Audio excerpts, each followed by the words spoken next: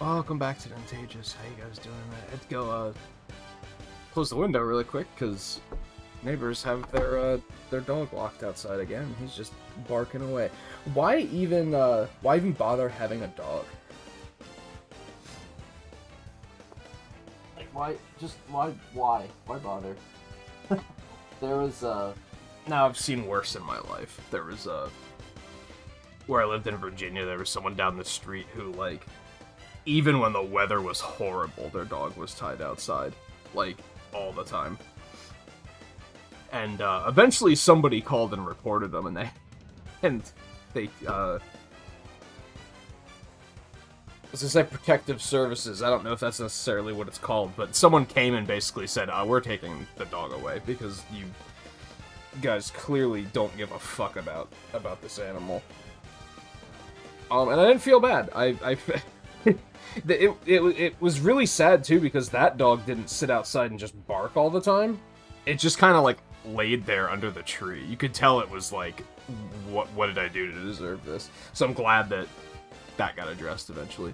But yeah, anyway, just every morning that dog's tied out now. Every night it's tied out. Now the weather's nice right now, to be fair. And when it was stupid hot in the middle of the summer, it wasn't tied out, so I guess that's something, but still.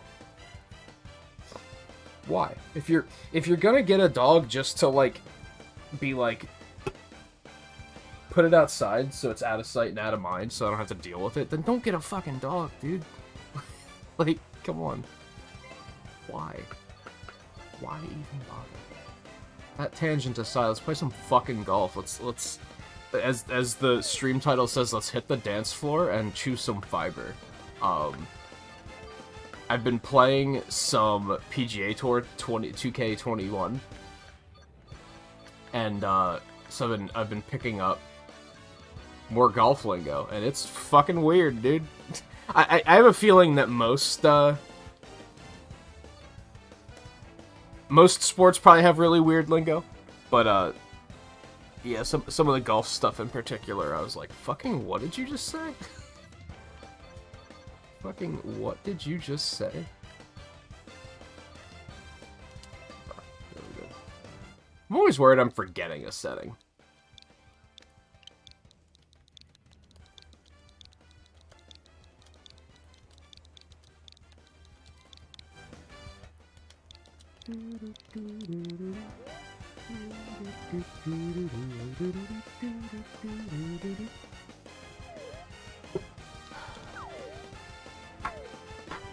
Theo or Blue are. Who should our CPU opponents be tonight? Do we just want to stick Pauline in again? Could also put in Donkey Kong, who already has a handicap, or we could put in Toad or Daisy, who do not have handicaps. Those are just the ones we have Superstar Clubs for. I also have Superstar Clubs for Boo, but that seems kind of silly because I imagine Theo will be playing Boo once he gets here.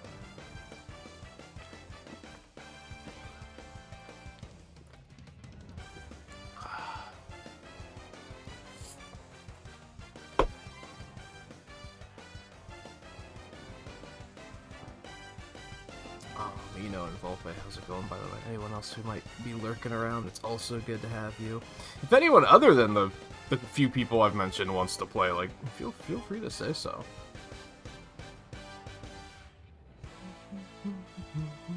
Just in case someone's poking around and they're just, like, waiting for an opportunity to play. Feel free to mention so. So Volpe, you were avoiding Metroid Dread spoilers. Are you getting it, or you're just thinking about getting it? Out of curiosity. I'm probably gonna go pretty hard on it and just kind of get through it, because I am having a pretty good time with it so far. And I've mentioned before that for October I want to kind of dial it in a little bit more and try to focus on, like, one game at a time. So I probably will. I'm currently thinking, I think the game's gonna take 3 streams. It might take 4, but I'm currently thinking 3. Just as a random shot in the dark. I haven't done any research about that. I'm basing that solely off of how long Samus Returns was. So I think we're gonna go back to it tomorrow. We're gonna play it again Monday. And then Tuesday we'll do Castlevania 2. Wednesday I'll be off. Thursday we'll get back to Twilight Princess. Is the current plan. That could change if Dread winds up being shorter or longer than I expect it to be. For a while I was thinking, do I want to hit Castlevania 2 first and then get back to Metroid Dread? Save Metroid for Monday night as opposed to Sunday night? But I'm gonna be real with you. For a while I had I had a formula for like what games I'd put on what nights. Based on what the turnout was like on those nights. For example, Saturday night streams always seemed to not do very well, which is why I was usually off on Saturday nights. Sunday nights usually did pretty well because there weren't that many other people streaming. None of that seems to be relevant anymore. It doesn't seem to matter. Viewership consistency seems very arbitrary now. Like, I don't know what changed, but you never know. Some nights streams just completely pop for no reason whatsoever, or seemingly no reason whatsoever. And then other nights when you'd expect them to do really well, they don't do well at all. So, I'm gonna stop worrying about it. We're just gonna kind of do things when we want to do things. I thought about asking people what they would prefer with Metroid Dread, in particular, if you really want to watch it, what nights would be good for you, and if you really want to watch, if you're really trying to avoid spoilers and would rather watch other stuff, what nights are really good for you, and then try and plan around that. But I was like, I think most people that come to a lot of streams are probably not going to have a preference to be I don't want to say to be blunt, because that makes it sound like it's a hard truth that no one wants to hear. I don't think that's necessarily the case. So I don't think it particularly matters. I think maybe I'm wrong. Maybe I'm wrong, but we're probably just gonna go hard on it. Especially because, like, it's kind of all I've been thinking about. Like, I had enough fun that I'm kind of, like, even tonight I was like, damn, I kind of just want to play more Metroid Dread. But I also didn't want to skip golf this weekend. Hopefully that doesn't cause issues, because, like, every now and then, with these, like, once-a-week things, I feel like you can tell when I'm, like, when I'd rather be playing something else. So hopefully that doesn't shine through here tonight, and like halfway through the stream, it's like, dude, I'd rather just be playing Metroid. I think we'll probably be okay, because I've been looking forward to playing golf too. If anything, I'm worried that maybe around like hour 4 or 5, I'm gonna be like, this is getting a little stale. Hopefully that's not the case though, because I like playing this game. It's fun. I need my golf notes. Where are my golf notes? So I know which characters to pick. Although at this point, as we talked last week, most of my characters are like 500 points or more away from Superstar clubs. Like, I don't have anyone else that's even remotely close.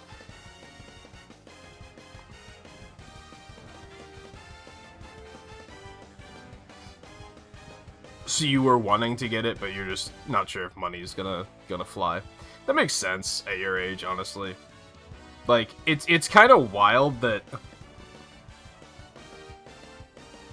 when I was your age, I only bought like maybe like 2 games a year for sure. Like, it was a every now and then I would be able to, you know, save pocket change and be able to save up to get one. Or I would just ask for what it was convenient that a lot of games always came out around in the holiday season, which is when my birthday is, as well as Christmas. So I could always ask for games around that time, and that usually worked out pretty well. But otherwise, it was just I'd either have to just save any pocket change I could get to try and like save up slowly over time, or I would just trade in everything that I wasn't playing anymore, which I now look back and regret, because there were a lot of games that I'm like, damn, I wish I would have held on to that one, because it would have been fun to replay that. So I regret that, but that's how I made it work at that age. It's crazy to think now that basically, like, I just buy any game I want now. Like, now it's just like, I basically don't even, like, I'll hesitate on, like, do I really want the game?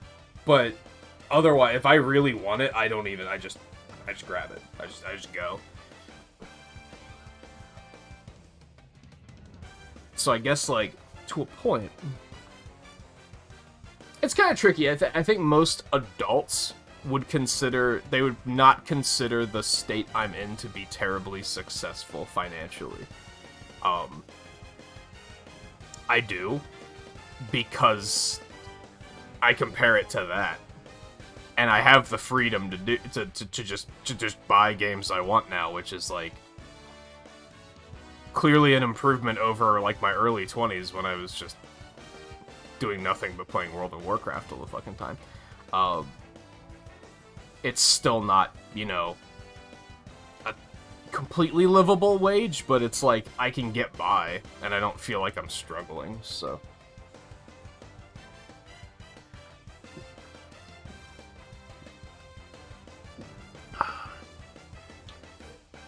Yeah, I had a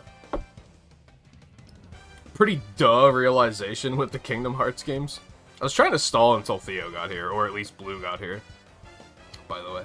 I had a realization with the Kingdom Hearts games. I have a fucking PS4. Even if I wanted to get all of those games and play them, I might as well just get them on PS4, and they probably go on sale on there for, like, dirt cheap, like, all the time, because Square Enix is pretty good about putting their games on sale. So, the Switch versions are basically arbitrary to me. It's like, even if I was super interested, why would I get the Switch version, really? Especially if it's a cloud version. I don't know how I feel about the cloud versions. I haven't bought any of the cloud versions of the games, so I don't know how well they perform, for starters. I only know... The only cloud gaming I've ever tried was PlayStation Now, and that was not terribly impressive. So I'd hope it's better than that. But otherwise, I don't think I like the concept of cloud gaming. Because you don't own the game, right? Like, you're basically just buying access to the game, and if they decide... It's the whole concept of why people don't like digital games to begin with, except made worse, in my opinion. Because at least with digital games, you could store the game on a hard drive and have access to it indefinitely. You could have backups and everything. With a cloud version, you're literally fucked if they decide to just say, we're just removing the game from the servers. That just seems like... And they still ask, like, full price, don't they? Aren't they still, like, $60 games? But, like... Now, what are the chances of them dropping the cloud service, like, anytime soon? So I think that's a fairly unrealistic... I've always thought that was an unrealistic idea, where people were like, oh, well, they could just take access away. It's like, yeah, but if that happens, it's not going to be for another, like, 10 years. Ish. Like... Yeah, it will be an issue eventually, but I feel like that's the concern, right? Like, they could next week decide that they're shutting down that cloud service, and then you don't get that money back. So I don't know if I like the idea of buying fully priced games on a cloud service. That seems a little... Yeah, I'm not sure about that.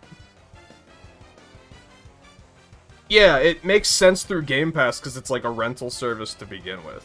So that's fine. But I don't like the idea of paying $60 for Kingdom Hearts 3, and they could just arbitrarily decide first of all, if I lose internet or something, I can't play the games, which, what are the chances of that happening? But still, that's a concern for some people, for sure. And then there's, like, the fairly paranoid angle of, well, next week they could just decide to rip it off of the cloud service, and then we can't, and you don't get that money back. And it's like, I think when it comes to digital purchases in general, I think that's, like, kind of ridiculous, but with the cloud services, I feel like that's not that ridiculous. Like, they're not gonna shut it down anytime soon. They're not, but it's also, when they do, there's nothing you can do about it. You just lose the game. You just lose the product that you bought, and you don't get the money back, you don't get compensated in any way. So I don't know if I like that.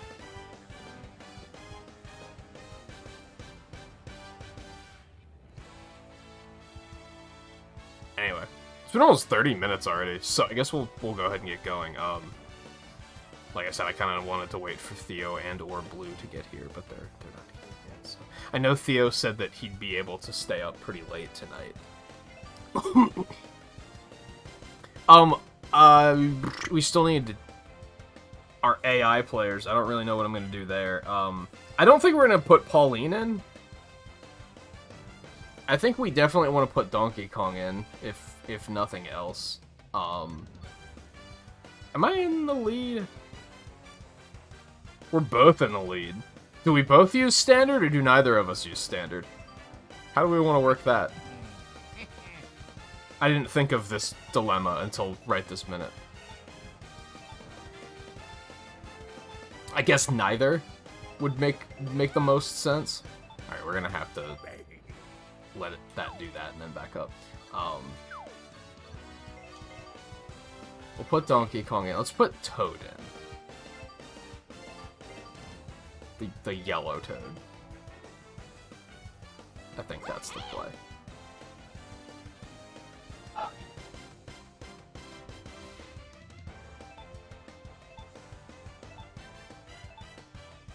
Sometimes I'm just like, my writing's bad.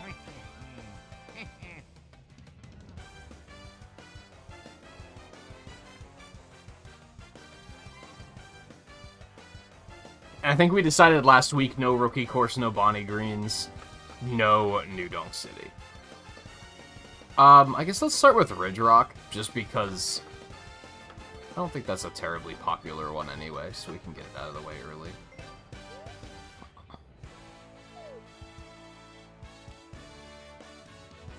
Well, we're still using standards, or, basic star.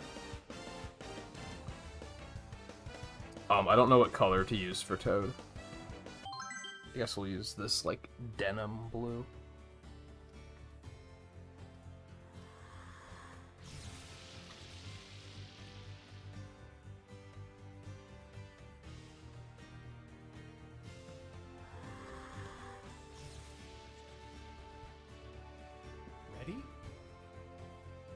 I don't know if we're really disadvantaged against the AI anyway, though. They're not that good. It'll be fine. Like, I was still able to regularly beat Superstar AI at Champ with standard clubs. I think it's fine. Alright, I have to remember how to play, because PGA Tour is, like, completely different. I think it'll be fine, but...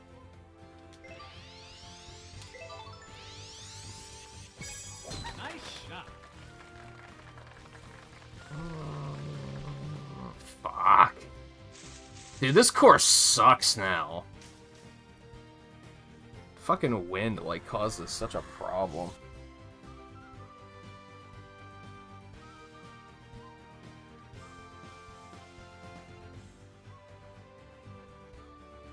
A lot of it is admittedly because I'm not used to paying attention to it, so...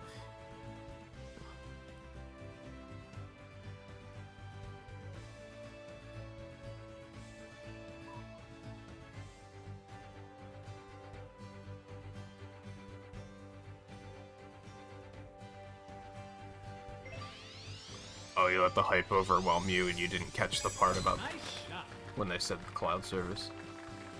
Which is, like, kind of weird. I can kind of understand 3 being cloud service. The other ones I don't get so much. I think it was just Square Enix was being lazy, and they're doing their usual... I think this is the one reason why I'm upset about the fact that they put Sora in.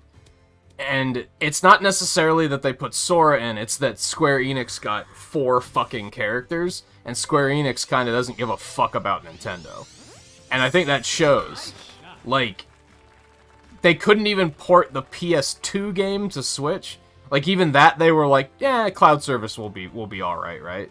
Like, that's, like, so definitively lazy. And that's just the way Square Enix acts about Nintendo Switch, like, a lot. So if anything, that's the only thing about Sora being included that I'm, like, annoyed by, is it's like, oh, so they got 4 characters and they don't give a fuck about Nintendo? And, you know, companies like Capcom and Sega support them so well and have much less characters? Cool, that's fair, I guess.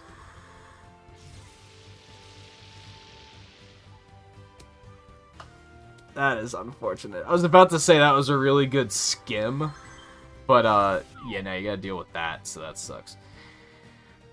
Okay. So, something I realized when playing PGA Tour, and I think you could do this in previous Mario Golf games, but you can't do it here, which is kind of strange, and that's that, what do they call them? Fades, and I don't remember what the other one is called, where you can have these shots that, like, bank outward and then come back in, and I guess you're just supposed to use spin to do that, but it, like, I don't know, it feels different. That's a thing you can do in PGA Tour, and I was like, oh yeah, couldn't you do that in the older Mario Golf games? And you just can't do it here, I guess. I guess they figured that this new spin system just kind of... They were just kind of like, you could just use the spin now. Because right here, like, when I was learning about them in PGA Tour, I was like, dude, that would be really handy on this fucking course with the fucking trees. I'm gonna have to deal with that fucking clown, too. What if I just, like, bank around behind him? How do we feel about that? I think we're gonna want to do, like, bank of 1. And then, like, and then bank of 2. I'm not feeling super good about this, but here goes.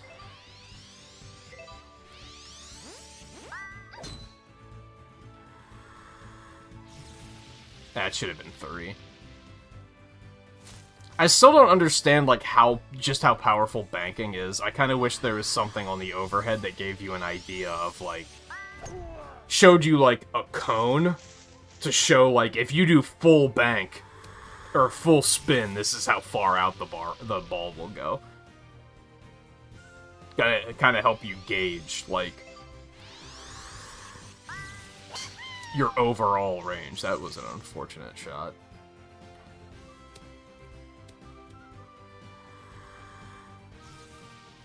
Yeah, I think they tried to revamp it with this new spin system.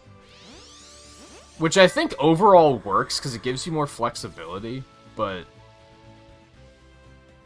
on the other hand, it made spin a lot harder to use.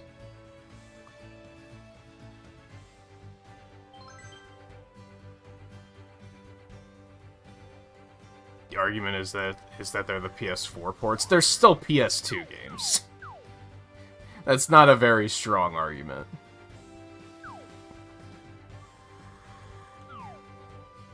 Not saying that you think it's a strong argument, because I think that was your point, was that that's not a good argument. I'm like, yeah, I agree. That's a flimsy argument. That's people just being Switch naysayers, really. That's a Sony fanboy argument right there. Yeah, the fact of the matter is I think Square Enix did it as lazily as possible. And I don't think they should necessarily be rewarded for it. Especially, like, all 4 of the Square Enix characters, where the fuck's the wind at? Oh, no, I guess the wind did kind of do what it needed to do there. Never mind.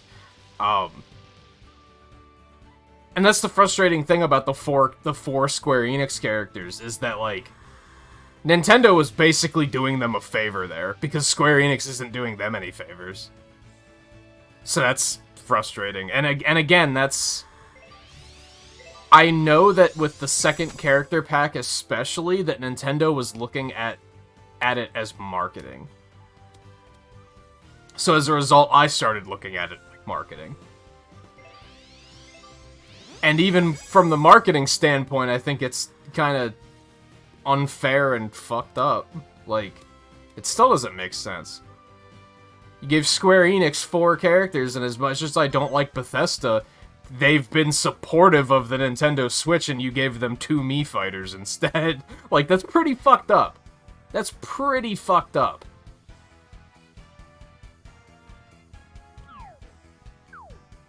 Ubisoft made you a Mario spin-off that's very well received, and now they're making a sequel, and did they even get a Mii fighter? Like, they didn't get anything. Like what? Koei Tecmo's made how many Warrior games? And they just don't get anything, huh?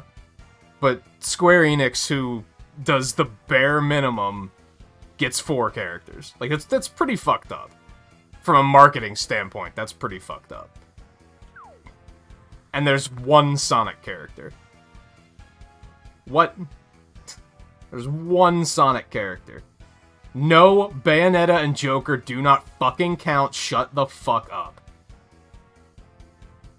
Like, that argument is probably one of the worst arguments I've ever heard in my life. Like, oh, well, they have Bayonetta and Joker. That's not... No, no. No. Absolutely not. I think putting is a lot easier in PGA Tour, too.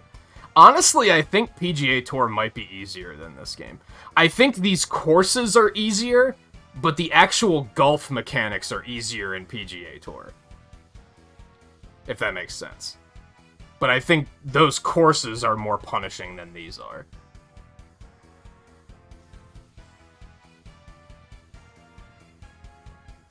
Now, part of that is that the courses scale. With, like, you can actually turn up the difficulty and it, like, makes the course harder because it makes the, like... makes the green firmer and weird shit like that. I'm not feeling good about this. I'm thinking I should actually just, like, chip it in a little bit here. Because putting that, I'm not feeling good about.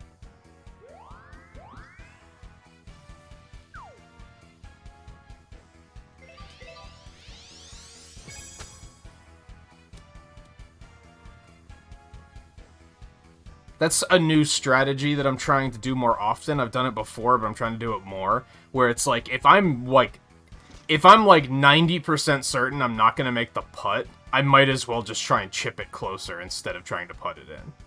Because either way, it's not like that decreases my chance of hitting a 10% chance putt. You know what I mean? It's like I'm already pretty sure I'm going to miss, so I might as well just do something that's going to be a little bit safer. I won't risk overshooting as much. I won't risk, like, curving off to the sides like crazy and winding up, like, further away than I was before. Oh, no.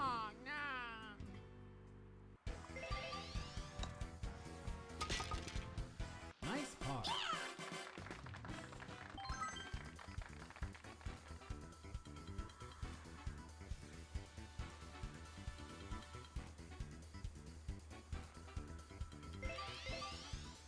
There's also a putt prediction thing in PGA Tour, which helps a lot. You can only do it once, like, per stroke, to stop it from being too good. But that's enough to make it, like, a very helpful tool. Ready? There's a Rabid Me hat. I almost don't count that.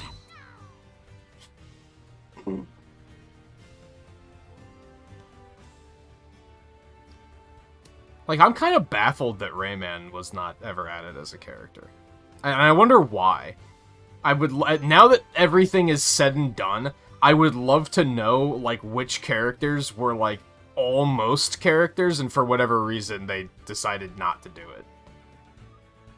Now, they're never gonna disclose that kind of information, but I'd love to hear shit like that. Like, what was almost a reality, but then they decided at, like, the last minute to not do it. What was one that they really wanted to do, and they couldn't secure the rights or anything like that. Like, now that... I think they played it very close to their chest there for a while, because they thought, well, we might still add it later. I think that's pretty obvious with Sora. They even said that in the presentation, that they were like, we thought about revealing who the ballot results, but decided not to, because they clearly knew that they were going to be making Ultimate. Which I think was a smart choice.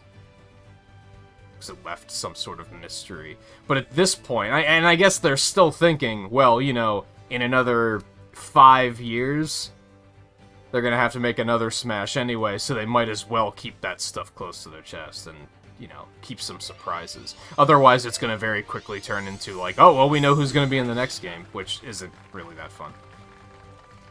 Bayonetta was...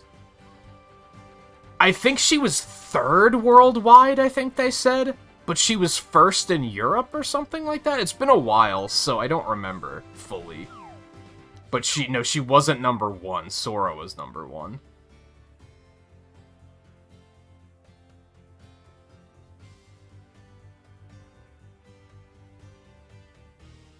I do remember thinking back when they revealed Bayonetta, they said that she was only 3rd worldwide, and I was like, who are the other 2?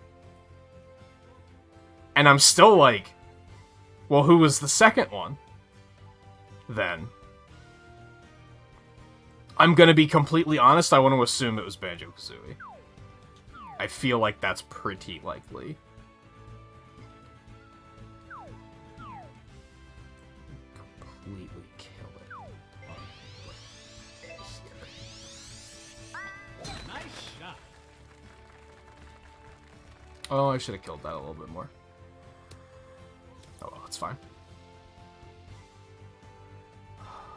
Yeah. Yeah, and that's kind of the problem with the ballot, is, like, at this point, the ballot is how old? 6 years or something like that? Which is why I think Sora was very bittersweet, because it was like, yeah, he fits as well as I always thought he would. Like, it just works, but it's also like, 10 years ago this would have been fucking sick, and now it's just kind of like sad. Because it's like, he still looks like a cool character, but it's like, Kingdom Hearts is just not what it used to be. Which is just sad.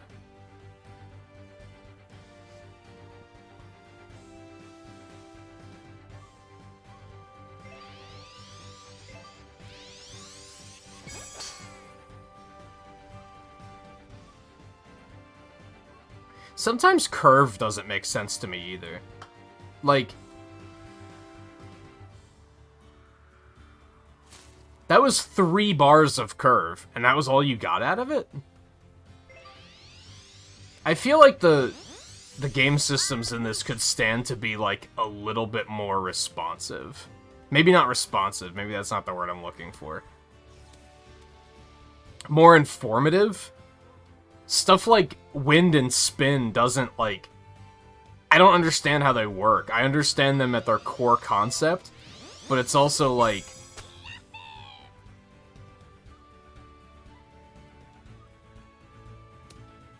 See, he didn't get a whole lot of curve out of that either. And he's going into the... or with the wind, so you think that would have curved like fucking crazy.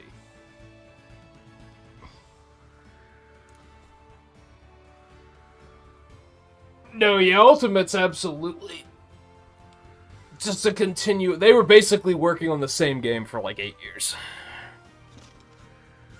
Easily. What do you... What? What? You were so good last night. Can't you just hop up in the bed and nap?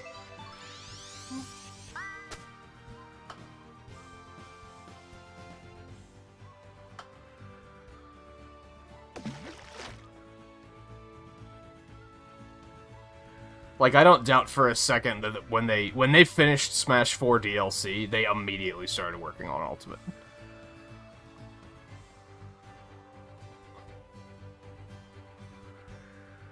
And don't get me wrong, they changed a lot.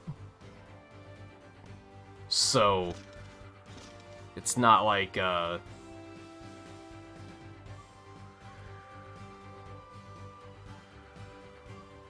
to think of a good example. They certainly didn't port it and continue to add more characters. They did a lot more work than that. But it is undeniably, like, the same project. It's just that the project evolved over time. Nice shot.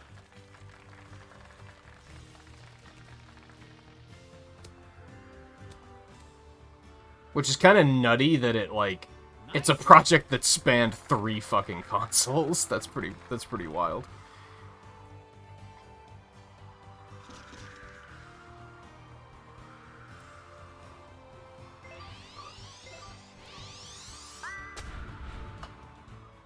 Oh my god.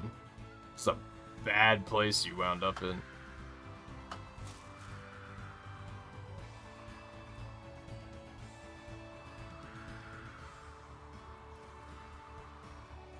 All because that spin just didn't do nearly as much as you would have expected it to do.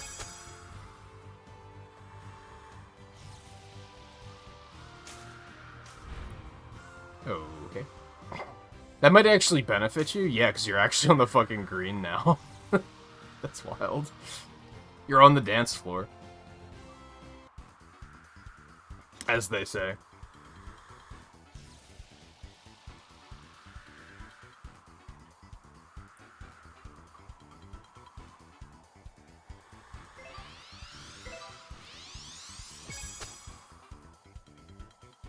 But yeah, I don't know. I think I'm just disappointed at how Smash became such a marketing machine. And to a point it always was. That's nothing new. Someone's gonna be like, oh, so putting Roy in Smash Bros. Melee wasn't a marketing machine. It was just, you know, it was one fucking character as opposed to fucking all of them now.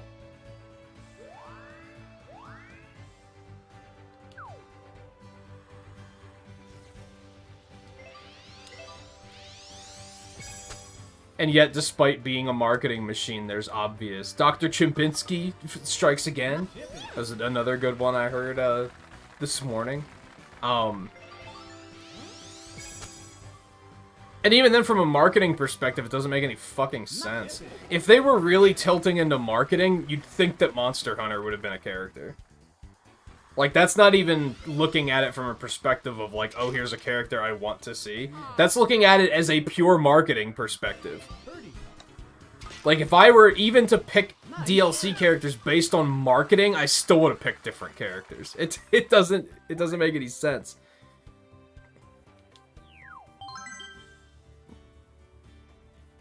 Ready?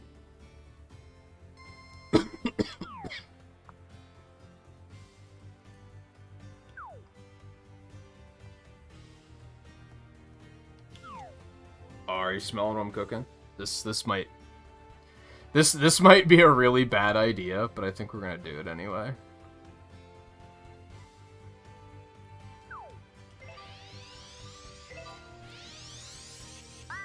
Nice shot. Oh, see, the wind just doesn't do anything, dude. That's unfortunate. So I was talking to Brad about this morning. Wind in PGA Tour is like twice as powerful as it is in this game. 10-mile-an-hour wind is fucking nothing in this game. It's like almost negligible. In PGA Tour, 10-mile-an-hour wind is like the end of days. It's like apocalyptic level winds. It's, like, completely insane. Like, if you see even, like, 7 mile an hour, that's sending you, like, way off course. In this game, 11 is just kind of like, eh, who fucking cares? It's like, whatever.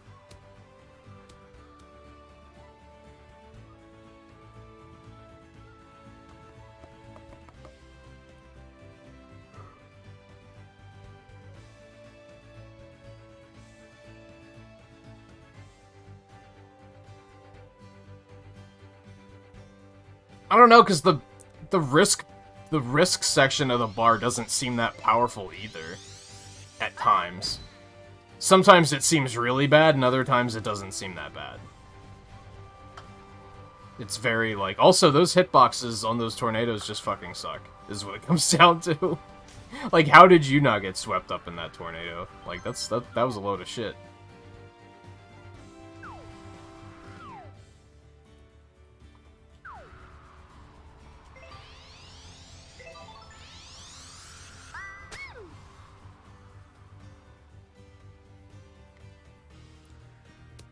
Now, if you play motion control, the risk meter is, like, the worst thing in the world. You do not want to overshoot in, with motion controls. It's, like, 10 times more powerful with motion controls, perhaps even more. Like, it's hilariously strong. Nice on. Needle.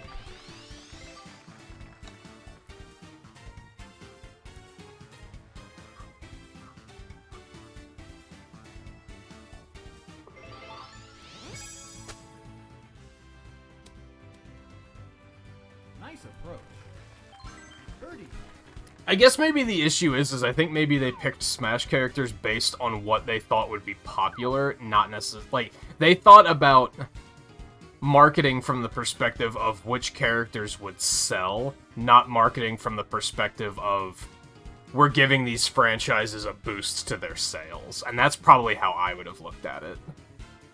I would have put characters in from... I would have put Monster Hunter in to be like, hey, Monster Hunter Rise is out. Try and push people in that direction, get people interested in the franchise. Instead, they were just like, well, what's, like, super mainstream that people are asking for that will make them pay money? Except even then, I think Minecraft was an idiotic idea, because that's a children audience that doesn't have money to spend on a Smash Brothers character. So that still doesn't make sense. It's just a never-ending loop of what the fuck were they thinking? Is it raining? Sure hope that fucking dog's not still sitting outside. Birdie.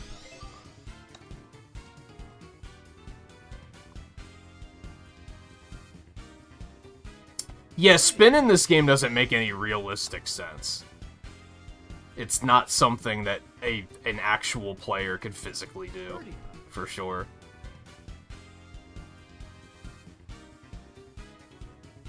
And I don't know if I necessarily have a problem with that, but it is kind of like mind-bending, because it's like, how does that work? The physics start to make my head hurt.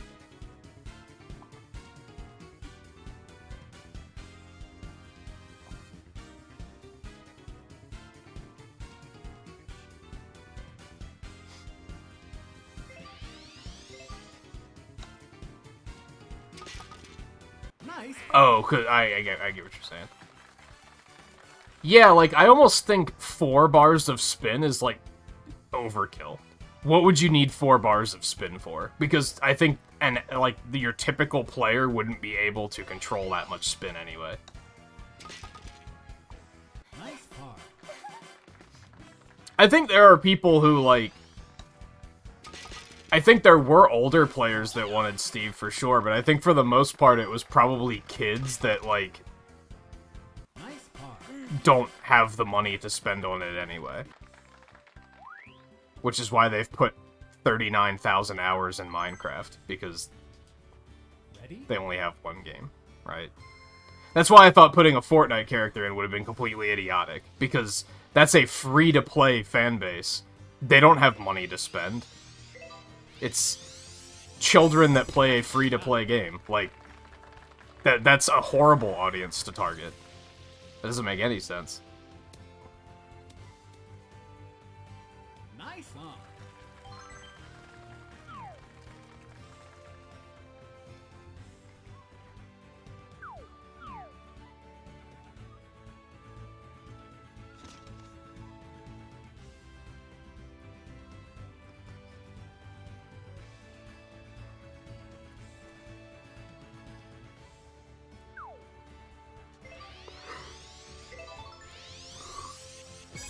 Nice shot.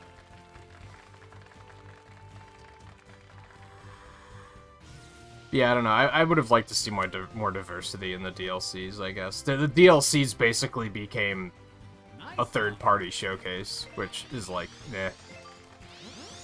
And it's created a sense of entitlement where everyone's like, why isn't my third party in here? I will give credit to one thing. Doom fans seem completely fucking thrilled with the fact that he even got a Mii costume. Like, they're just like, this is fucking awesome. I love this. I feel like most people, when their character get a Mii costume, they're just mad about it. Yikes, that was really close. But I feel like the Doom fan base has, like, embraced it, and they're like, this is awesome. Nice on. They made the action figure from Doom Eternal playable in Smash Brothers.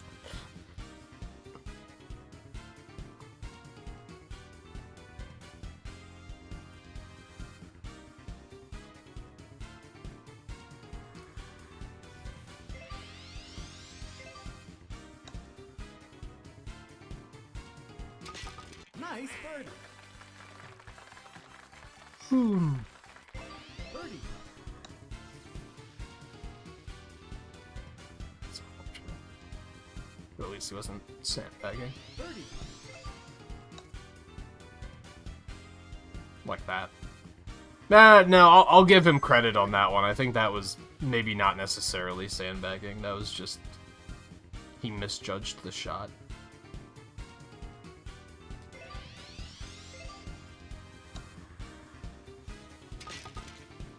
Nice birdie.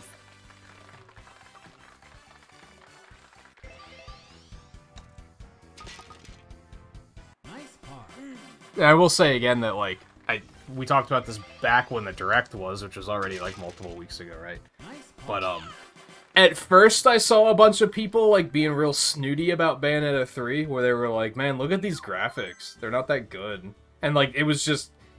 they bitched and moaned about no Bayonetta 3 news, and then they spit in its face once we finally got it. But now that initial, like...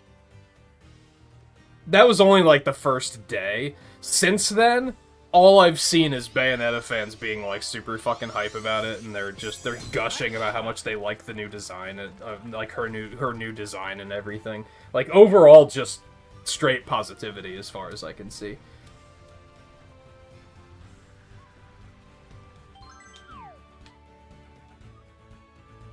Metroid's been the same case. Like, ever since Metroid Dread was announced, the Metroid community has just seemed, like, just super happy about it. Like, they stopped bitching about Metroid Prime 4. I question if it was even the Metroid community that was complaining about Metroid Prime 4, or if it was more of, like, a mainstream AAA community that was bitching about it. Because, like, I feel like we haven't heard anyone say anything about Prime 4 since Dread was announced. They were just like, oh, we have this now? Okay. That's cool.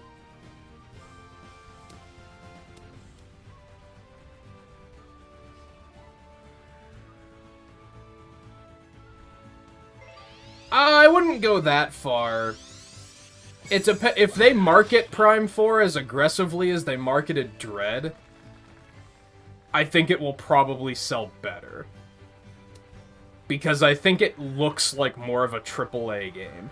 There's the unfortunate truth is that Metroid Dread still has a stigma about it's a $60 side-scroller, which people are turned off by. But when people see a $60 first-person shooter, they're all about it. So I think that does have the potential to sell more.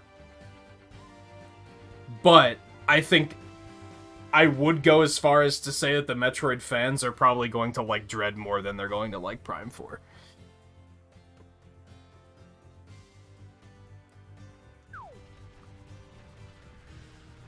Although I don't know how Metroid fans in general feel about the Prime series, so maybe that's unfair to say.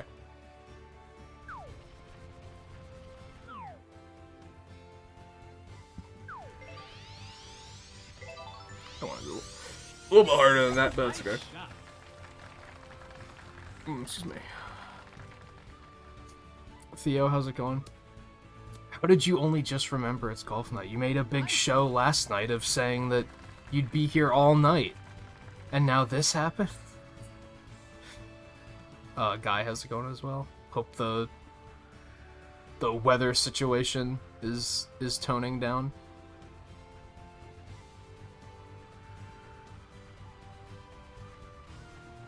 Now, I do think Prime 4 would sell better if they'd put the fucking trilogy on Switch, for sure.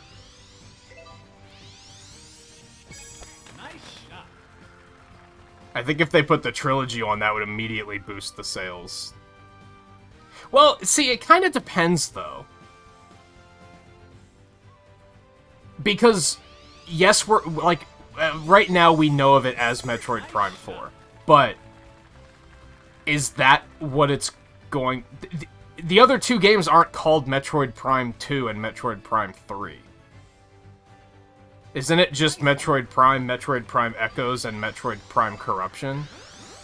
So, as long as if it's the start of a new trilogy and it picks up a new storyline arc anyway, and doesn't have the number 4 in the title, if it's just Metroid Prime Strife or something, I don't think that would bother people as much. I do agree that if they release a game that's just called Metroid Prime 4, that people are going to be like, oh, that's a lot. But then this was Metroid 5. And I think they did a good job in Metroid Dread. In the first, like, 10 minutes, they give you a brief rundown on, like, last time in the Metroid universe. Like, they do all that thing, so you, like, you know, like, oh, okay. I haven't played Fusion since it came out, so thanks for the refresher. And I don't feel like I'm, like, completely lost going into it. So they could do that as well, and be like, here's a quick recap, here's the stuff that's important that you have to remember.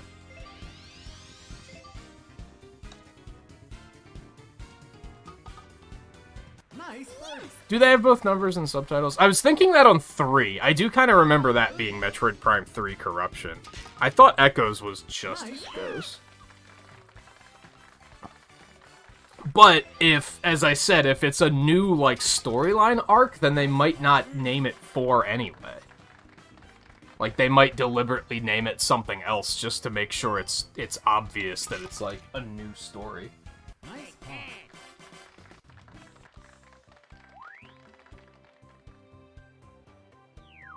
But I do think that, like, to mainstream gamers, I think if you showed them a screenshot of a 2D Metroid and showed them a screenshot of Metroid Prime, they're going to be more interested in Metroid Prime. I think first-person shooters just sell better in this current gaming climate. I think that's stupid, but I think that is a thing. Did I clear that rock? Probably not, right? I'm gonna have to bank around it. I don't think Peach has the power to go over it. She barely has the power to go around it. So I think we're gonna want to do, like... And something else I gotta keep in mind, I guess, is... And correct me if I'm wrong on this, we were just talking about spin not too long ago. If you have multiple bars of spin, then your spin is less powerful, right? Because they more or less... If you have 1 bar of spin and you do 3 spin to the right, that's going to be the same of if you do 3 bars of spin and all 3 of them are 3 to the right.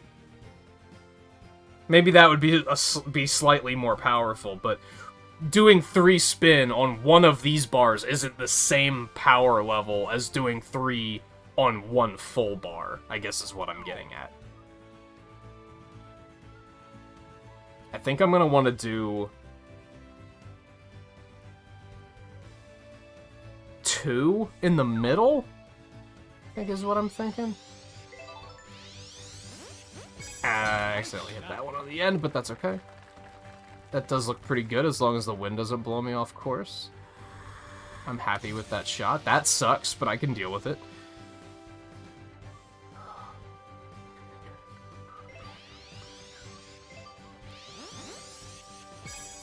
Oh, the weather has calmed down, guy. That's good.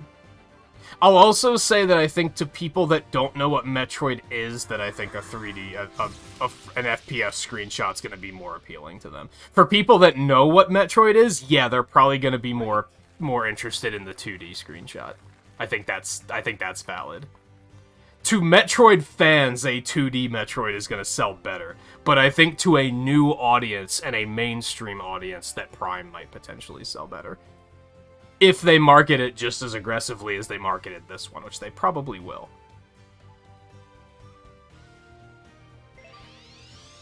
Dread is labeled Metroid 5. It's not in the title, but like if you go back and watch the trailer, it says like Metroid 5 at the beginning of it. Just like it says Metroid 3 at the beginning of Super Metroid. Like it is a part of that plot line.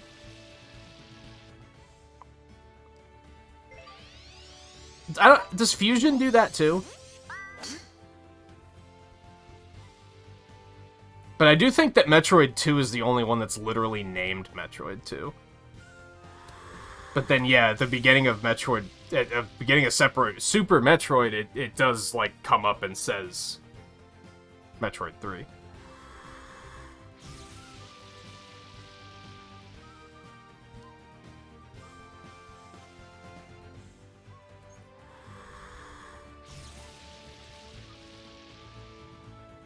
So yeah, it depends on what the title for Prime 4 winds up being. I think is important. Nice approach. Someone called Metroid Dread an indie game? I guess I could understand that because, like, there aren't many big budget Metroidvanias made. So I could understand why people would think that. Because that genre is very much an indie genre these days. Can't even find the fucking hole, holy shit.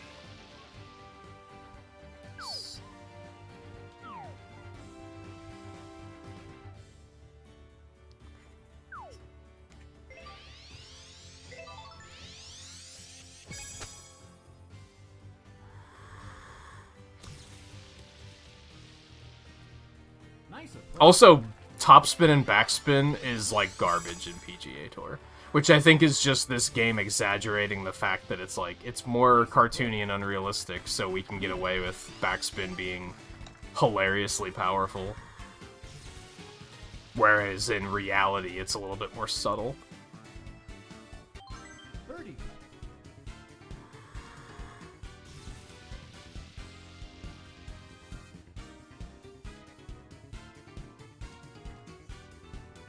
Yeah, only Metroid Prime 1 sold really well. The other two, like, sold very poorly for whatever reason.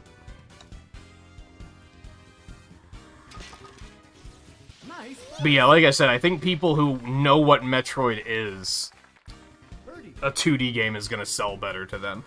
But for mainstream and people who don't know what Metroid is, and don't know that Samus is a woman, for example, then they're probably going to be more interested in the Prime style of gameplay.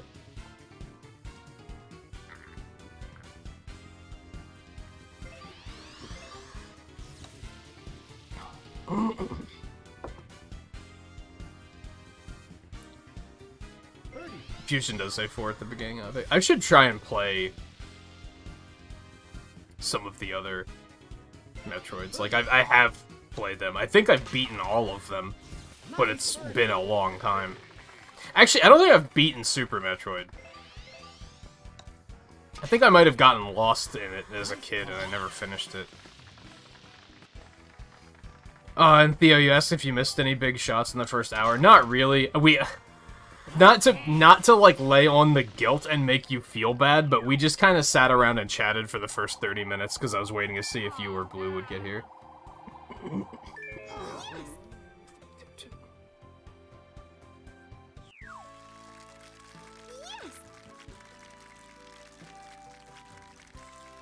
AI continues to be very, very consistent.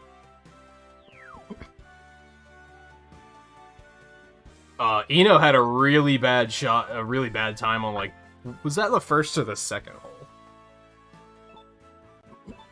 Where he got stuck behind a cliff. That was pretty horrid.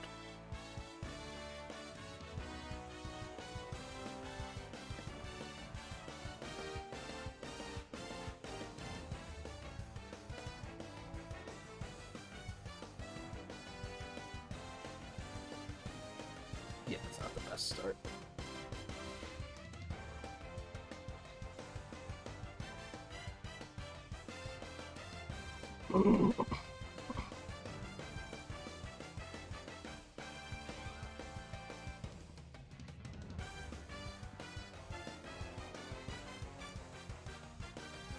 Some of your friends say this is their first Metroid game, which is interesting.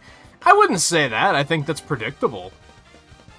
Like, even counting the Metroid Prime series, the last one came out, like, 15 years ago.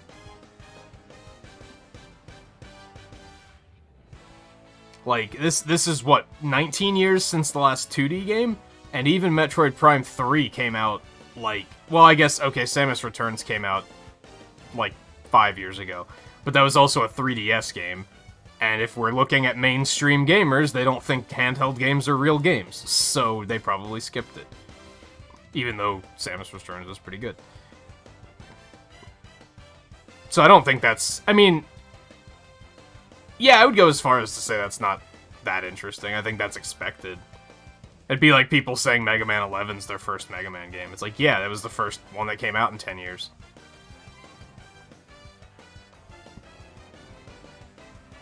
Everyone skipped Other M, too. So... The last... A lot of gamers today were probably too young to play video games the last time a good Metroid came out. Is what I would go as far as to say. So I'm not at all surprised by people just not playing them. If anything, it's like, well, why weren't they playing Super Metroid on Super Nintendo Online? But I don't know how well that game is actually aged. So.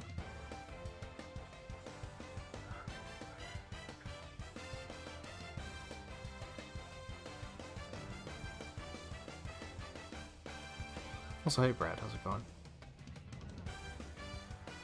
I would like to play Other M, though. I'm under the impression that Other M isn't that bad, it's just the storytelling is awful.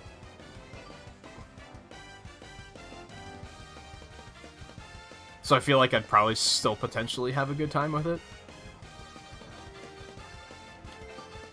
Okay, now I'm, like, in the lead again, so I'm gonna have to go back down to standard. We're gonna put... Let's put Toad in again.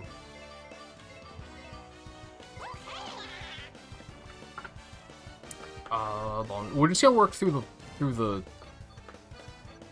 list tonight. We're not gonna do anything too fancy.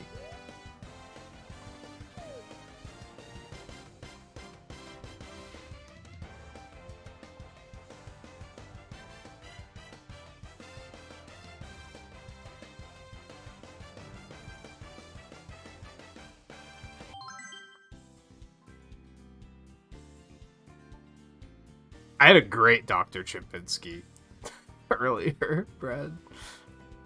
It's good stuff.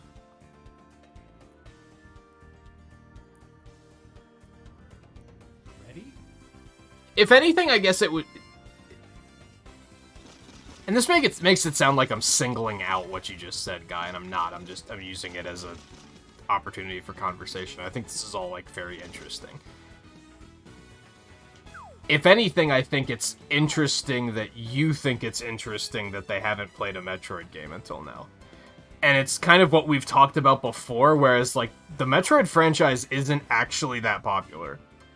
You'd think it would be, because the people who do like it are very passionate about it, but it's not that big of a franchise. Like, it's not even a top 5 franchise for Nintendo. It might even struggle to hit top 10. There are a lot of people who are really passionate about it, but it's not very mainstream at all. So yeah, I'm not at all surprised that you have talked to people who have never played a Metroid game before. I get surprised when I talk to people who say they've never played a Zelda game before, because I'm like, how, like, with as popular as that fucking like, you haven't even played Breath of the Wild, with as overrated as that game is? Like, that shit blows my mind when I hear that. That's the stuff that makes me go, like, how big was the rock you were living under? And was it dark under there? Because, what?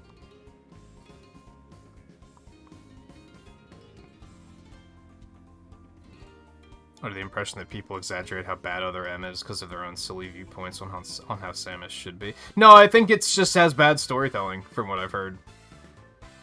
Even Mike, who loves, like, every Metroid game, as far as I can tell, is, like... I'm pretty sure he's said that, like, it's a fun game, it's just the storytelling is awful. Nice shot.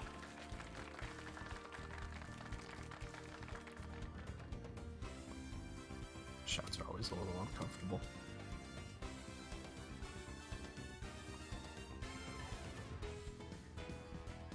Metroid's arguably Nintendo's least loved property. No. That goes to F-Zero and Earthbound for sure. It was one of their least loved. They're going real hard on it now, though. Like, I imagine you probably don't follow Nintendo on Twitter, Brad, because I don't think you'd have any interest in doing so. But they've been marketing this new one super fucking hard. Like, they really... I think Nintendo likes Metroid, and they want to do more with it, but they also admit that it's not a very successful franchise, and they're not willing to do more with it when it's not successful. I think they do want it to be successful, because they want to do more with it, but they can't justify putting money into it. Whereas I think franchises like F-Zero and Earthbound, they're fucking done with. Like, they're just, it's over. They're not even interested in doing anything with those franchises anymore.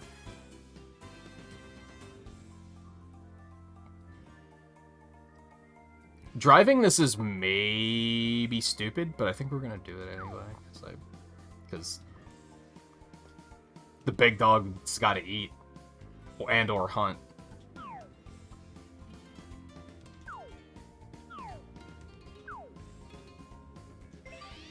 That's too hard. That's absolutely too hard. I made a mistake.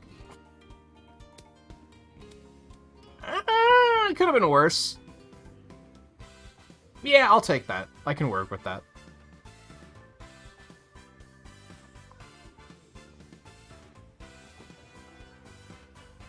Best-selling Metroid was the original Metroid, and it sold less than 3 million. I think the only 3 Metroid games that did, like, impressively at all were the first one, Super Metroid and Metroid Prime, right?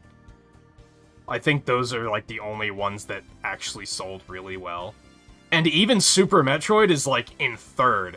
Despite the fact that, like, you'd believe that Super Metroid is a really, like, well-loved and popular game, right? But I think that's just because it's a popular speedrunning game.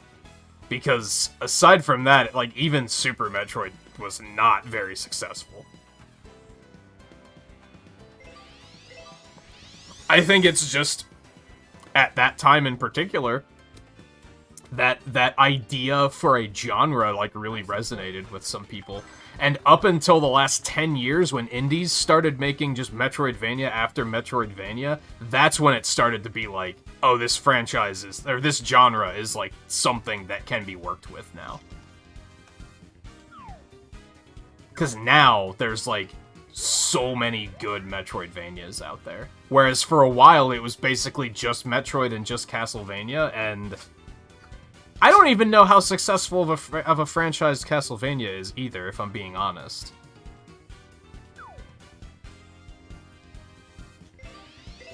That's awful power, I'm pretty sure. But you know what? No, I'll take it. I love it.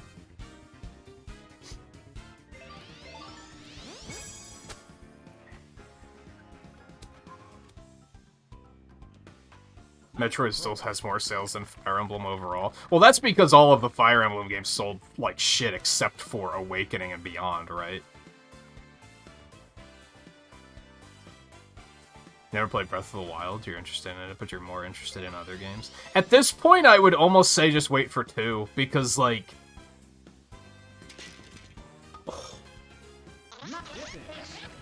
Nice eagle, by the way.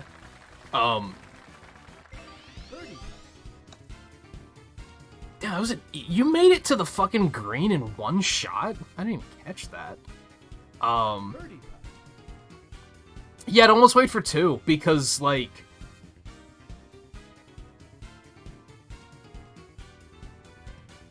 First of all, you can't get Breath of the Wild on sale. If you could get Breath of the Wild for like $20, like with the DLC, I'd say give it a shot. But you still have to buy it full price, which is fucking nonsense. Unless you really like open world games. I don't know how you feel about open world games in general. And I do think it is a good open world game, but... I'll probably just wait for 2.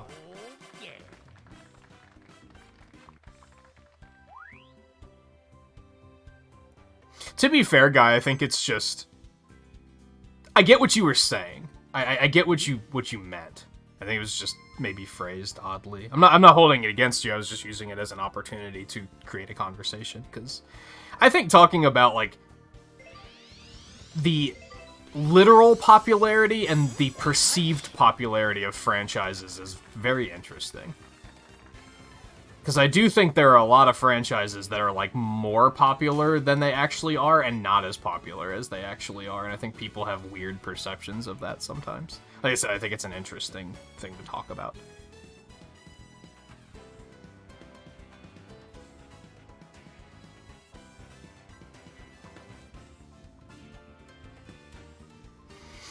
Also, I'm trying really hard to catch up on chat, I promise you. And Falcon's more loved as a Smash character than the Metroid series. Yeah, like, I think Earthbound is the same thing. Like, they're basically just like, well, they're good Smash characters, but Metroid's fairly far outside what Nintendo's good at making, thus constantly using second-party studios to actually make the games. Yeah, I don't know if Japanese developers in general understand what makes a Metroidvania good. Is I think maybe the truth of it. Because I feel like, how many Metroidvanias are Japanese made? I feel like not many. These days. I think they maybe once understood it, but it was like very specific people that understood it. And yeah, I think that was part of why they don't do more. Well, I think there's two things to Metroid. One, it doesn't sell well, and it probably doesn't sell that well because of the fact that they don't understand how to make them. But I should hit that a little bit harder. This is uphill, but that's probably fine. I'm probably gonna wind up in the fucking bunk anyway. Maybe not. Praise the backspin.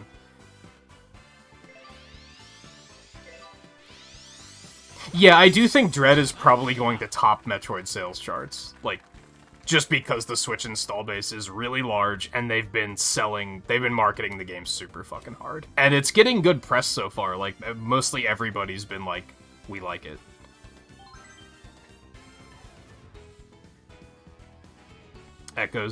Fire Emblem Echoes didn't sell that great either, because the Switch was already out, I think, when Echoes came out, so I'm not too surprised by that. It's the typical game that comes out once the console is already on its last legs. The people who bought it were the people who are like super passionate about the series and not like the mainstream. Which, as much as I hate gaming mainstream, like that, you know, it's important to cater to them, I guess, because that's how you make your money, right?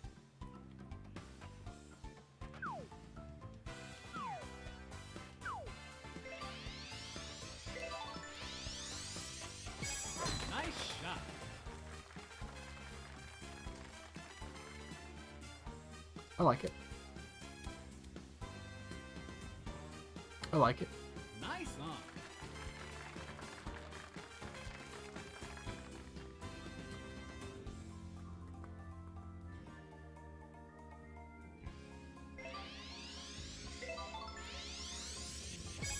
Nice shot.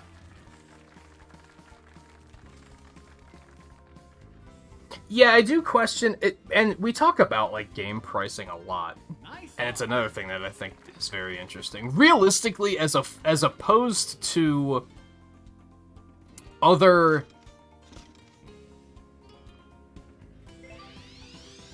What's a word I'm looking for here? Not bills. But as opposed to money that has to be... that we spend on a weekly basis on other things, realistically, $60 isn't that much. Like, I complain a lot about games being $60, but I'm also like,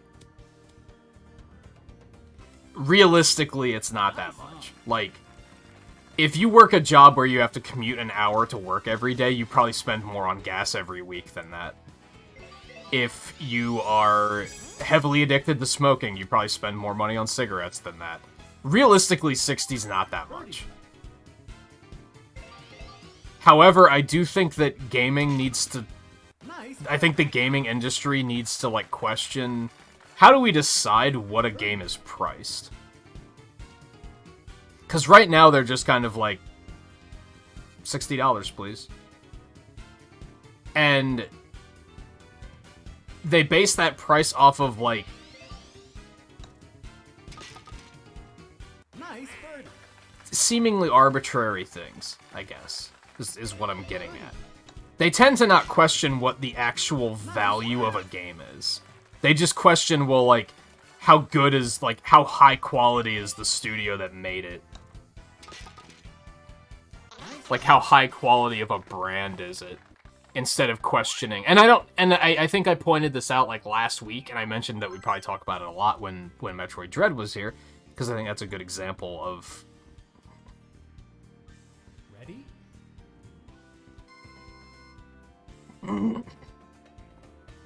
Not a good example. It's a good... What's the word I'm looking for? Man, I'm losing words a lot tonight for some reason. People make smaller people. Children! I lost the word there. I love that line. I don't necessarily think that games should be cheaper. But I think they need to inject more value into the games. And I think it's very easy to do that these days. Because other people have already figured it out. Hold on, let me focus. This whole fucking sucks, and then I'll continue that theory. Or that line of thought.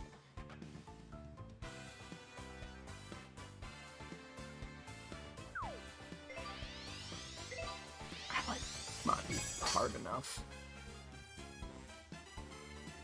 Or it might just be just like the line's looking good. I'm happy with that.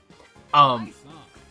I think we talked about this a bit last week when I did the Link's Awakening speedrun with Twain. Because Link's Awakening was another really good example of this. Where it's like, you could look at a game like that and say that it's overpriced. I agree. For what they're giving you, I think it's overpriced. I really like Link's Awakening. I think it's really good. If you fucking... Okay, good. I don't necessarily think they should make it cheaper. I think they should add more value to the game. And I think Metroid Dread offers a good foundation for what I'd be talking about here. And keeping in mind that I don't know what you potentially unlock when you finish that game, so... maybe it has stuff like this, but a game like Metroid Dread, especially a Metroidvania, I think should have a speedrun mode where it just puts a timer up in the corner, turns off all the cutscenes, so you can just focus on a speedrun. Even that adds a little bit of value. I think they should have built-in randomizers, where you can just, once you beat the game, you can just boot it back up and they'll be like, okay, here's what we're gonna do. We're gonna take out a bunch of the, like, progress checks, and then we're just gonna randomize all of the item locations, and then it's like, and then you just go, I mean, you guys know what a fucking randomizer is, right? Why is that shit not just built into games by default these days? That's so much extra value. Just make every game a roguelike forehead. It's simple. It's so simple. Fans take your games and hack them to make them randomizers, and you're pissed about emulation. Start putting those features in your games, and then people don't have to hack your games to put randomizers in them. It's easy, and it adds so much value for just playing the game over and over and over again, because it's like, oh, well, now I can play Link's Awakening again, but using the chamber dungeon system that already existed, they took all the rooms from all the dungeons and shuffled them up so the dungeons are completely different now. Replayability. That's what they should be doing. I don't think they should necessarily be making the games cheaper, but they should be injecting more stuff into games like that. Instead of just saying, here's your 15-hour campaign, $60, please. Like, in this day and age, I think we need to, we deserve to expect a little bit more out of games. And I think a lot of AAA developers haven't quite figured that out yet. That's a terrible putt. Ooh, that was actually a little bit closer than I thought. Especially Japanese game developers, to be honest. I don't think they've necessarily figured it out yet. They think selling a 15-hour campaign for $60 is still completely acceptable. Nice birdie. And it's like, if it's fun enough, that's not the biggest crime in the world. But it's also like, it's so easy to just like remix the assets and create something new. Especially if you have that in mind when you're making the game from the beginning. If you just keep that in mind the whole time and like deliberately design the game to be like, oh, well, we have this progress check where you can't get past this certain point unless you have this item, but we should design this in a way that can be turned off for another mode. But yeah, I think that's what they should be doing. I think they should just be adding more to their games. And with the very concept of like procedural generation and roguelikes in general, I think it's very easy to do that. They just have to do it.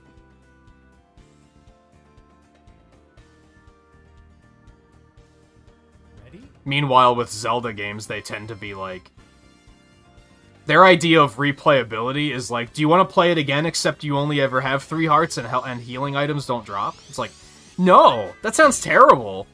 That's not... No. No. Do I want to play it again where all the progress checks are turned off and I can go to the dungeons in any order I want and I don't know which item I'm going to get out of which dungeon? And maybe Link's tunic is randomly pink instead of green? Maybe. That sounds a little bit more appealing. Anyway, I was on that rant long enough that I think I missed a lot of chat, so let me back up a little bit.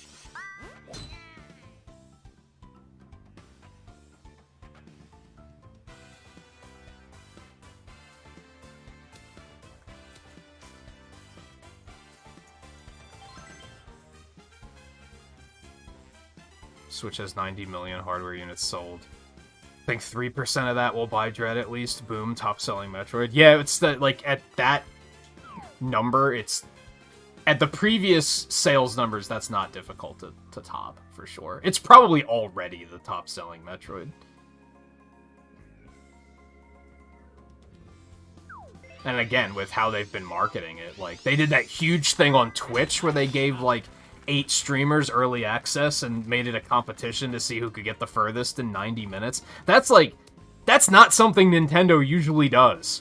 I think that's worth pointing out. Nintendo usually does not market their stuff like that. That was like pretty forward thinking.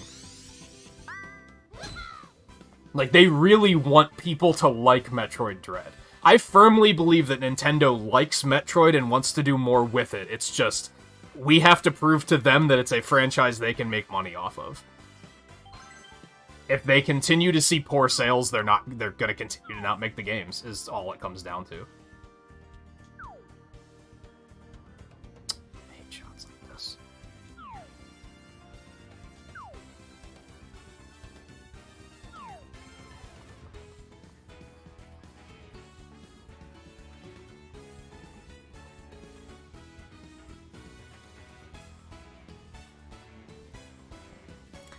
Oh, an hour wind isn't really that bad, so this might be fine. Still don't like this shot, but it might be fine. Oh, I fucking risked it to the left, though. That sucks. This is bad. I mean, oh, that's not a terrible lie, though. That could have been worse. I think we can make it work.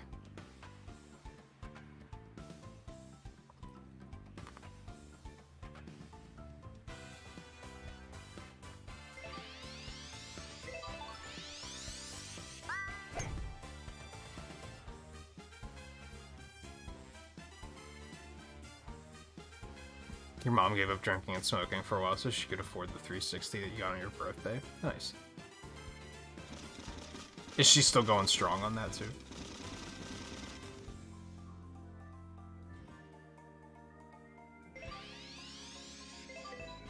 And yeah, I've known a couple of people in my life that smoked pretty heavily, and one of them, at least, the breaking point that made him decide to quit was sitting down and looking at the finances of it and making him realize how much money he was spending on it.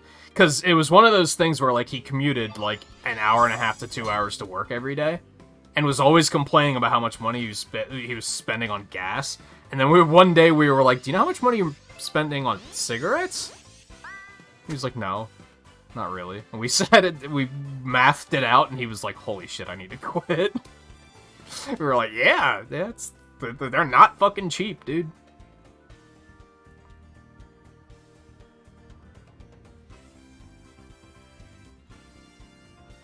You also like level editors in games like that, even basic ones. Yeah, that's what Link's Awakening had. They had this mode where, like, they gave you, like, dungeon rooms in, like, pieces, and then you could put them on a map and, like, kind of make your own dungeon. I think it was them trying to be like, hey, what if we did, like, a Mario Maker with Zelda? Except it was, like, very shallow. It kind of wasn't that great. And what it made me say was that... Making me say... There we go. There's English.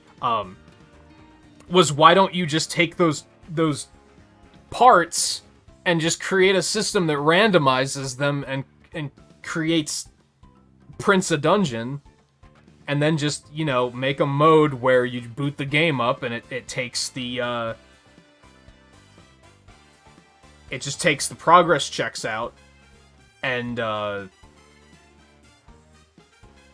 I started blanking, like, really hard there for some reason. And then just makes it you can go to the dungeons in any order, and then just make all the dungeons random, and... So, it's the files are in the computer. It's so simple. It's so simple. I don't know if I can get out of this.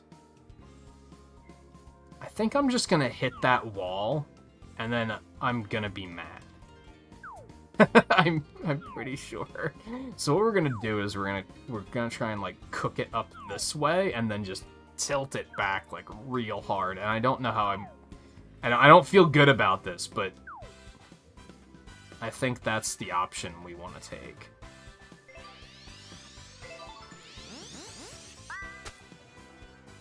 Nah, yeah, that sucked. But at least I'm out of the bunker, and I'm not stuck in the bunker.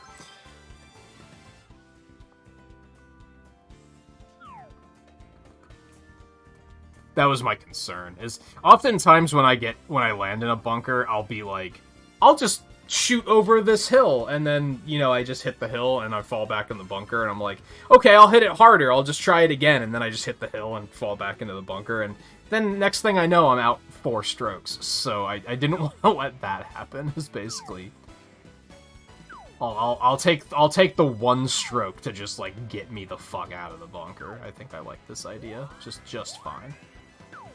We're taking a new like safer golf approach. I'll leave the high risk shots to Blue and Theo. Damn, that curved more than I thought it would. Birdie.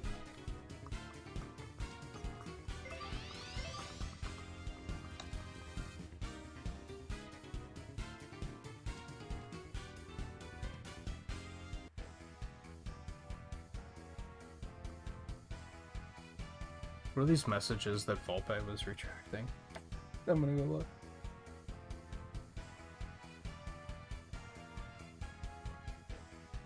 Oh, Final Fantasy VII Buster only. I could see Dread being a game that I might be like, hey, I should do it again, except restrict such and such a thing, but I don't know. We'll see.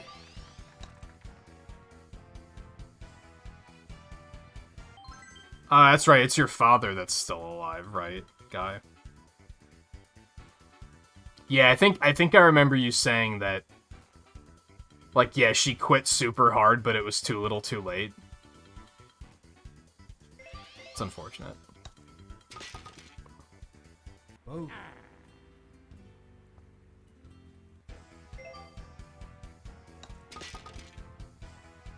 Nice par.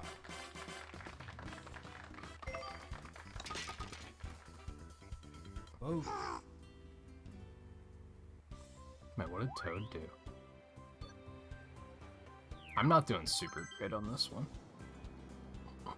Ready?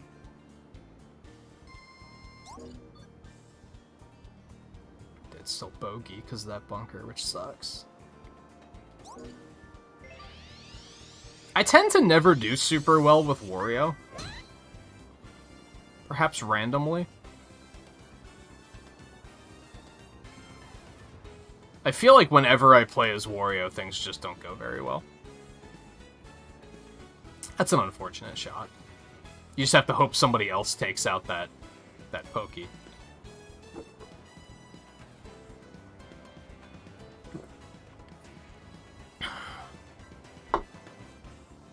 Sony count as a Japanese company anymore? Because yeah, I was thinking about that. Because was Returnal made by Sony? Because that's very much a roguelike, and that's like one of the few AAA roguelikes I can think of. I don't know if Sony made it though.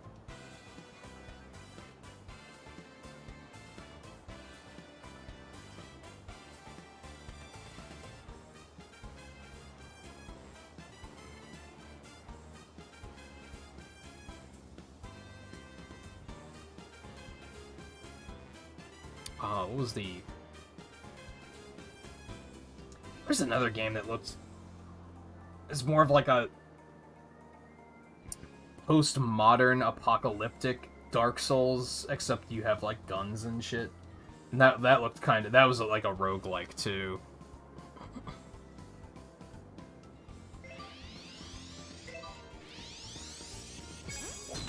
I'd argue neither of them won the arguments, right? Because they separated eventually, right? It's not called Gun Souls.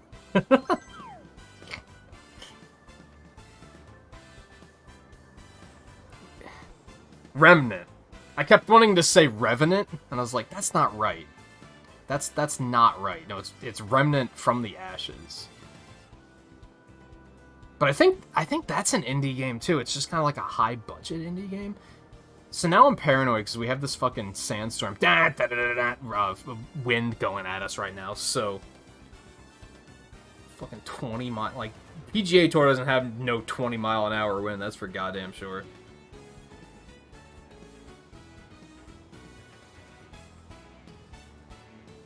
I think we're gonna cook it back a little bit here.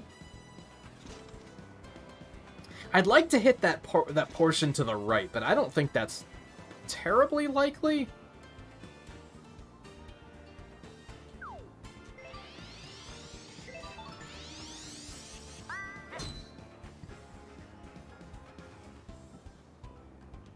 That'll do.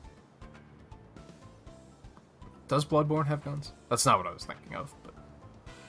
I don't think that's procedural generation, is it?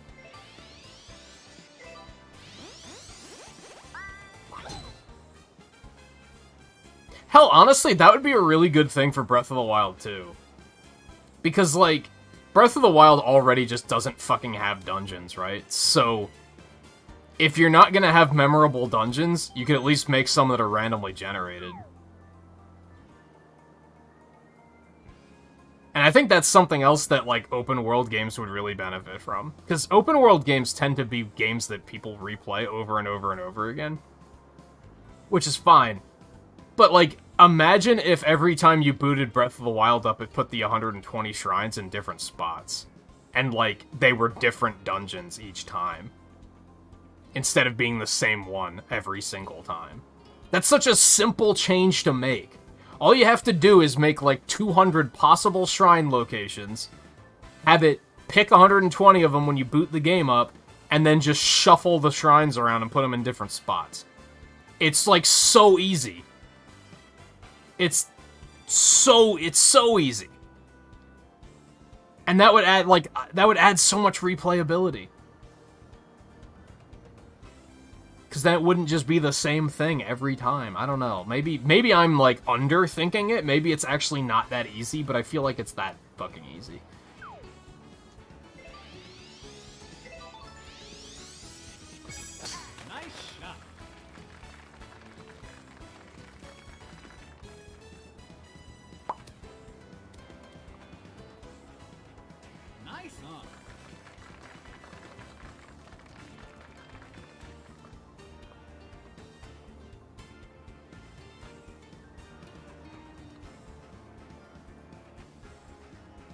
And Bloodborne's one of those games that, like, for many years I've been like, I should play that someday. And I'm coming to the realization now that I'll probably never get to it.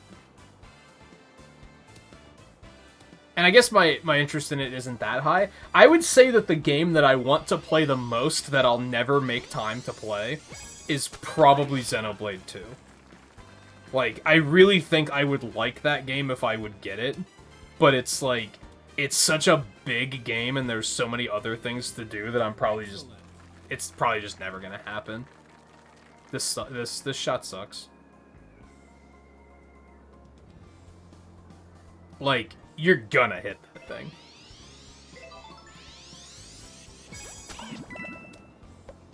Yeah, that hitbox is, like, significantly larger than it looks.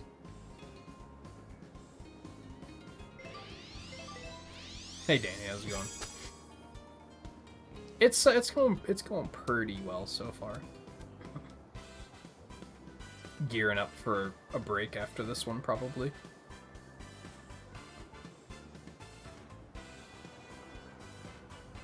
Yeah, it's surprising that Bloodborne was never, like, remastered or anything. They didn't make a second one or anything like that. Doubt what, Volpe? That I would like Xenoblade 2, or...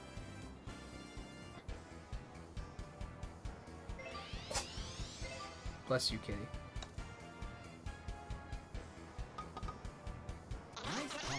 Why don't you think I would like it? Everything I've seen about that game, I've been like, this looks like a game I'd like. With the exception of, you know, 200 hours, and me just kind of not having that kind of time anymore. Or having that kind of time and rather spending it on other things. It's tricky for me because that's like the one game that I used to always be very vocal about. I feel like a lot of people, it's almost like they just want your approval, so they'll just say like, oh, I should play this game someday, it looks really cool, and then they'll just say that for like 3 years straight because they don't actually have intentions of playing the game. They just want you to... They want your approval. And I feel like Xenoblade is, like, kind of... I'm bordering on that. Like, I do think I would like it if I would play it, but it's just... It's a big game. It never goes on sale. Etc. There's so many reasons. But it also... I worry that it looks hypocritical. I hate these putts, dude. I hate these putts. Oh, that's way too hard. And it wasn't even close. Like, apparently this hill doesn't slope nearly as much as it looks. Nice par. Yeah, it's intimidating. I think if I was still... And after Bravely Default, like, I'm starting to firmly believe that as a streamer, you can't play a game for more than, like, a dozen episodes before, without... Like, people are gonna start jumping ship if you stick to one game for too long. Unless it's fucking a super mainstream game like Splatoon or Mario Maker or Minecraft, and then you're fine. But if you try to play any other game for, like, that long, people are gonna start bailing on you, I think.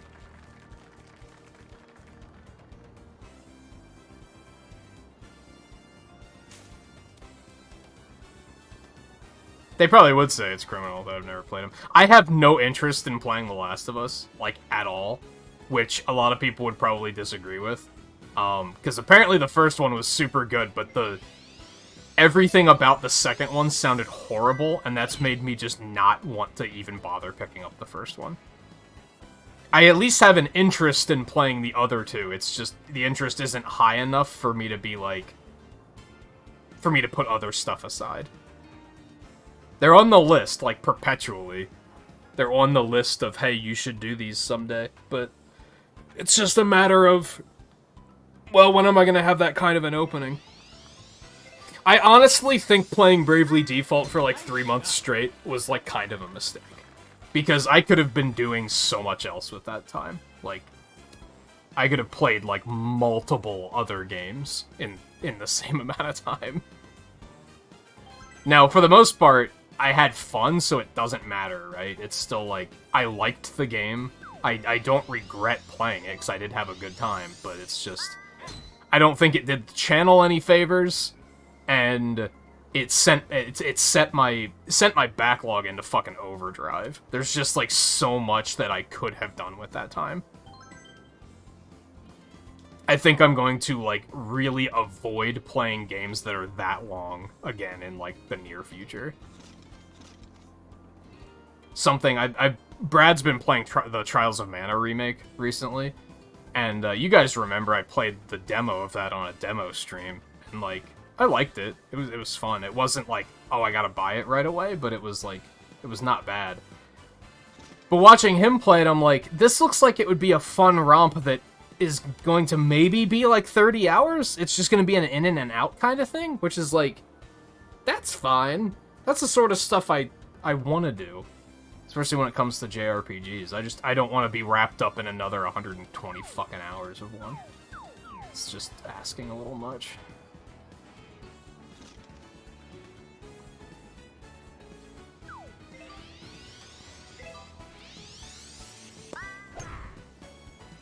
Hunting for the gold crowns in Rise. It's a pain, but you're committed. Yeah, I didn't get that far. As far as my achievement hunting went in that game, I think what broke me is having to get all of the, what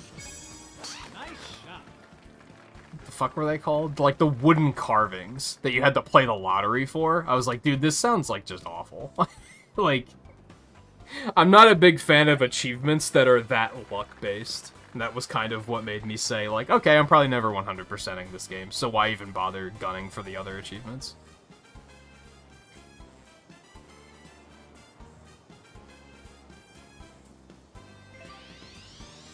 I guess Last of Us would have been a good Halloween game. I was, like, really interested in playing it at first, but then with, like, everything that happened with 2 was just so off-putting. And I was like, yeah, I don't think I want to do that. Especially because to a point, I feel like playing either of the games, you're going to have the problem where people are going to show up to the streams just to bitch about The Last of Us 2, right? You're just kind of inviting it. And it's like, especially when trying to play it blind, you don't want that. And 2, I don't really like the concept of, I'm going to play the game just so we can complain about it. That's why I don't play shit like Breath of the Wild, because I know I would just complain about it the whole time. too fucking hard. Oh. That sucked, but you know, it's could have been much worse. You could be deep in the bunk.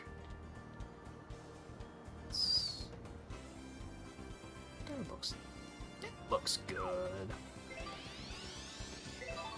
I think I hit it too hard, but that's okay. I think we'll be alright. I thought 13-mile-an-hour wind would be a little bit stronger than that, but that's okay. Yeah, I can make that work. That's fine. Nice hunt. Oh, so hey Raiders, how's it going? Twilight Dragon, Rock Slide, Inu Yugi Hakusho, Dark Jake, how you doing? Hold on. Hold on. I know it. What was it?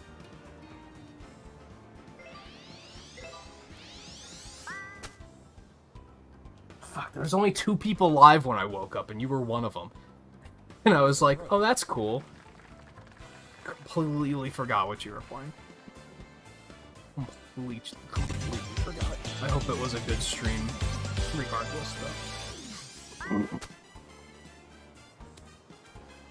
Took me months before you got all the wooden carvings. Yeah, it got a little too, like, arbitrary of a grind for me.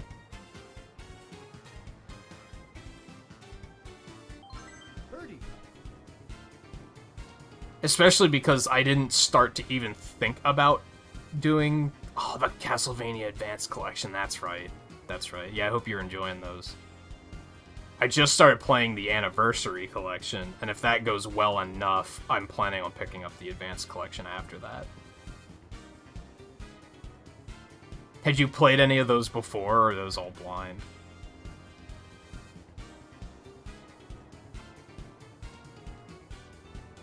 The only...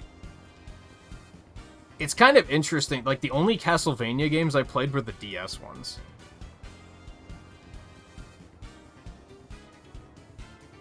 Oh, I thought that was one of the advanced ones. The co-op game from 2010. I don't think I know much about that one. But I don't know much about Castlevania to begin with, so that's not terribly surprising. This shot sucks. We're just gonna take it and hope for the best. Oh, baby.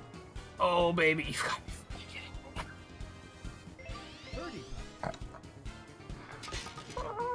Nice. Birdie.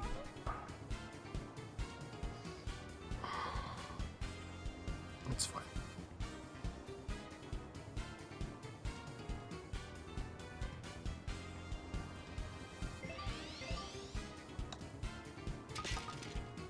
Nice birdie. Birdie. I think I knew that there was a multiplayer one, but I don't think I knew that it was a co-op one. Maybe I'm thinking of a completely different game in general. Well, I like really was just on par tonight. That was not a great match, considering I have a 3 under handicap, so that's just disgusting. 3-4-2.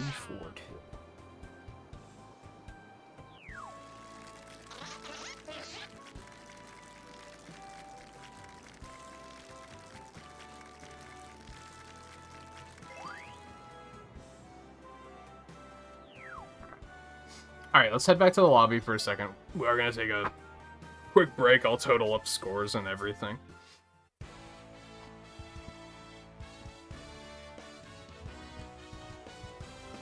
I think... Wasn't there like a multiplayer versus one too? I guess that's the one I'm thinking of. I don't know, it's kind of interesting because I think it's easy to forget that a lot of games like that exist because of the fact that, like, Konami doesn't make games anymore, right? But realistically, like, they've made a lot of different, like, spin-offs and shit over the years.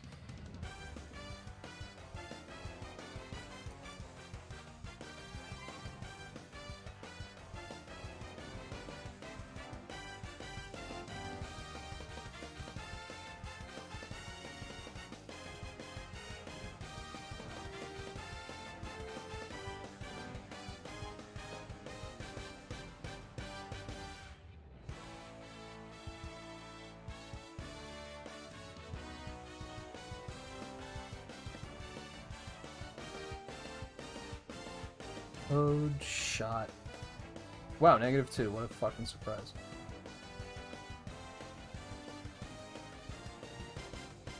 AI is just so consistent.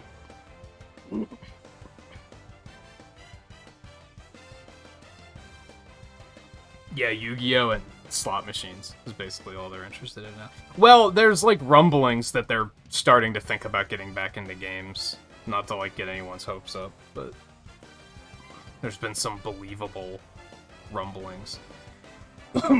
Although I think the concern there is like, does anyone in Konami's game studios even know how to make a good game anymore? Which I think is a reasonable concern. I guess we'll see what happens. Alright, yeah. I need a quick break. But it shouldn't be too long, and then we'll hop back into it. So maybe I should ping Blue on Discord. Try and get her in here too. I'm also not like the type to bother anyone about stuff like that, but... Alright, so yeah, stay tuned. I'll be back in a couple minutes. And then we'll continue, or if we're just working our way down the list, we'll do Wild Weather next, I believe. So yeah, stay tuned. I'll be right back.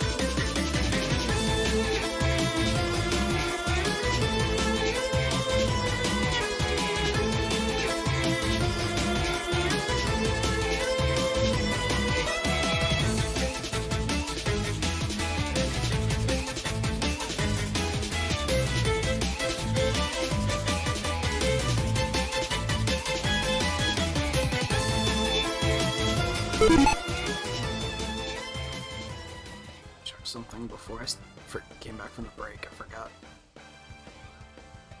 But otherwise, we can jump back in, I think.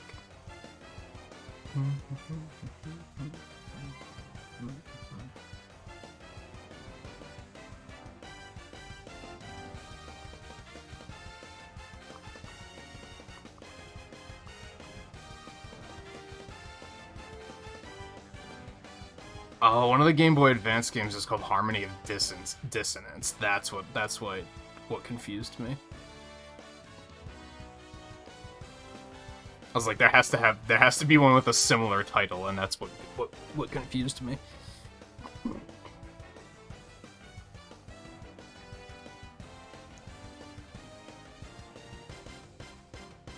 I think I'm gonna put Donkey Kong in again. Just so that he can get like his 2 matches for the night. Before Blue potentially shows up. I don't know who I'm playing as.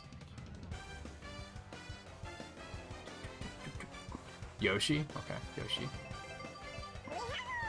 DK.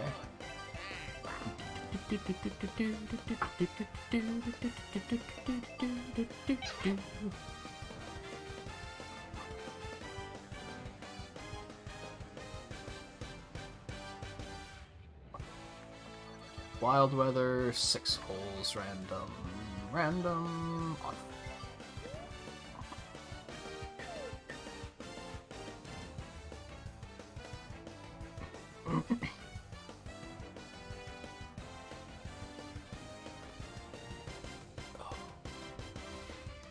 Oh, and not even referencing like any particular game that Konami Studios has put out. It's just, when was the last time they made a game that wasn't a collection? Ready? Now, I think the rumors lately are that they're outsourcing, so...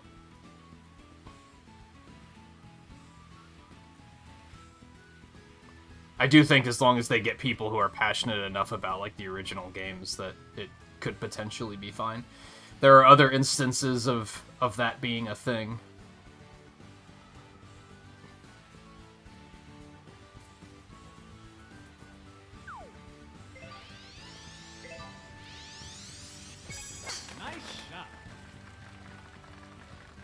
Okay, so the characters and the trees are wet as hell, so this should be a wet green. Nice, huh?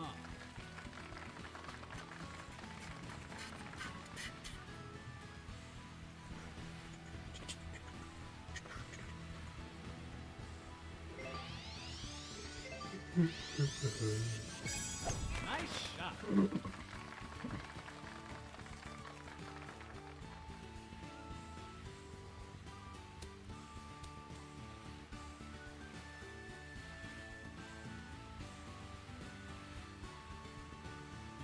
Man, it's so weird that, like... Nice shot. What is that picking up? So I'm looking at my audio levels. Are you... Wow. Okay, Theo. It's so weird that the noise canceling I have, like, sometimes just doesn't seem to work as well as other times. Nice shot.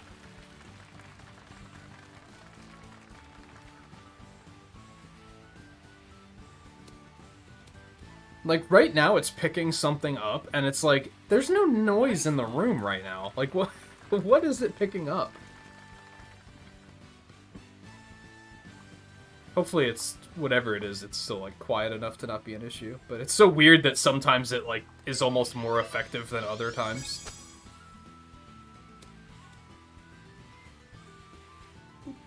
Birdie. Oh, I hate this. I hate this. Yeah, we're not playing like that. That is not the way.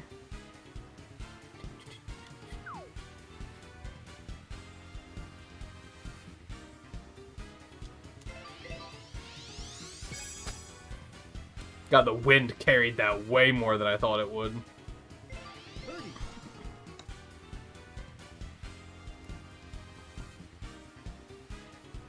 Birdie.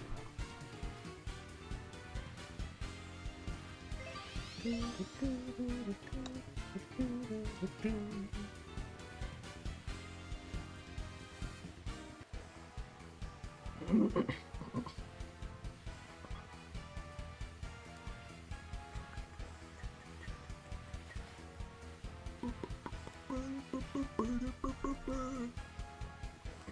be curious to know, do you still have that site with all the sales open, you know? I know that one site I was checking sales on a couple weeks ago was being, like, super fucking slow. Maybe it's not as bad today.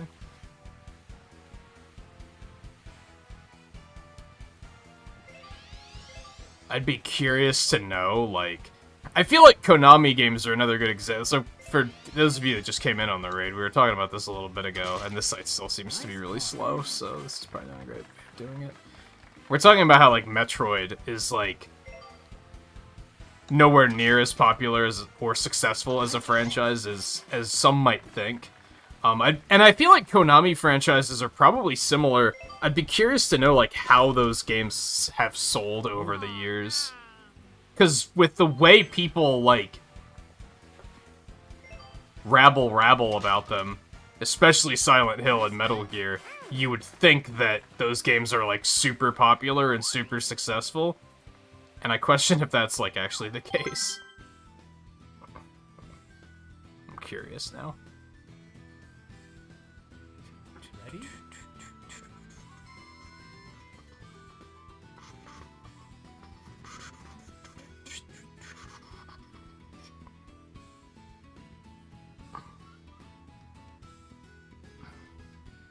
Apparently this site only has sales data for, like, 2 Castlevanias. That seems odd and not right.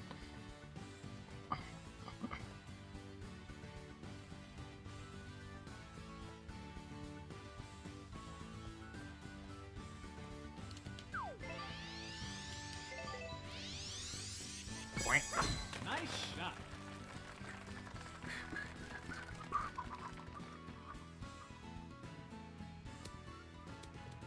What if that's just the site being bad?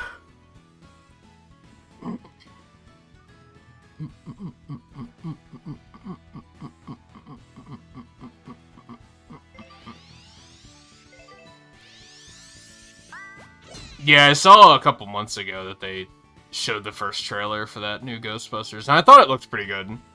I'm not gonna rush out to see it, but, like, if it hits, like, Netflix or something, then I'll probably see it.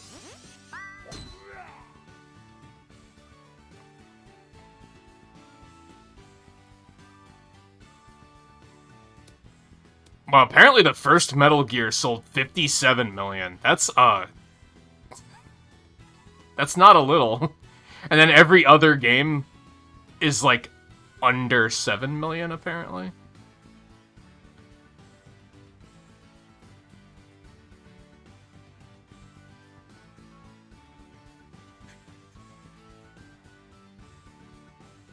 Yeah, I think Metroid Dread has a successful life ahead of it. But we were talking about the fact that, like, it'll probably be the best-selling Metroid by, like, the end of the month, if it isn't already. Because, like, that franchise just isn't particularly successful.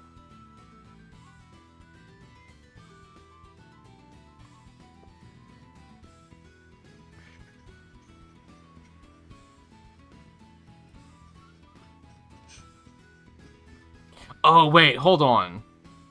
I think I was reading this incorrectly.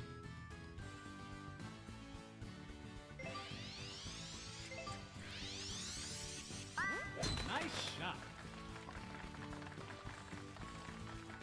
Yeah, hold on. That was the Metal Gear series that has sold 57 million, not the first Metal Gear. That's the entire series. That sounds a lot more reasonable. I was like, holy shit, the original Metal Gear sold that many copies? That's fucking bonkers. I had no idea.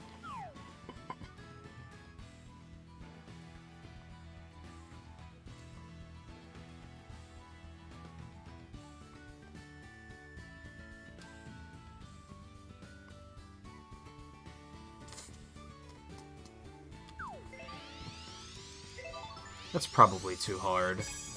We might be okay, though. Yeah, apparently wasn't hard enough. Yeah, I can work with it. Nice on.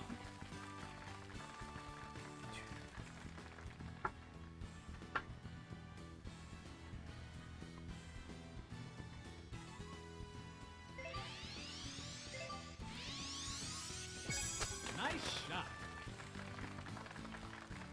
So yeah, I would argue that the Metal Gear franchise isn't particularly powerful either.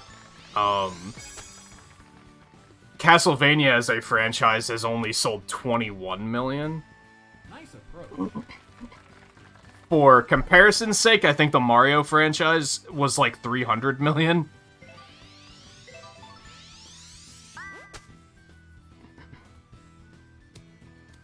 And it does list Mario, Mario Kart, and Mario Party separately, so that doesn't count Mario Kart.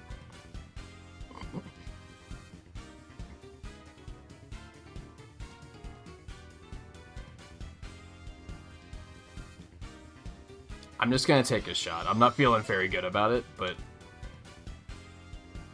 it's actually not bad. It just needed to be much harder. 30.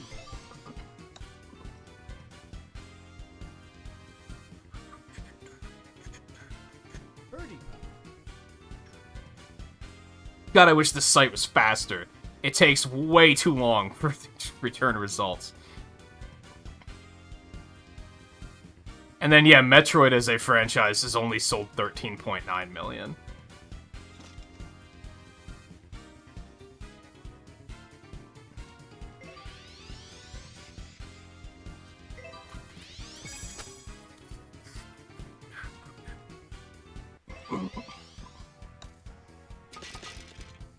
Nice pop. Sorry, statistics, like, interest me. 30. Nice birdie. The Zelda franchise has shipped 114 million. Nice pop. Yeah, Breath of the Wild has sold more copies than the entire Metroid franchise. Just gonna... just for comparison's sake. Did I really turn that far away from tap-in? Can you actually miss a tap-in? Because sometimes they give me a tap-in on, like, a pretty severe hill, and I'm like, I don't know if that's gonna work as easily as you think it's gonna work. I don't trust the game as much as I probably should.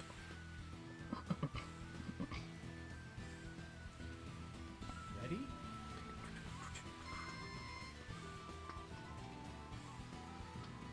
Mega Man franchise is 37 million.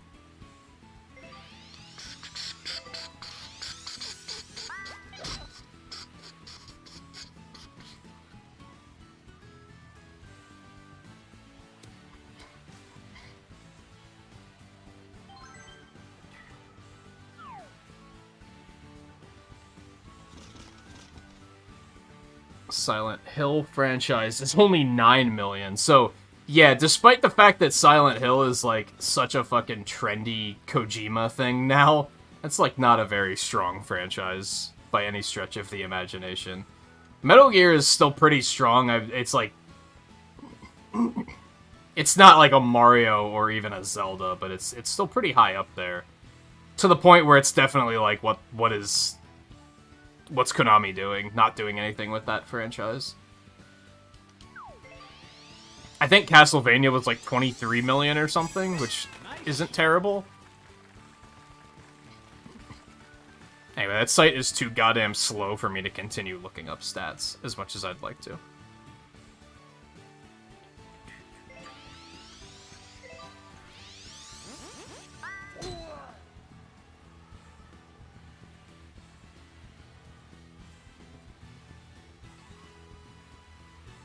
No, I mean if it's actually a tap-in prompt, can you miss that?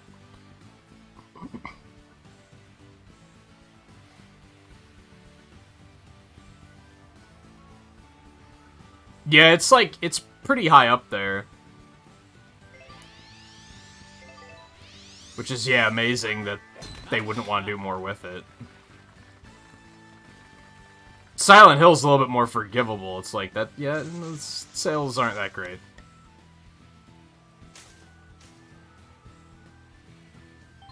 And it's the unfortunate reality of it being like a self-fulfilling prophecy. Like, it hasn't had more installments because of the fact that the sales numbers were never that good. But what we were talking about earlier is, like, I fairly firmly believe that a lot of people think that Nintendo just doesn't like Metroid. I don't think that's true. I think Nintendo legitimately wants to do more with Metroid, but they need to know that it's actually going to, like, sell. I think that's why they've been aggressively marketing Metroid Dread as much as they have been. Because they want it to perform well. They would love to make more Metroids. It's just, historically, doesn't sell well, so it's not really worth their time. It's easier for them to just shit out another new Super Mario Brothers game and have it sell more, so to a point, I can't hold it against them for doing exactly that.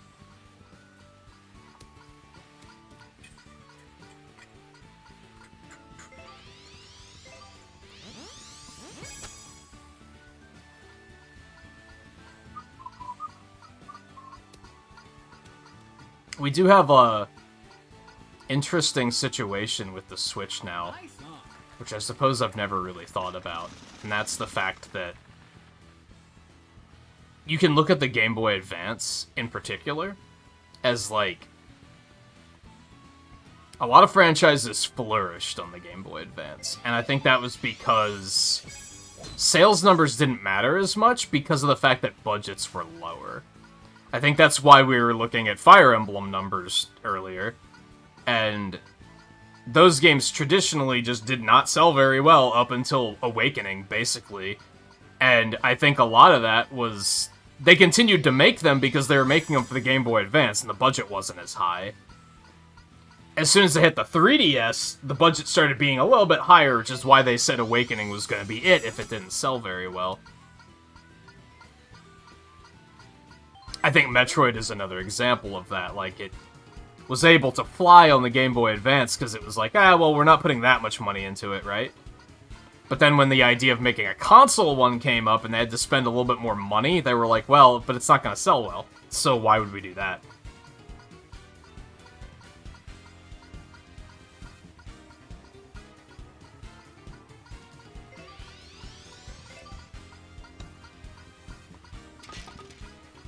Nice birdie. Birdie.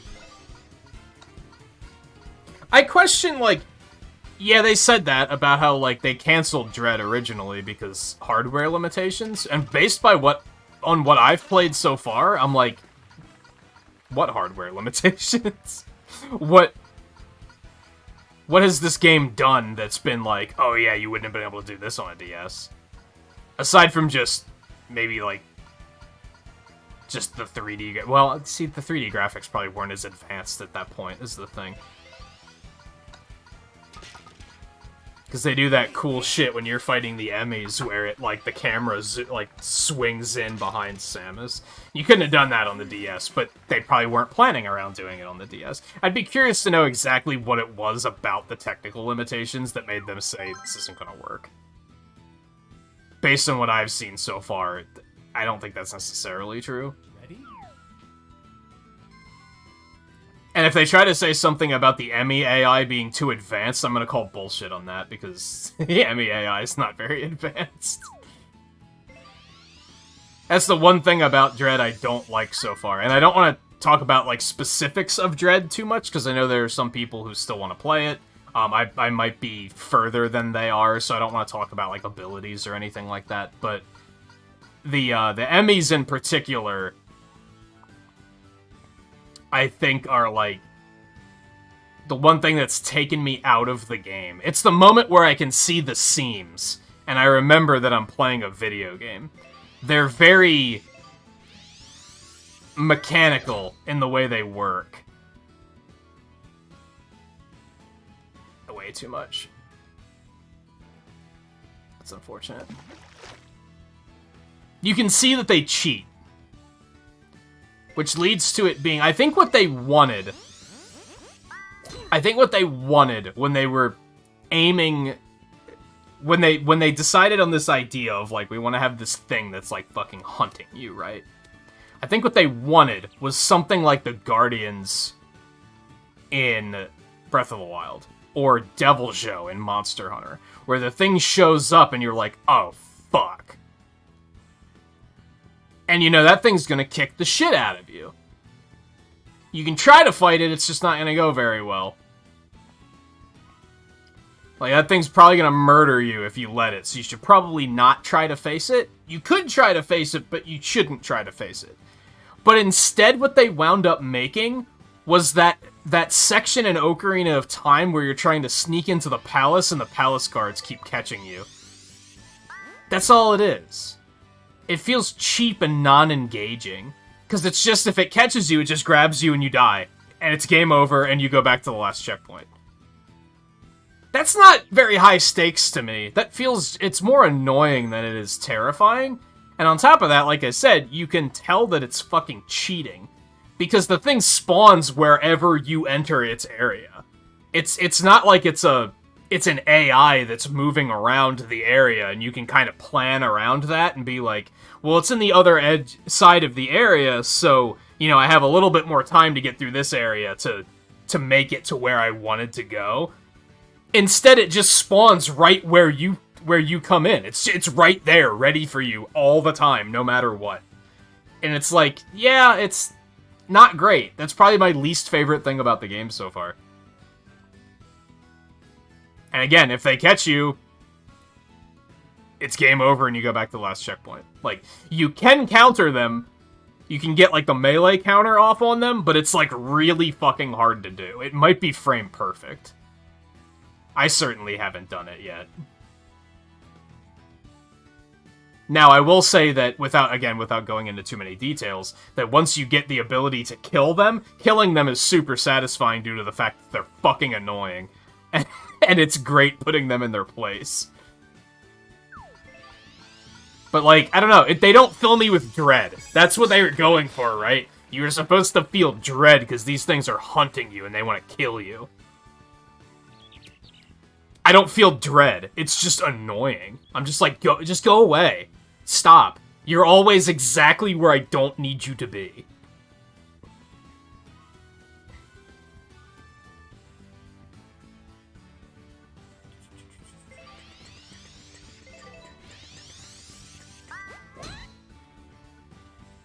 They'd seem more threatening if death meant something, yeah. Death doesn't mean anything, though. That's the thing. They put you back at the last checkpoint, which is often the door right before you walked into that area. So, which is good. At least it's not because that's the tricky thing, right? Because if they make them if they make the death too punishing, then it's just frustrating. Because you're like, well, now I just lost a half an hour of progress because this thing grabbed me and killed me in one hit. So it's good that you don't lose a lot of progress, but on the other hand, it makes it... It's just annoying. It's like, oh, he got me again. Try again. Hope for better RNG. Hope it's in a better spot when I zone into the area. I don't know.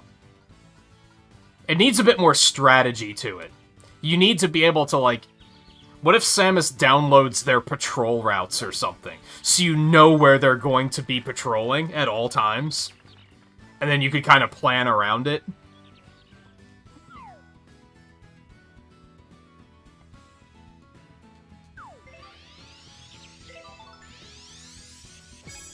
Nice shot.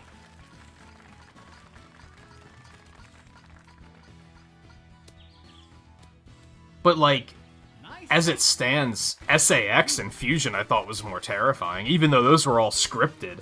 And this isn't scripted, I'll give it that, but SAX didn't just immediately kill you, it just started blasting the fuck out of you, and you were like, oh god. You had a chance to get away, I guess is the thing. Even if it caught you and started blasting the hell out of you, you had a chance to get away from it. Emmy, there's very little you can do. I think the amount of times, like, when I'm dealing with an Emmy area, I would say, like,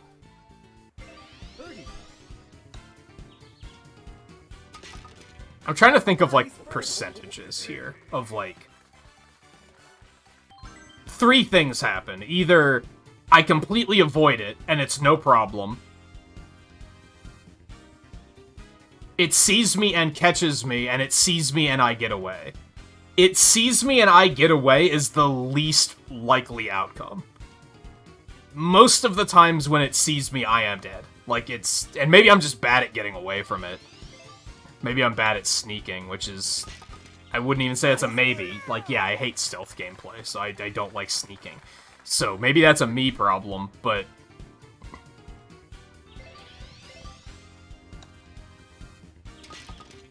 Nice birdie.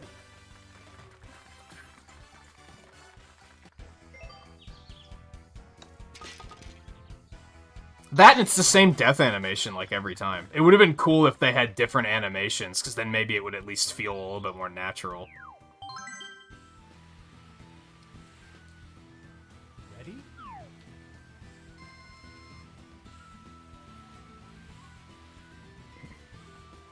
But yeah, other than that, the game's been a fucking blast, and I really like it so far. It's just not a big fan of the Emmys. And I'm gonna be vocal about that because those were, like, the selling point, right? That was what the whole point of the game was supposed to be, is that you have these things hunting you. So, it's like, yeah, I'm gonna be vocal about the fact that I don't really like them as much.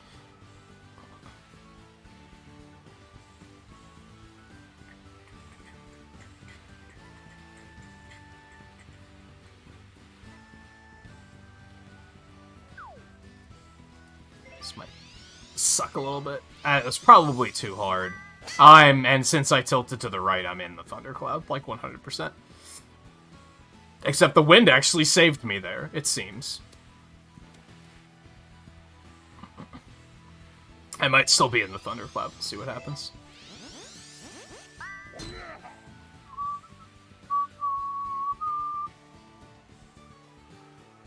But yeah, I don't know. I don't necessarily know what I would do to fix the Emmys. I will say that.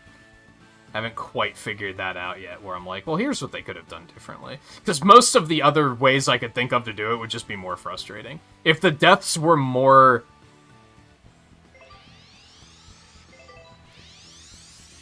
high stakes, I think that would just be frustrating. I don't think that would add anything to the game. That would just make it frustrating. That's unfortunate. It's like you wanted to be in that thundercloud. Like, if you wanted to be directly under that thundercloud, that was a really good shot. Like...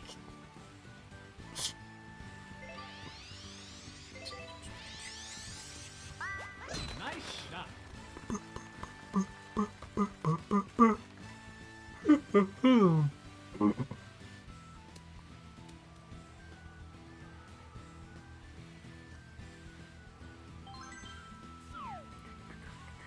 I'm not in a thundercloud. Fantastic. Just kill it. Let the big dog eat, baby. Nice shot.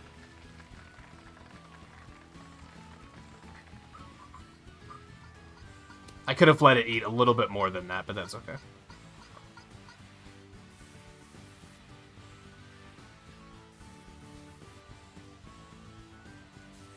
See, I don't even think the Emmys are scary. Like, I don't know. I think maybe, like, the first time I encountered each of them and I saw, like, what they were capable of, it was scary. But then it very quickly was, like... Once it catches me once and just immediately kills me, then I'm like, okay. Like, it's deflating? I don't know. I don't know how to phrase it.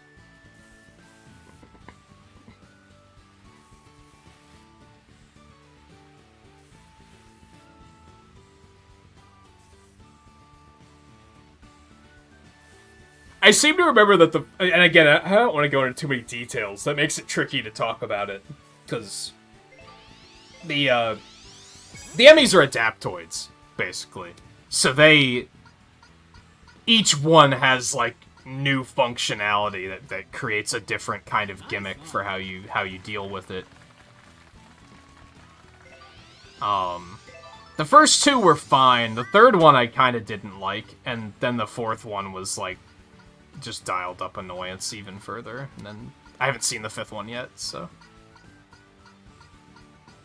Nice on. Who knows, maybe the last three I'll be like, oh, this is so much better. The third one in particular leaned really heavily into just be stealthy, and that's just not... It doesn't work.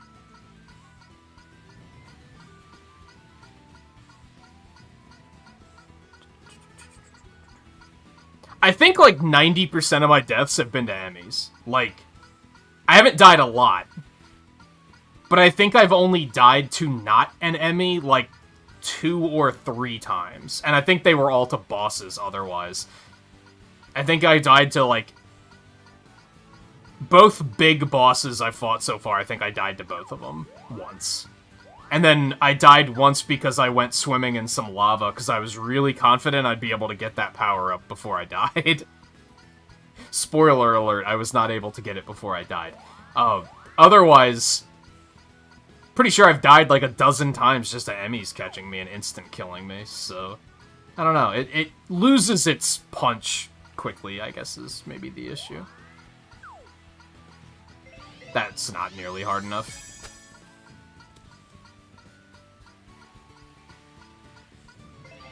But I got closer, so I guess I'll take it. Wow, Dr. Chimpinsky strikes again. Birdie. And yeah, it's worth pointing out, like, I'm significantly further than that. So, that's why I definitely don't want to comment on, like, specifics too much.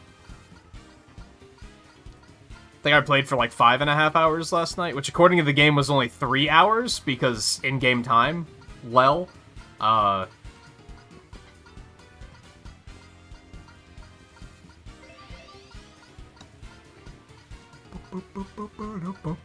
I'm probably gonna go pretty hard on it. It's tricky. I talked about this a lot yesterday, about how, like, on one hand, as a streamer, you don't necessarily want to play the game right away, because of the fact that there's going to be a lot of people who want to play it themselves, and therefore they're going to be avoiding the streams because they don't want to be spoiled, which is completely understandable. I would never hold that against anybody. Like, I would prefer that they stay away and preserve the experience for themselves, don't get me wrong. But on the other hand, we also want to play it before every single viewer knows everything about the game and just backseats the fuck out of us. So it's kind of like, okay, which would I rather? Would I rather the viewer count be lower, but I don't get any backseating? Or would I rather the view count be higher, but every new viewer that comes in is just telling me how to play? For me, I would rather the view count be lower, and not have to deal with the backseating. Because then at least if anyone goes to watch the entire series, the entire playthrough, in archive form later, it will be a good playthrough because I won't be frustrated by backseaters the whole time.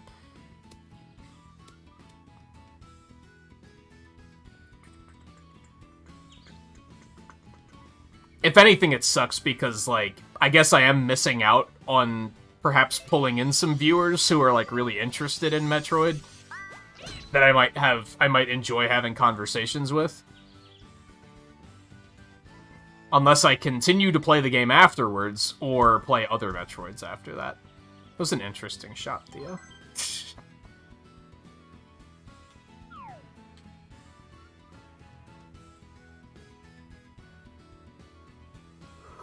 Yeah,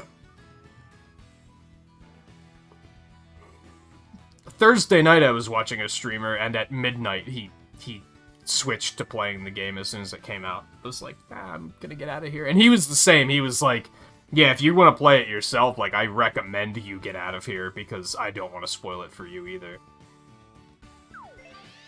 I think most streamers that are, like, actually passionate gamers are gonna completely understand why you don't want to watch. If they're streaming just to make money, then they're probably gonna be like, well, fuck you, you should watch it anyway, but...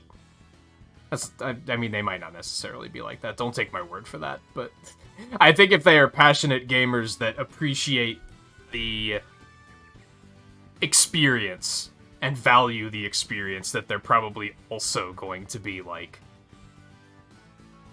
nah, don't ruin your experience on my account. No, it was somebody on Twitch.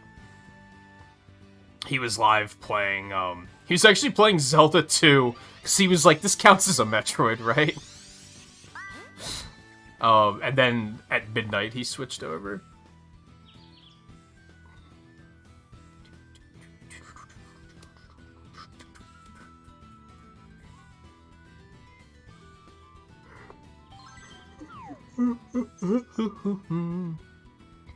Yeah, like as I said, it kind of sucks, because like take you for example, Rockslide. If you're interested in Metroid, you're not gonna come to the Metroid Dread streams, right? Because you don't want to be spoiled. How else would you find the channel, though? You know what I mean? In this particular instance, you found it through a raid, but now it's worth pointing out I don't know that much about Metroid, so I might not be able to provide that much conversation, but this might suck. Okay, we're fine. I was scared of that tree. I mean, it is pretty Metroid-esque. He wasn't wrong.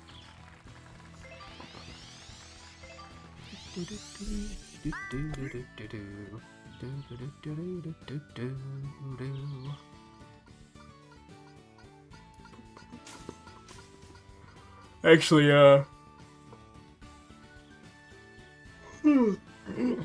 talked about that a bit recently, so back at E3, they announced Metroid Dread. I had an interesting, like, series of events where I was like, well, I should probably go play Samus Returns, finally. So I went and played that. And then I was like, well, while I'm here, I should probably play A Link Between Worlds, because I haven't played that. So I played that. And then I was in a Zelda mood. I was like, I want to play more Zelda. So I went back and played Zelda 1. Or did I do that before that? No. Yeah, that makes sense. Yeah, and then I continued on and decided to play Zelda 1. Again, I had played that before. And then I played Zelda 2, and then I started A Link to the Past and I never finished it, because my unpopular opinion of the decade is that I think Link to the Past is boring. But something I realized that I like... I think the Zelda games do have a very Metroidvania element to them, in that they also have that, especially Zelda 1, and Zelda 2 to an extent, where you can kind of explore and, like, the game doesn't hold your hand, right? You can kind of just do what you want to do, but you're gonna find dead ends and be like, oh, well, I can't go this way yet. And it kind of gives you that sense of mystery, because you're like, well, what item am I going to need to get this way? Even if that gives you a brief moment of it, you still have that moment of, like, what sort of tool would I need to get through this obstacle?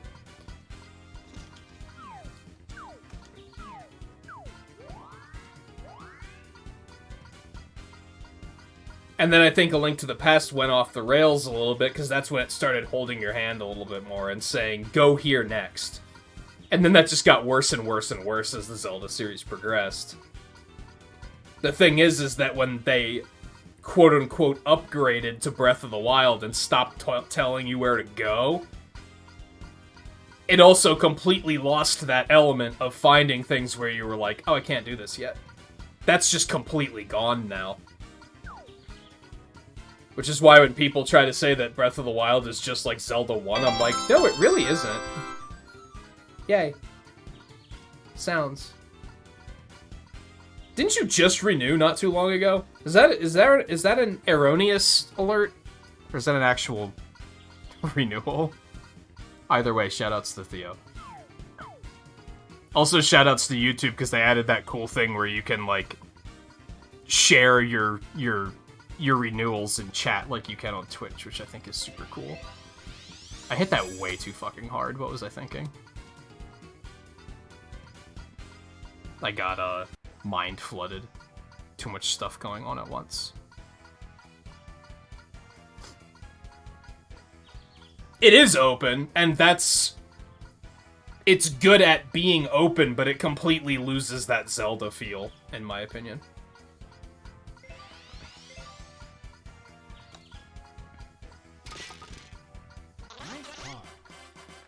It doesn't, it lacks the feeling of progression, because you don't find a thing where you're like...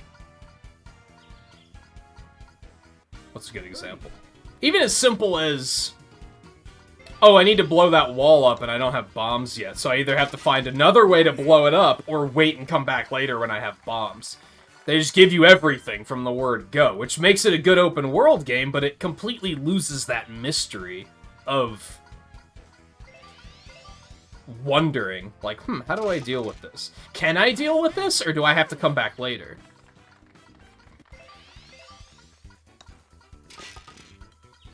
Oh.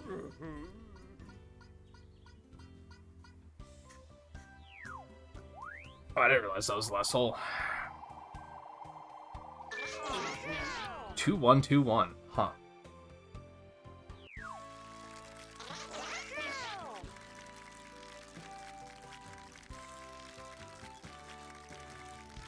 Wow, DK didn't shoot 2? Uh-oh, your handicap's gonna suffer. Let's go back to the lobby just so I can tally the score up without feeling rushed.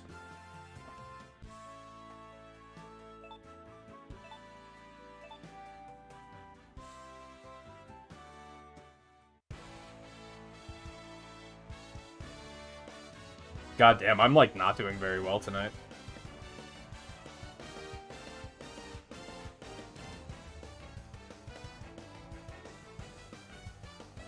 I could actually just erase Theo's score tonight because his handicap is nothing. So I don't have to calculate that much.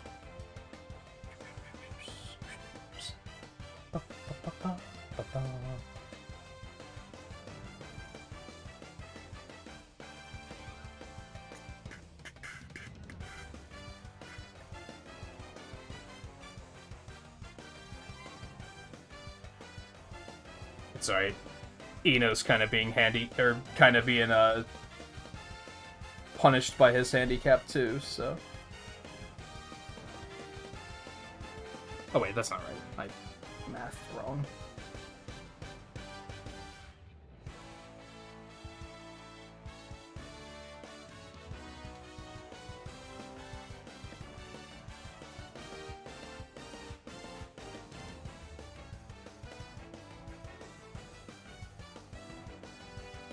Alright.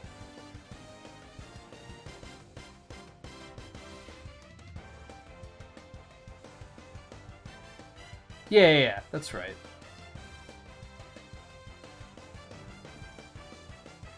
I feel like I have to set the handicap up in a way where the math isn't as backwards.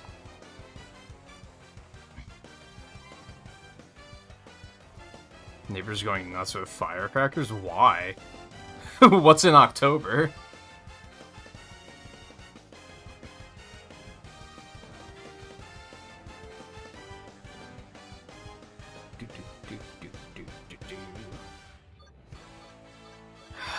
What do I'm not even gonna check the list, I'm just gonna be like, let's do Toadette.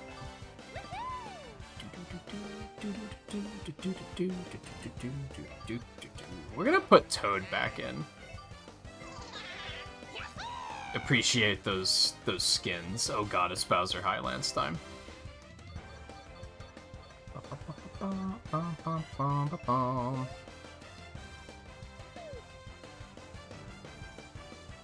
Oh, you're in Canada.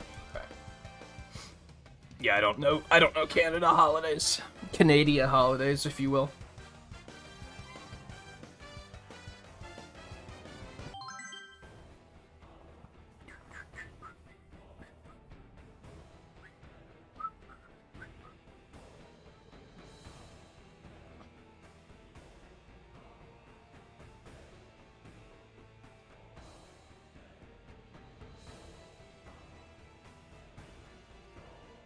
Ready?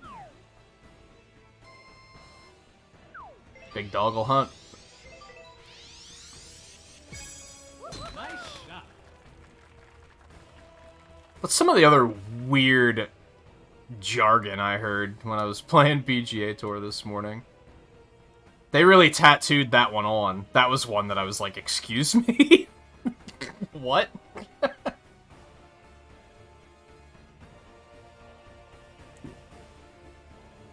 I guess I'm not. I tend to forget. I tend to forget American holidays a lot too. To be totally fair.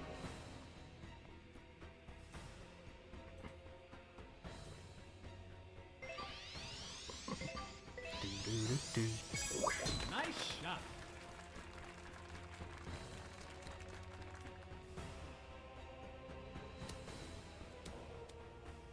Because there's a part of me that's like, yeah, we only have Halloween this month, but like, there might actually be something else, and I just forget what it is. It kind of happens when you work for yourself and don't have like a normal holiday schedule. Like, if you don't work a job where you get off for holidays, then you just kind of forget holidays exist a lot of the times.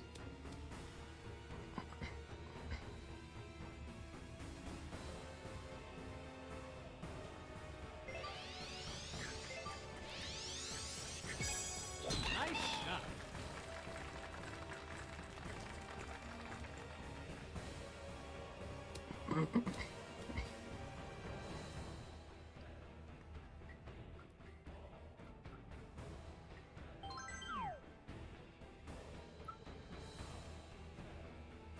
Oh, Columbus Day is on Monday. Or Indigenous People Day, if that's...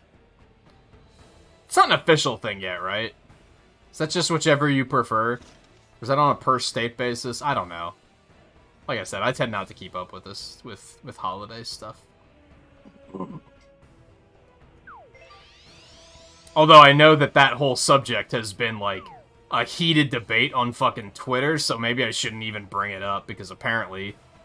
That's fucking our latest social drama in America. I hate this shot. Let me point that out, too. Let's focus more on the fact that I hate this shot.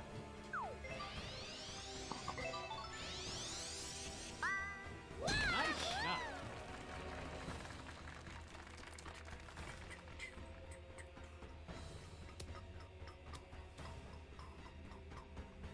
Nice on. I oftentimes find that, like, this is kind of staying on the subject I'm trying to get us off of, but it's also, like, not very specific. It's a little bit more vague. I often find myself, when I see, like, social issues trending on Twitter, even if somebody has, like, a really good point and I think they have good intentions, I still find myself being like, could you just shut the fuck up? Like, it's so, like, bickering just for the sake of bickering. And I'm like, dude, just, can we not? Can we just not? Do you know how to not? Or is that the one thing you don't know how to do?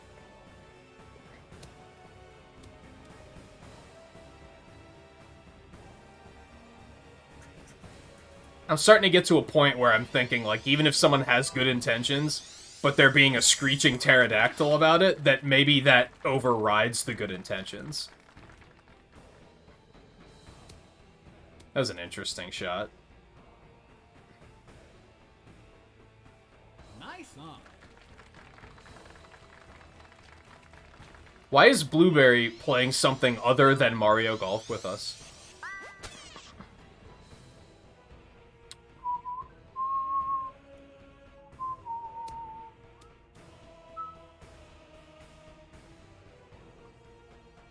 Nice on.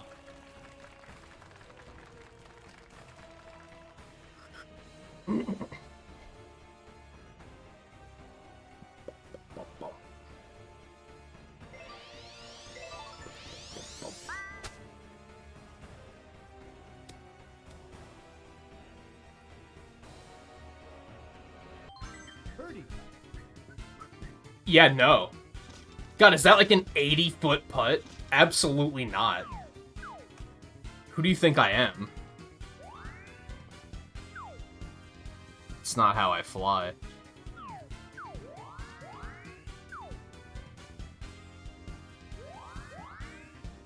That's pretty downhill.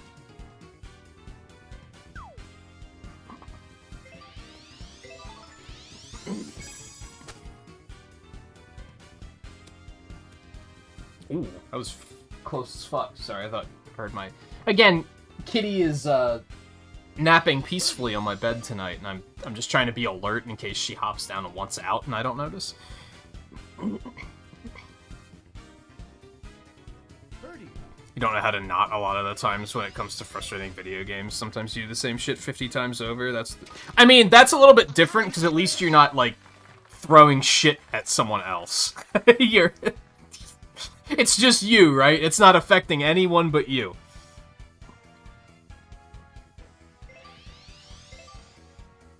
So that's a little bit different.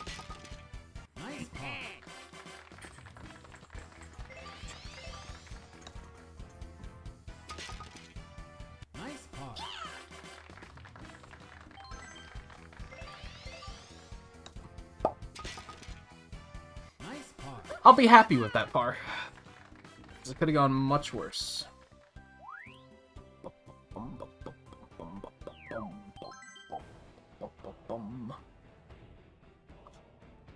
Ready?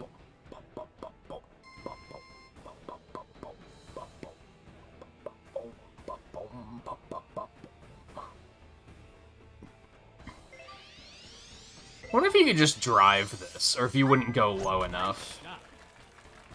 Because I tend to hit the top of that thing more often than I probably should.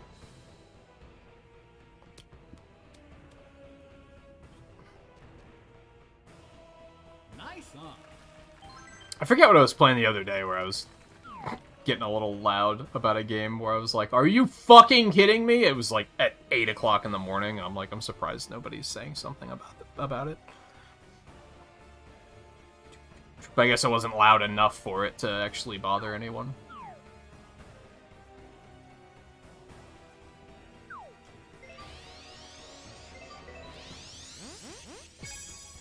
Nice shot.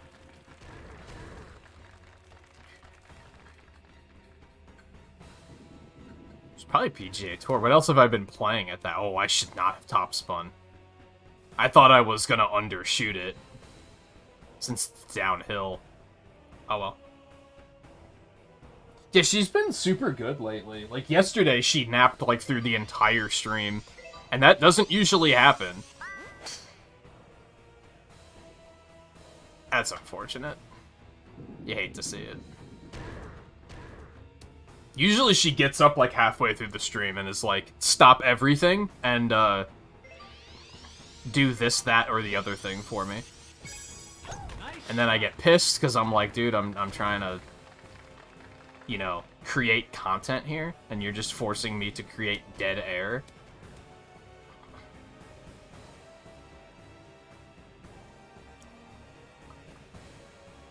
I don't remember what stream it was, but last week there was one where she was like, I want out of the room, and then I'd close the door, and she'd be like, I want in the room, and then I'd close the door, and she'd be like, I'd want out of the room, and she just couldn't make up her mind. I was like, come on. For like 4 minutes I was sitting here just like not playing the game and just waiting for her to get settled. That's when I get really frustrated. So I was very thankful that yesterday she was very good for Metroid Dread.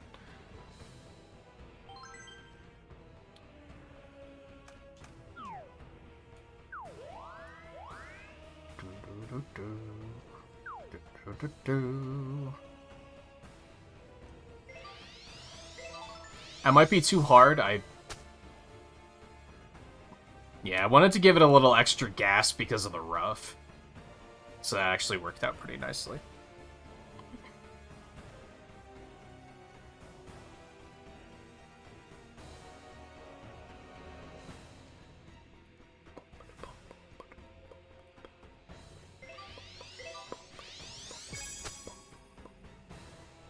I think she's actually snoring back there. Pin shot.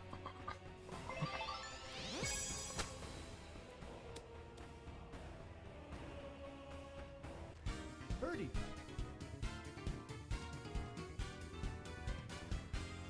Maybe not. Maybe that was something in the game I was hearing.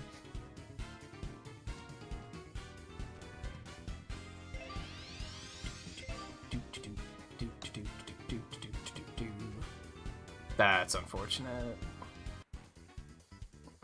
Has anyone here actually played the Mario Golf for Game Boy Advance. The one that's like the holy grail that everyone thinks is like the best golf game ever made.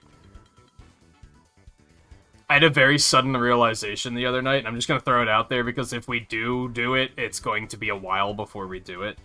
It's on the Wii U Virtual Console, and I'm pretty sure I have exactly enough gold points to just get it. Oh, no. And I was like, I wonder if I should stream that. She is snoring.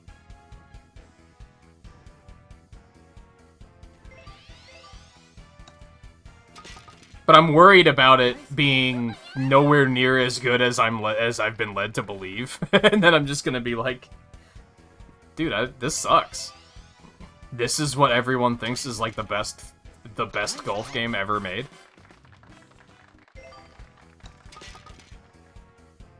Nice par.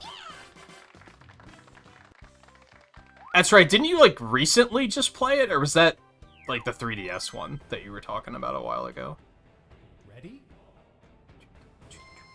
I've talked about this before. I regularly feel bad that I've started trying to ask people more often, like, how's your gaming going?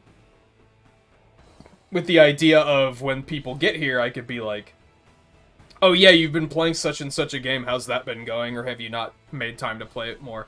I can't keep track of what everyone's playing, though. I constantly forget.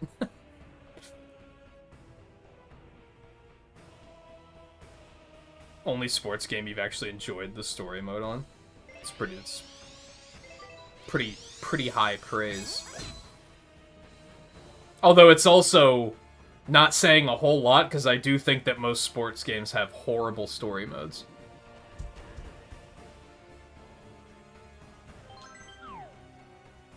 That's why I think it was ridiculous that people bought this game on the idea of it having a story mode. It's like, really? Because even if it's decent, it's probably going to be forgettable. I do recall it was longer than I remember it, than I expected it to be. But it was still like, I finished it and I moved on with my life. Nice shot. I'm still kind of curious if they'll like add an expansion to it at some point or something.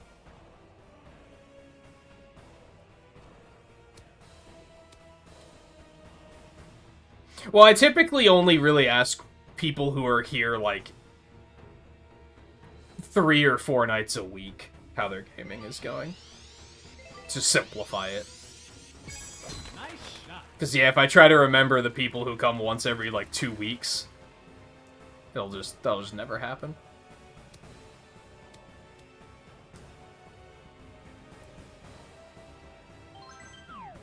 Which is nothing against them, it's just, yeah, it's difficult to remember stuff like that when that's the case.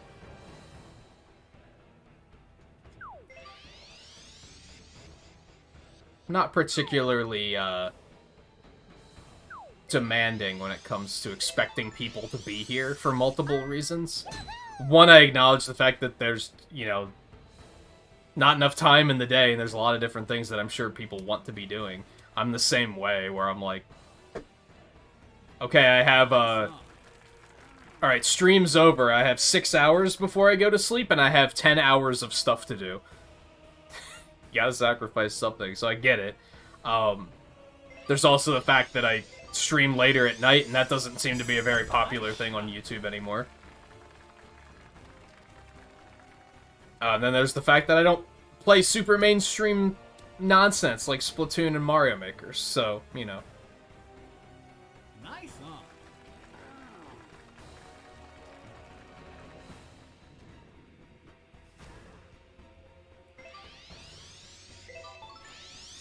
on. You mentioned you were playing Fire Emblems again. Not that one specifically, though. The last one you mentioned was Echoes, I think.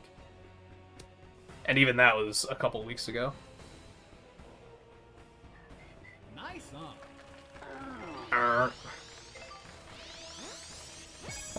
Nice shot.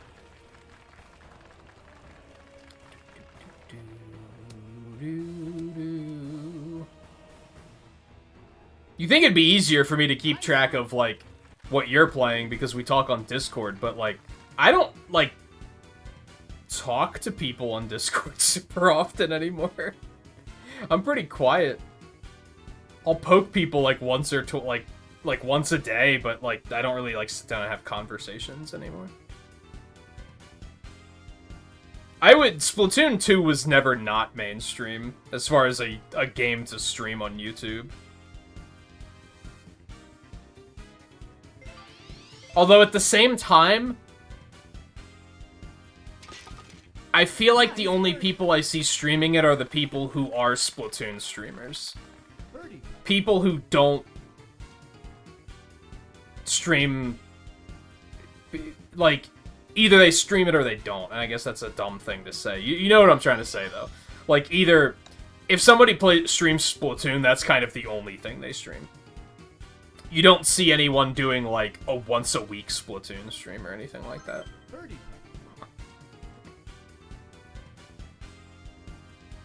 Not many, at least. At least I don't.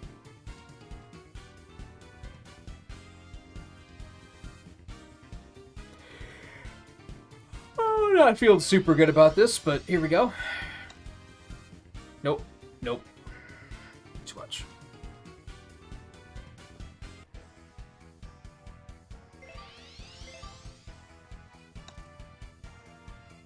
I don't, like, there's a small part of me that kind of hopes that Splatoon 3 goes the same way Mario Maker 2 did, where it's like, it's just nowhere near as popular of a stream game as Splatoon 2 was. Bless you, kitty. Nice car. Yeah, I don't know, I just haven't been super chatty lately, I guess. I've been very much in, like, game mode lately. I'm like, I'll often talk about how, like, I go through bursts. Either gaming's the only thing I do, or I'll reach these points where I'm like, yeah, aside from gaming on stream, that's, like, the only gaming I'm doing right now. That is not the case at the moment. At the moment, I'm, like, playing more games than I should be. Let's put it that way, like on a daily basis. Well, I respect him for trying. What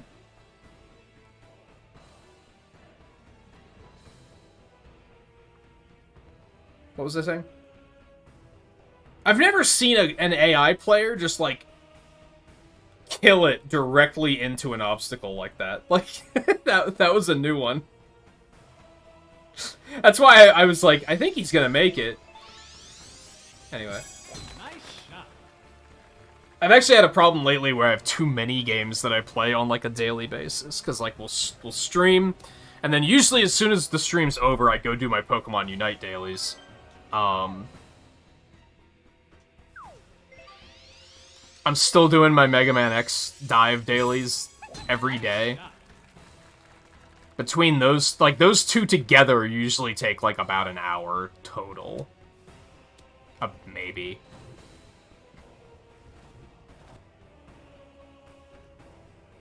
On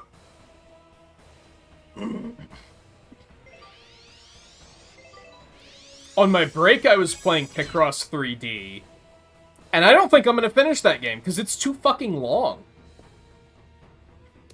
There's a lot of puzzles, and those 3D puzzles take, like, 30 minutes each. Like, it's a time commitment. I don't think I'm gonna be able to finish that one. It just takes too fucking long.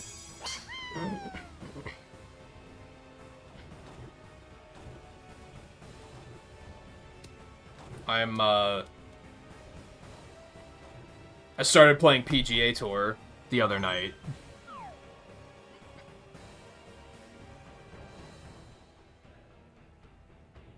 I actually want to play more Castlevania 1, to be honest. I keep thinking, like, oh, I should try to play some more of that off-stream. Because I did have a good... That's way too hard.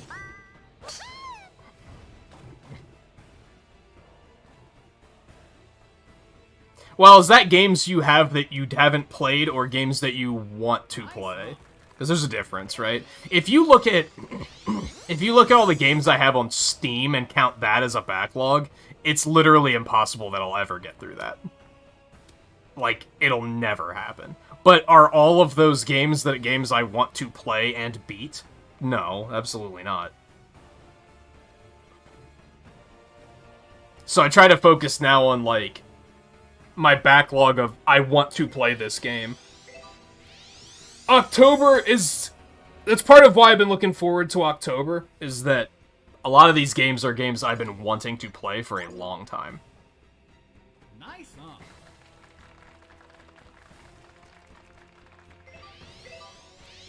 And now I'm finally getting the opportunity to do it. Excellent. Birdie. Like, I've been wanting to replay... I've been wanting to replay Twilight Princess since I started streaming, which was, like, over 3 years ago.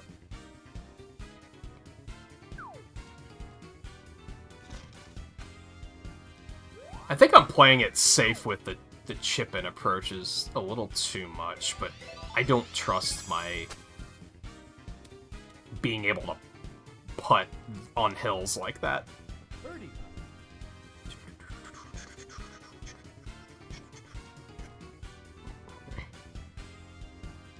Kate Bishop's was pretty cool. I didn't like Hawkeye's. Hawkeye's was kind of whatever.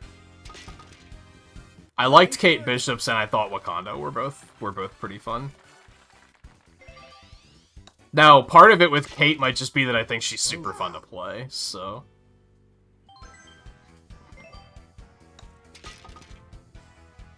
Nice par. Birdie. Nice birdie.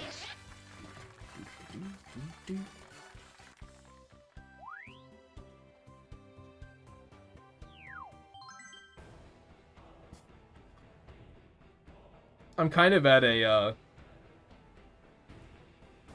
That's another one. For a while there, I was playing Avengers dailies every day, too. That one I weeded out, and I was like, I don't need to continue doing these.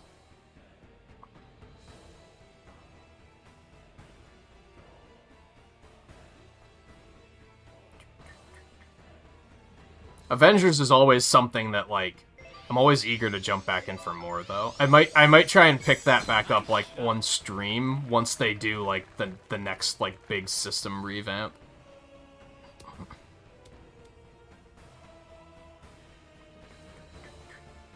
Overall, I like games like that have, like, a reason to revisit them every once in a while. From a streaming perspective. Like, it's not a game like this where we're playing it once a week, but it's like once every, like, 2 or 3 months, it's like, oh, we're gonna play some more Avengers, because, you know, they did some more stuff.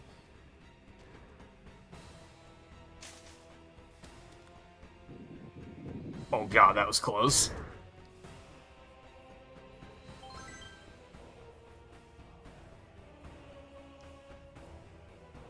You mean aside from God of War? I don't know what else has even been in.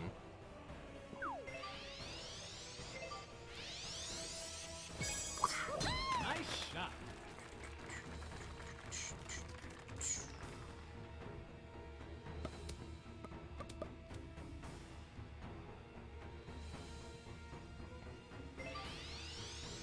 Yeah, he does, like, the reboot, I think. He's Kratos. Reboot? I don't think it's actually a reboot. You know what I mean, though. The new one. I don't think he's the original Kratos, but he's the new one.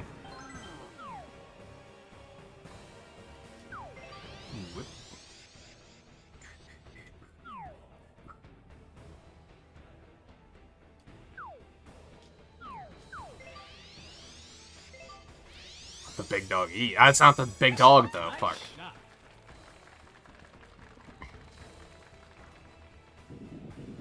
Thankfully, those hitboxes aren't completely bonkers. Biggest goal on one of these streams is to get a hole-in-one on a par 4. Good luck. Is that when you'll retire? Think you pre-ordered Avengers, or you still haven't played much of it yet? Avengers is real tricky. Like, I like it, but I also feel like it's a difficult game to recommend because it has some problems. And I think there's some pretty core problems that stop it from, like, really excelling.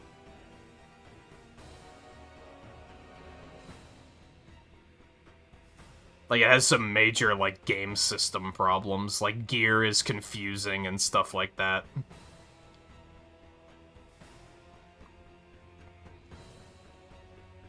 It does that typical looter game kind of thing where there's such a mixed bag of skills on gear that it's, like, kind of difficult to even min-max them. Nice shot. There's, like, way too many. There's, like, a billion different stats. And that makes it hard to play an endgame because you kind of don't know how to continue optimizing your character to get stronger. I think the core gameplay is good. I think it's just a lot of the game systems need work.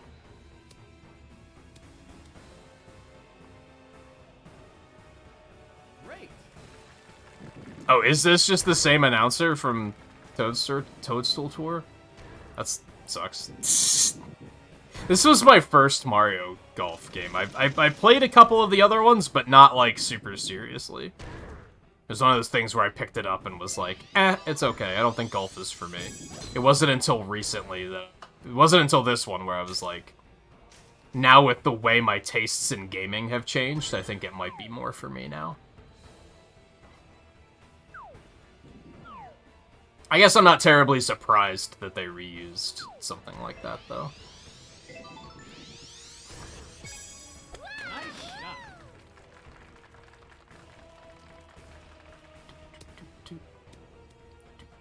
Nice on.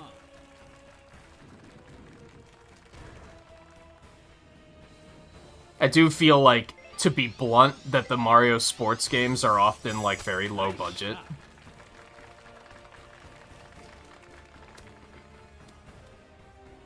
But I also feel like Nice on. the upside to that is that they put the budget where it should be. Like, I think they're putting the majority of their budget for this game into creating the courses, which is what they should be doing.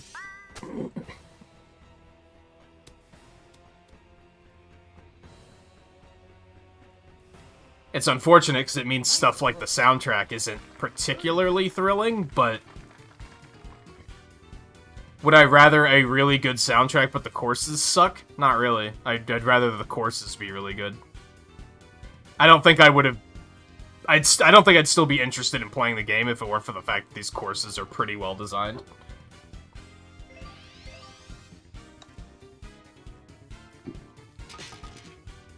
Nice birdie. I think. I guess I don't know much about golf. I don't know enough about golf to know what makes a good course.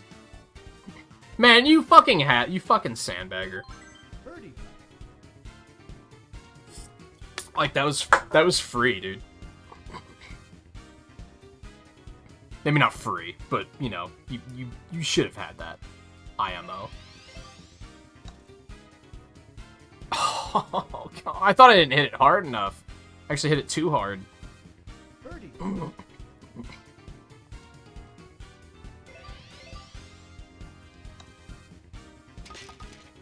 Nice birdie.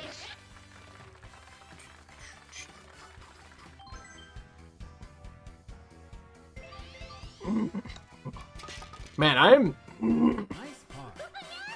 just on par tonight, which is like not good. Birdie. Because I have a massive handicap. I'm gonna lose a ton of points tonight.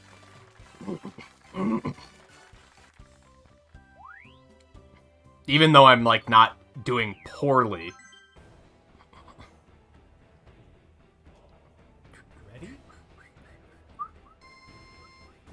But I think this is probably better than last month where I wound up being, like, 76 under at the end of at the end of the month. So I think this still makes more sense.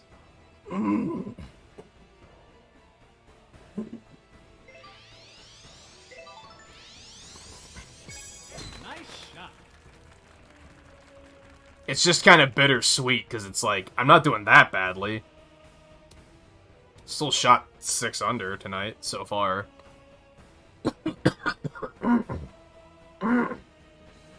Sorry, the fucking phlegm's acting up. Do, do, do, do. Do, do, do, do.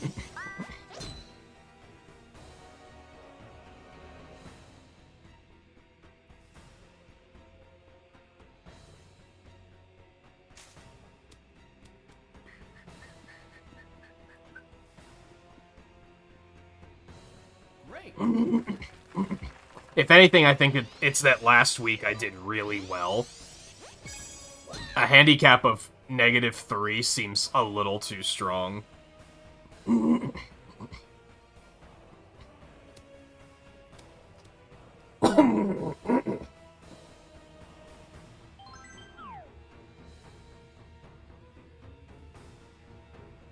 And like I've said, like, I think the goal with the handicaps is that eventually we'll be able to just make them a little bit more permanent and be like, well, this is what we consistently shoot. We don't have to update it all the time.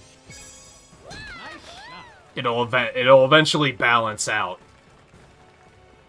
And then that's probably when it'll feel best.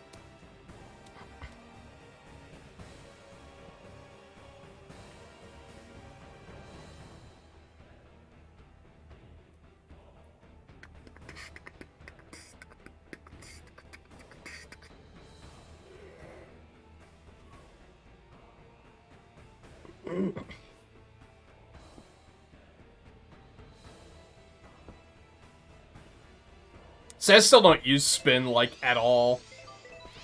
But a lot of that is because Nice shot. I'm not using complicated clubs yet. For the most part, I guess. Oh my god. Oh, I didn't think I'd be able to make the green from here.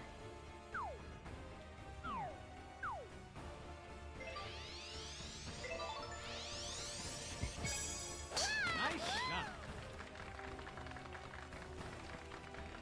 Was a nice shot. I like that shot. I like that shot a lot. Greens in PGA Tour are, like, way, like... I don't know how to put it. I don't think it's that they're hillier.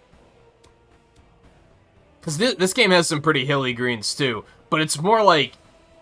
when your ball starts rolling, it takes way longer for it to stop rolling. Nice on.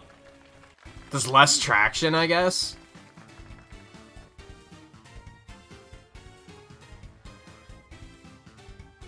You have to approach greens differently in that game, is basically the thing. I have terrible green accuracy in that game because most of the time I hit the green and then I roll straight off of it. Nice eagle. Show off. Meanwhile, Theo's gonna have one hell of a handicap next week.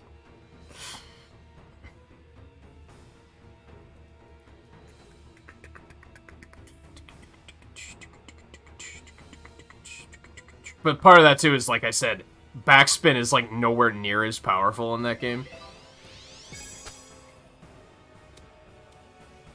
Backspin and topspin are, like, very potent. What are you doing? Birdie putt. I'm just gonna putt over here now. Fucking clown.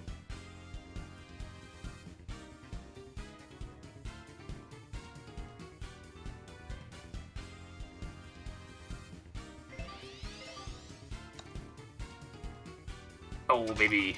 Nice birdie. I'm back on the fucking board. Right at the end of the fucking course of all times.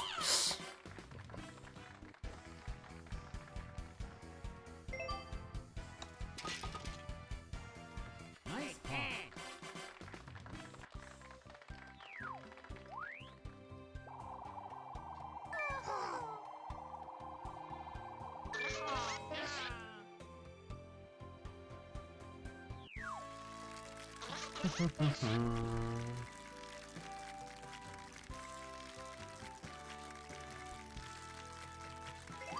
Got 10 under tonight. That's gonna hurt. That's gonna hurt.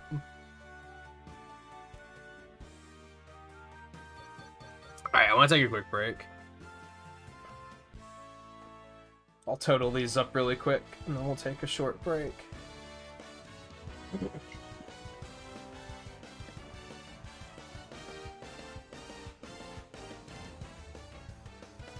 Wait, is that right? I had +3 before that, right? Yeah, yeah.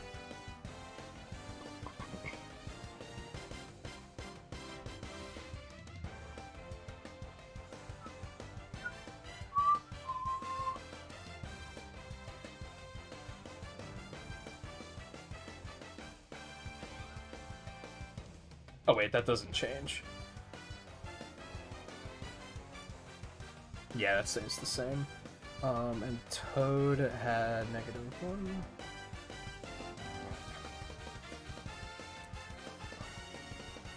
Which sucks, because Theo is, like, the saving grace right now, because his handicap is 0, and I don't have to do any math. Next week, that's not going to be the case, so...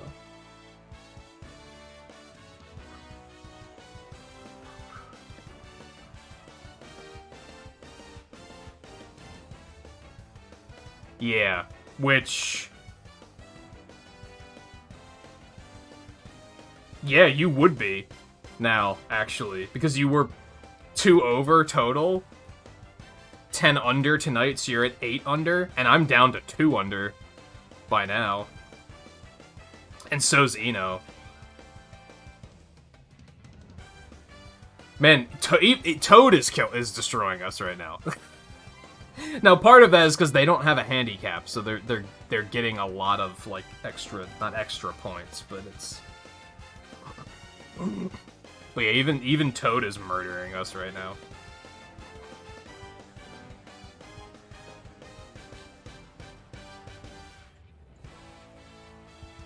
You might have even been in first last round, too. I wasn't paying attention. But that's fine.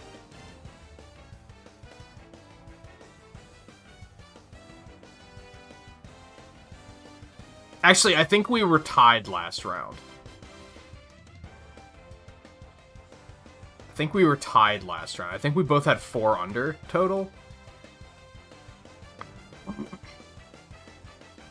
And we talked about this, like, really early on. I don't know if tie means that neither of us use special clubs, or if neither of us have to use standards. That's worth discussing, I guess.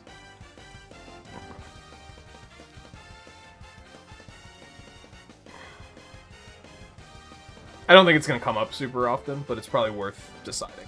Anyway. Alright. I'm gonna take a quick break.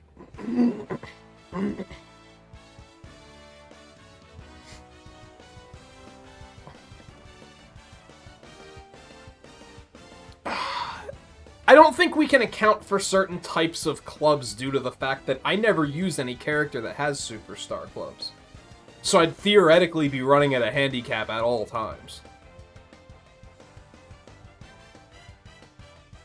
So I don't think we can restrict it to a certain type of club. I think we can only say you have to use standard clubs.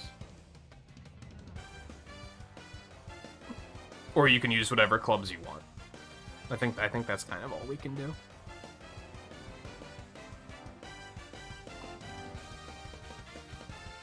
Alright, I'll be back in a couple minutes. We're doing Blustery Basin next, I think will be the next one. I can't remember if that one comes first on the list or not. I think it does. We still have about 2.5 hours left, so I think we should be able to easily get in one each on both of those courses. And then we'll see where we want to go after that. Can kind of just leave that up to, hey, what course do you guys want to do? Probably. So yeah, stay tuned. I'll be back in just a couple minutes, and then we will hit the dance floor and chew more fiber. Whole thing is fucking weird, dude.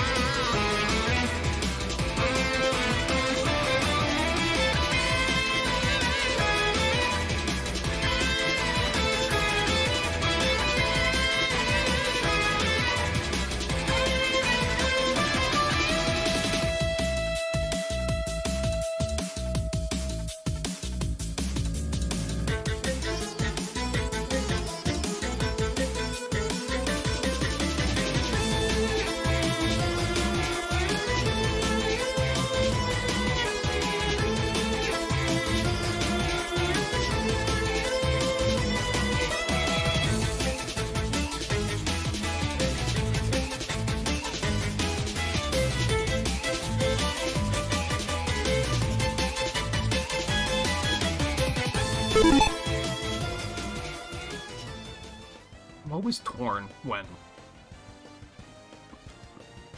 someone brings food while I'm streaming. So I'm like, dude, I want some of that. But I'm also like, well, I don't want it to take too long. But I also want some of that. I also don't want to, like, bring it in and eat while I'm streaming, especially because it's chicken wings, and that's, like, a terrible thing to eat on stream, 'cause it's messy. If it was, like, a sandwich or pizza, I could probably get away with it, but something like that's like, it's not really gonna fly. So yeah, sorry, I took a little bit longer than I maybe expected to.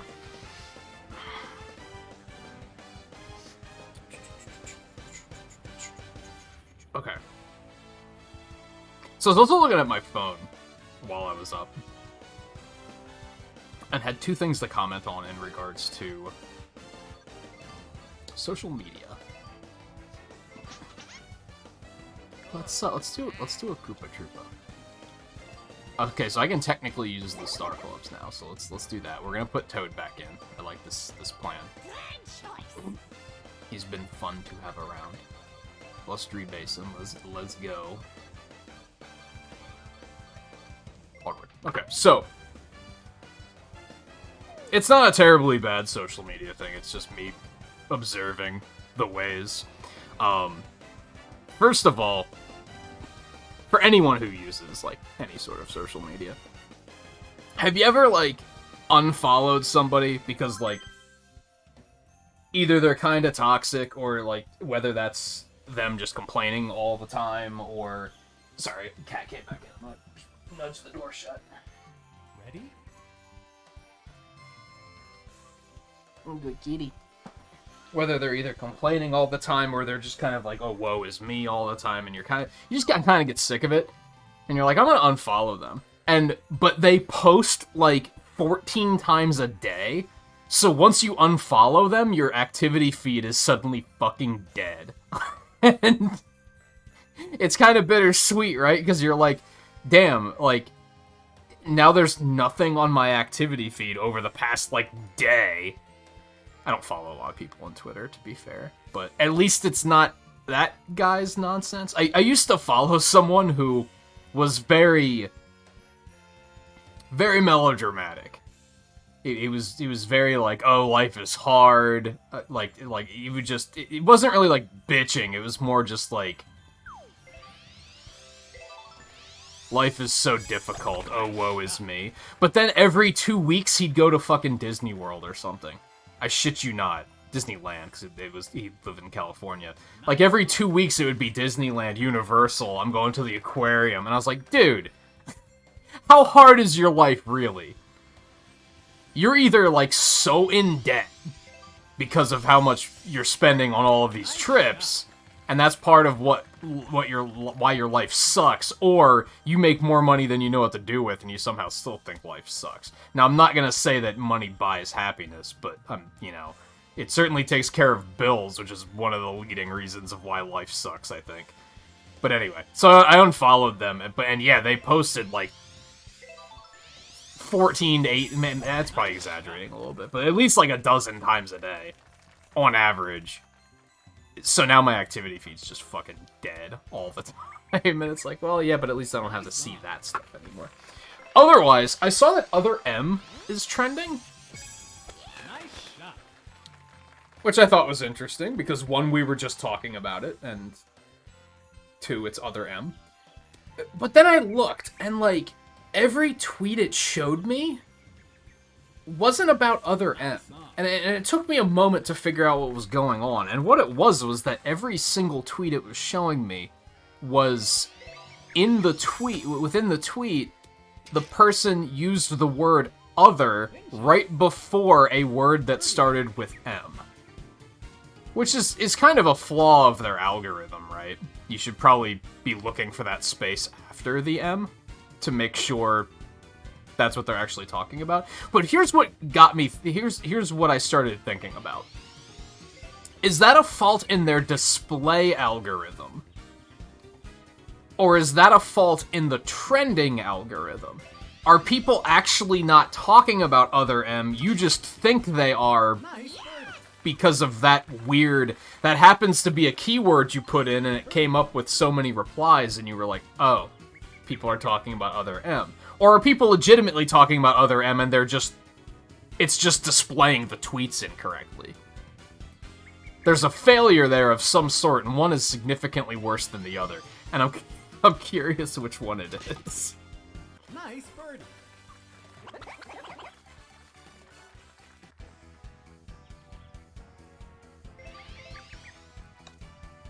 That happens every now and then, where I'll see something trending, and then like the first like 5 tweets are like, this doesn't have anything to do with what you're saying it has something to do with. If it's specific enough, then you know it's a little bit different, but...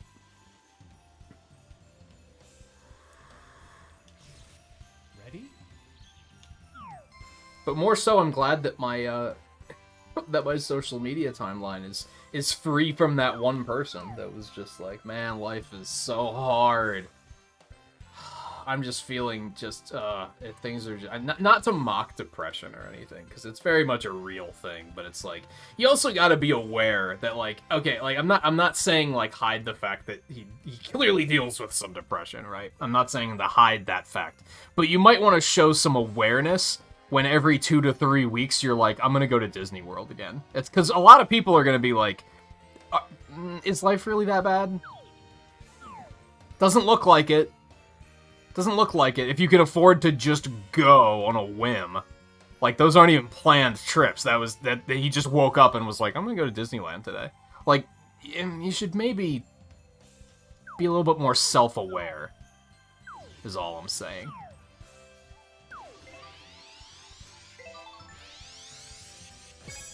Nice shot.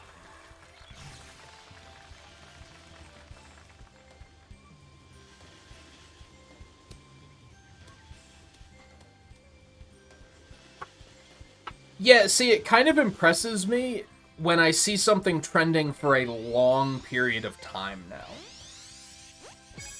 Because I think getting something to trend for like an hour is relatively easy to do. But for something to trend for like a day or 2 straight, that's kind of crazy. Because that's consistency, right?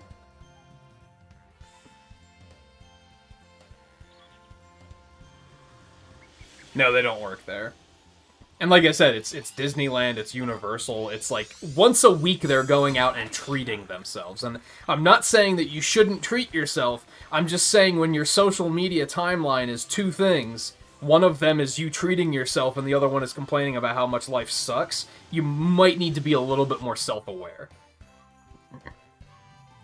You might need to take a step back and say, what am I putting on this platform? Also, that's a lie. There's 3 things, because the reason I followed them was artwork. But that was the thing I was willing to sacrifice to not have to read the rest of the shit.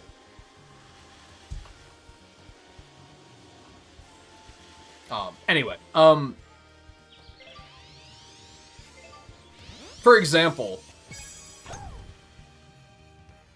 surrounding the Final Smash presentation, Thank You Sakurai was trending for like 3 days straight. I think that's pretty impressive. Like, that was a long-term topic. That wasn't just a quick spike. And then people were like, okay, that's enough of that. I think around the time of, like, Metroid Dread has been very, very trending. Like, people have really been talking about that, which is, like, good. It sucks when a game comes out and you see it trending, like, the night it comes out, and then you see nothing after that. So it's always nice to see it lasting a little bit longer than that, I guess.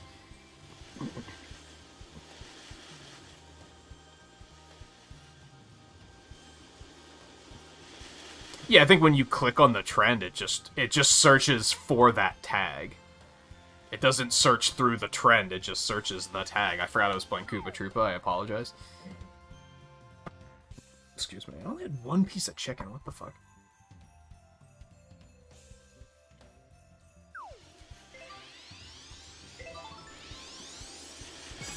Nice shot. Like, as much as I enjoy them, I feel like the Marvel Disney Plus series are like a pretty good example. The night a new episode airs, they're trending, but then the next morning, you don't hear anything. It's only that like first like release, the first couple hours the episode's been out that it's trending, and then it very quickly falls off. Which that's the nature of trending, right? That's why I tend to find it more impressive when it's something that you wake up and you're like, damn, this is still trending? That's kind of impressive. Especially if it's one of the ones that, like, I've mentioned before, something I really like about Twitter, believe it or not. There's a lot of things to hate about Twitter. I'm not going to talk about what there is to hate about Twitter, because I think everybody knows it, right? You don't need me to explain what there is to hate about Twitter. You got it. You got it. But I think there's things to like about Twitter, too. And one of the things I do like is when people will do things like... Now, there's right and wrong ways to do this, for example, for sure, but... When they'll do stuff like the engagement pieces, the pieces that are, like, meant to encourage conversation, but not in the way of, I just said something that's going to piss people off, because that's not the right way to do it. But you'll see people do stuff like... What's a good example? Like, here's every Nintendo console generation, list your favorite game from each generation. I think stuff like that's interesting, because it gets people talking. And it gets people seeing stuff that they might not see before. They might see somebody say, oh, I really like GameCube, Kirby's Air Ride, absolutely. And they're going to be like, Kirby's Air Ride, what's that? I like stuff like that. I think that's interesting. I think that's...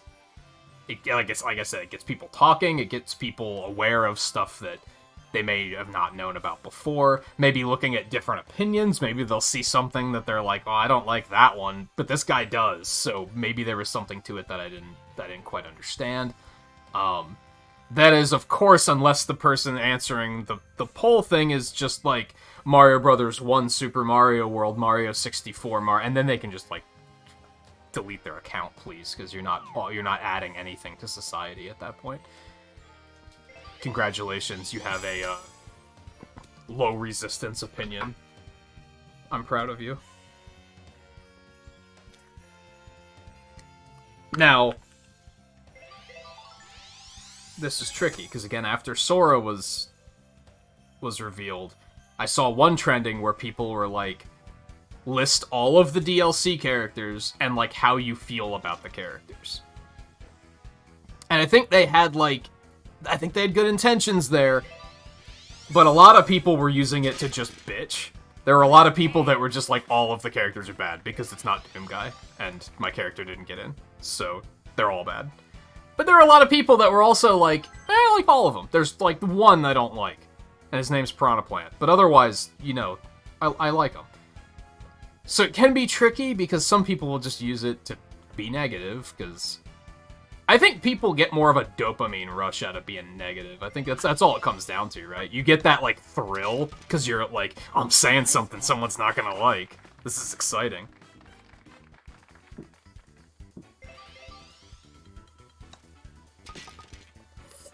Oh. But I like it when they take the more constructive route, is what I'm getting at. Oh. I also saw... This wasn't trending, I don't remember where I saw this. But I saw somebody say, like, hey, all you fuckers who are, like, already, like, whining that Smash is over and you're just kind of questioning when's the next Smash Brothers gonna be, here's what you should do. You, like, look at the Smash Brothers roster. Like, fucking look at it. Ready? Pick a franchise from that list that you don't know anything about and go fucking learn about it. Like, that's what you should be doing now. That's where you should focus your hype. Never played a Fire Emblem game? Go play a fucking Fire Emblem game. Never played a Metroid game? Go play a fucking Metroid game. Like, learn more about these franchises. There's, like, so many franchises represented in that game. Like, go learn about them. And I was like, I can support that, too. For sure. Especially as someone who that's what Smash means to me.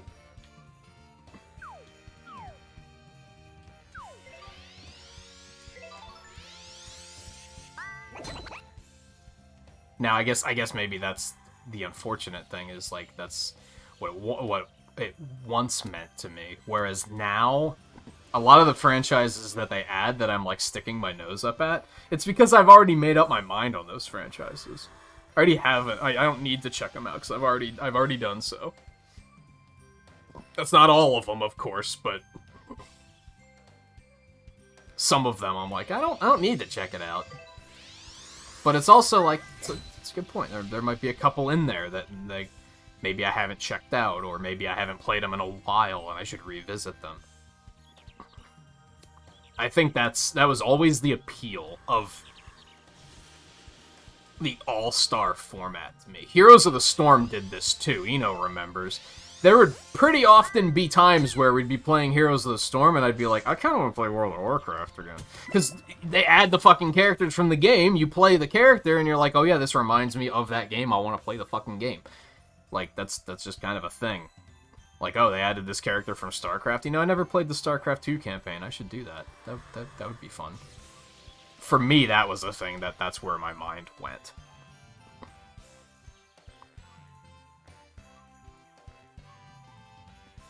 I kind of want to say Brawl was the last time that really happened, maybe. Because I remember when they announced Snake for Brawl, I went to GameFly like immediately, and I was like, what Metal Gear Solid games are there on Nintendo platforms? And I think at the time it was only the one on GameCube, and I was like, I'm renting it immediately, because I want to know more about this franchise. The sad truth is I didn't really care for it. Excellent. I don't do stealth, god damn it. I don't do it.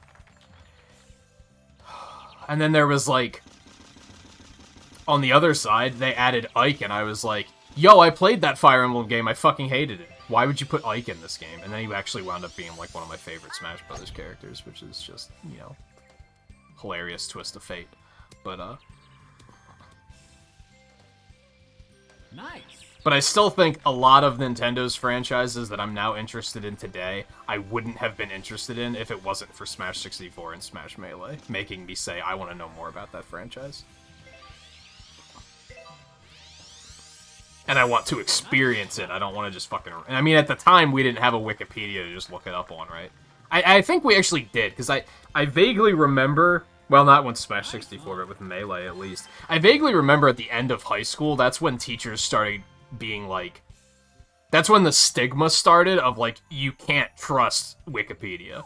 Because anybody can edit it, so all of the information is wrong. And, I vaguely remember that being a thing at, like, the end of high school. But even still, it was, like... I wanted to play the games, experience them. I didn't want to fucking just read about it. Which is something cool about the way things are today, because now you could, like, watch somebody play them, which is kind of neat.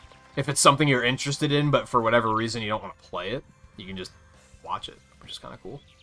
That wasn't a thing when I was in high school.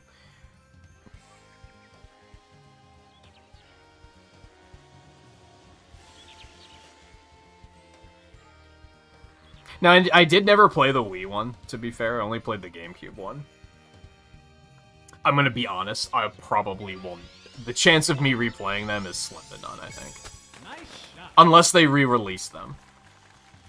That would give me an excuse to do it. Otherwise, I'd have to do it on emulator, therefore I wouldn't stream it, therefore I'd have to find the time to do it off-stream. And that's just unlikely. That's just not gonna happen. My interest level's not that high. If I'm gonna commit to playing some Fire Emblem games on emulator off-stream, I'm going to pick many others before those, I think.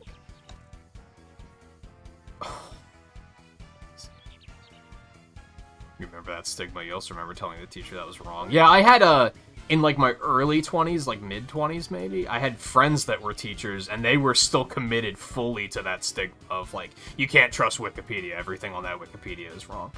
And the one friend in particular was a Transformers fan, so I used Transformers as an example here. I was like, yeah, if you go to wikipedia.com, or .net, or whatever it is, and look at Transformers stuff, yeah, anyone can edit that, and it's probably not... You don't know if everything you read is going to be true. That's correct. But, if you go to the Transformers Wikipedia page, that shit's fucking curated.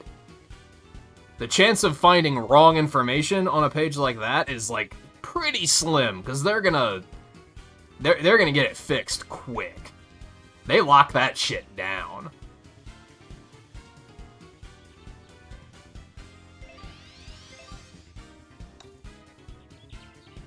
I thought that was too hard. I thought it was gonna bounce back out.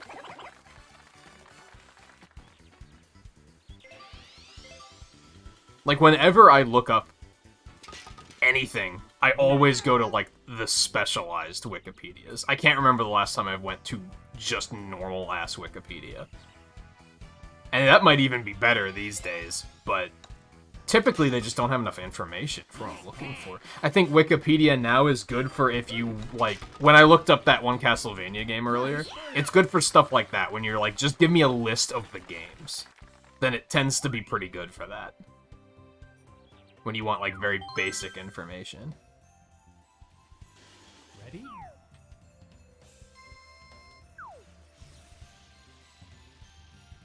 I have to, like, pivot this one a little bit for sure. Maybe, like, 2, and then go straight from there. I think is the plan. Oh, no. Oh, what? Excuse me? I did not expect it to ricochet off quite like that. Nice shot. Oh, so teachers hated you, is what you're saying. Well, the wrong teachers hated you. The teachers that actually, you know, treasured knowledge were probably like, yo, this one's one of the real ones.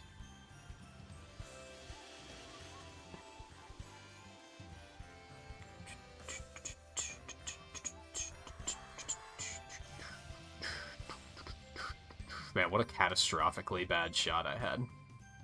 Man, it's so sad. I didn't say it out loud because I thought I would jinx it. Apparently just thinking it jinxed it. I was just looking at my score and saying, hey, I'm doing pretty good this round. Yep, about that.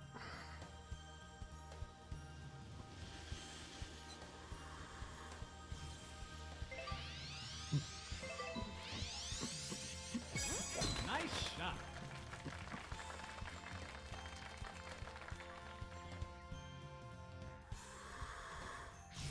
Ooh, that's unfortunate. That's really unfortunate. What is this hole doing to us? Alright, Theo, your turn. Pick. There's another bunker somewhere, right? As long as you find your own bunker.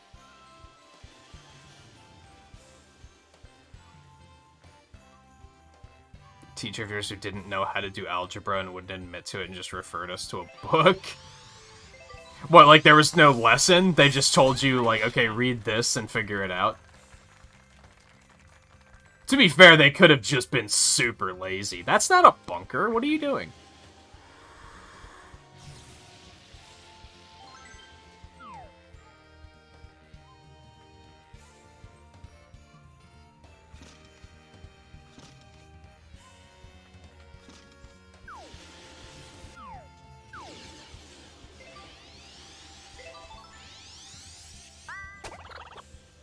I thought I was gonna hit the fucking... Oh, okay, that's fine. That's fine. I can make that work. I cannot make that work. That's a terrible lie. Holy fuck. What's even happening? I can kind of flatten it out a little. Sucks, dude. Oh, this shot. Okay, it's a par 4. I gotta go for gold and just go for the fucking green, right? I don't think I can afford to not go for the green.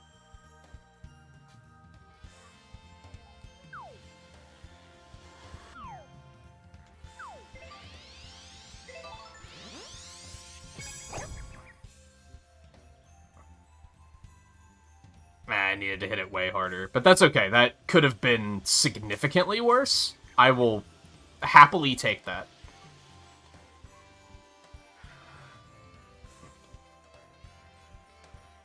Wow, you called the teacher out? Wow, Theo is a fucking troublemaker. We're learning all sorts of things tonight.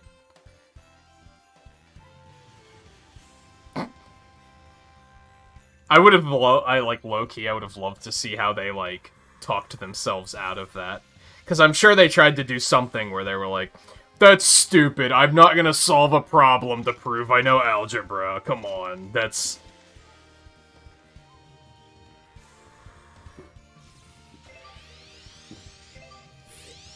What would you have done if they just knew the answer and they were just like, it's 3? And you were like, oh. Like, before you could finish saying, what's the answer to this algebra problem, they were like, it's 3. What would you have done? You're like, oh, shit. Also, that's 3 detentions as well, so, yeah.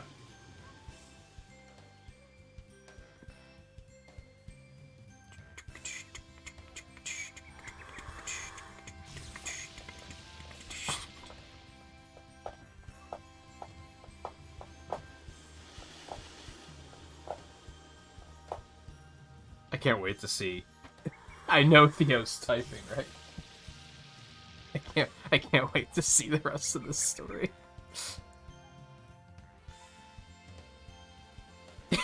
Wow, you played him hard.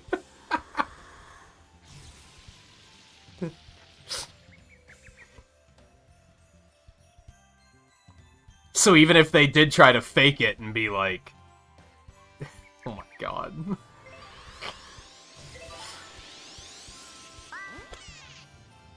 See, I was always the type, like, I didn't care that much. I was just like, yeah, they're stupid. I'm just gonna move on with my life. Oh, no. There's the bunker! You got it. You found it.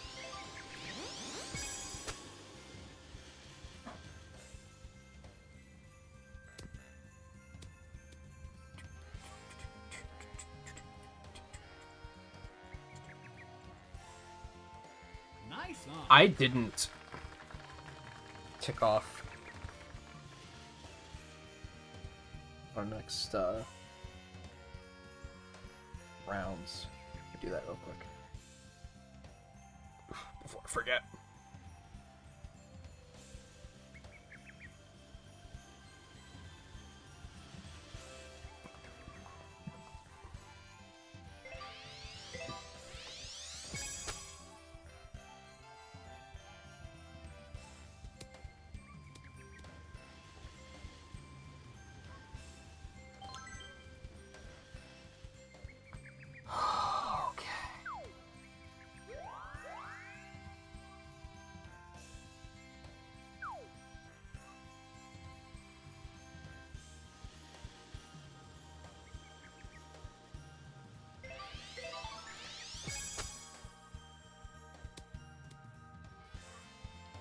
I'll take that.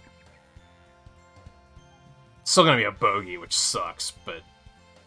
yeah.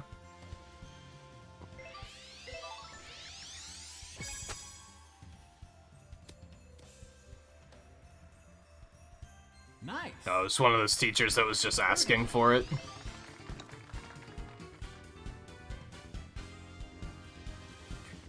Toad, what are you doing?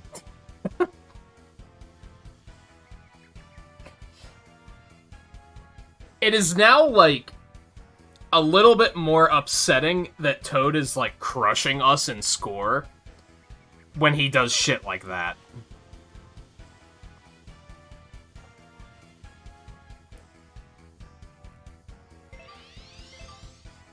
Because he really shouldn't be when he's sandbagging like that.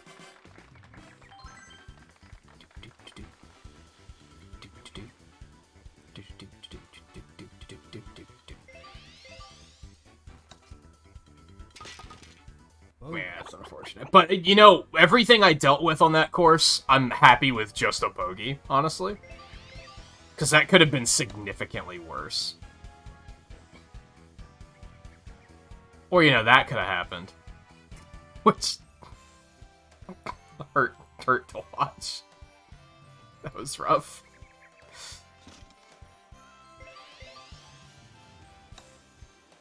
Ooh, no. You hate to see this.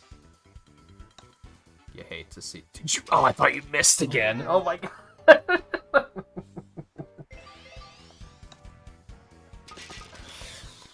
And if Toad missed again, I probably would have fucking lost it. There's Blueberry. Where have you been? Ready? Much golf has been had.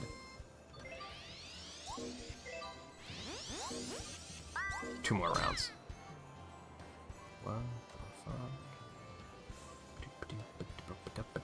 Something else I don't really love about PGA Tour, and like, it's just an inevitability. The courses just like lack diversity. It's all the same like fucking real life green golf course. You don't see anything cool like this.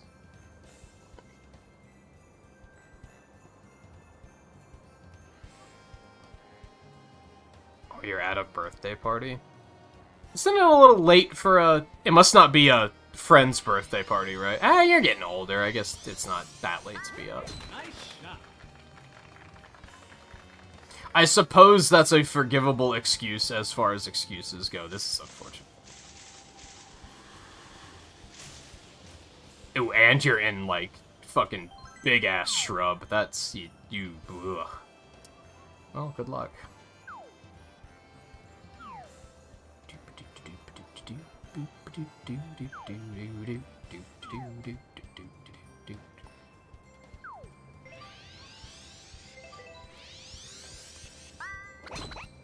Are you kidding me? I thought I'd clear that.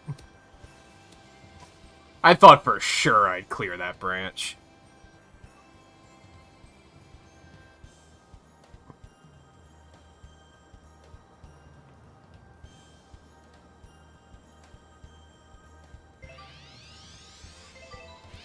The art teacher, because they heard what you did. That's funny. Yeah, I've talked before that, like... I mean, without knowing the full story, so I'm clearly, like, oversimplifying things here. But I think teachers like that clearly have lost their passion for teaching, need to fucking hang it up and just stop. Because when you're that checked out, the kids aren't fucking learning anything either. At that point, you're there just to babysit them, and then that just causes them to cause more trouble, which is just gonna make you look worse, because you're constantly gonna be reprimanding them, and, like, it's just stop. Just retire. You need to find something else to do, if that's the point you get to. I think that goes for any career. Like, if you're that checked out, then you should probably find a way to get yourself re-engaged.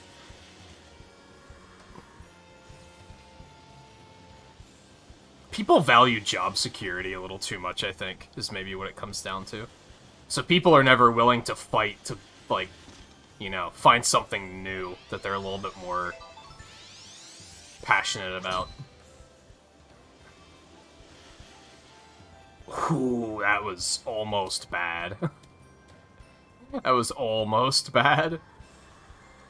This is bad. Yeah, when I said almost bad, this is what I meant. This is awful. This is disgusting. It's not like claim unplayable or anything like that. 'Cause at least you could just kind of smack it onto the fairway and try and fix it, but it sucks.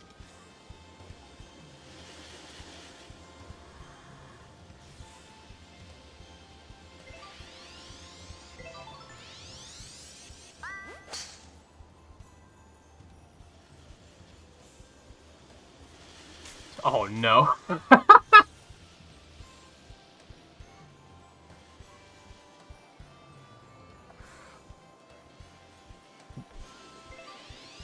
This is, that's the ditch that Sakurai left Waluigi in, isn't it? That's unfortunate. It's the AI, though, so you can get fucked. You know what you did.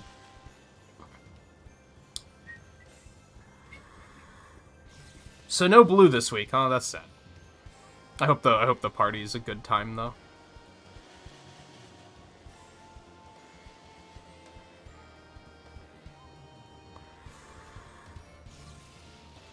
You'll be busy not next weekend, but the weekend after? No, I get what you're saying. So, this weekend is a no.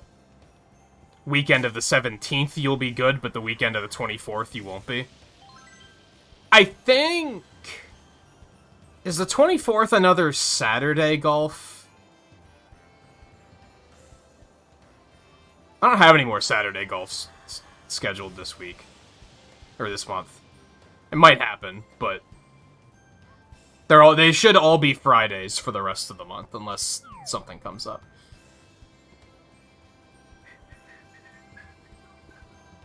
Yeah, it'll be Friday for the foreseeable future now. This one was different just because Dread came out yesterday.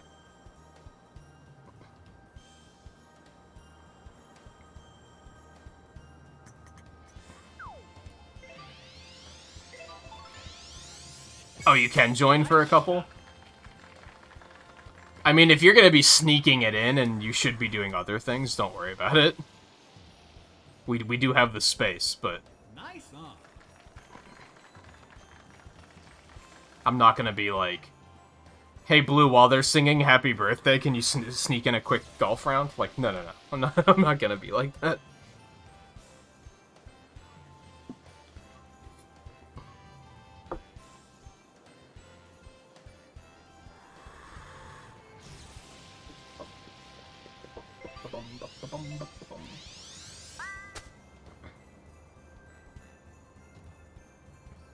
Leave for Washington on the 20th, and you won't be back till Tuesday. That's a big trip. So you mean you won't be here? Excellent. For my birthday? I'm kidding. I'm not going to be streaming on my birthday this year, but... I'm just teasing. We will be doing another Link's Awakening race night with Twain on the 19th, though. That'll more or less be my birthday stream. Since we won't be starting till midnight, probably, so it technically will be the 20th, so that'll be Excellent. my birthday event for this year, I think. I hate this. I don't necessarily want to chip it closer, though, in this particular instance. But I'm also not terribly confident about this, like, you know, working. Yeah, not a chance. Not a chance.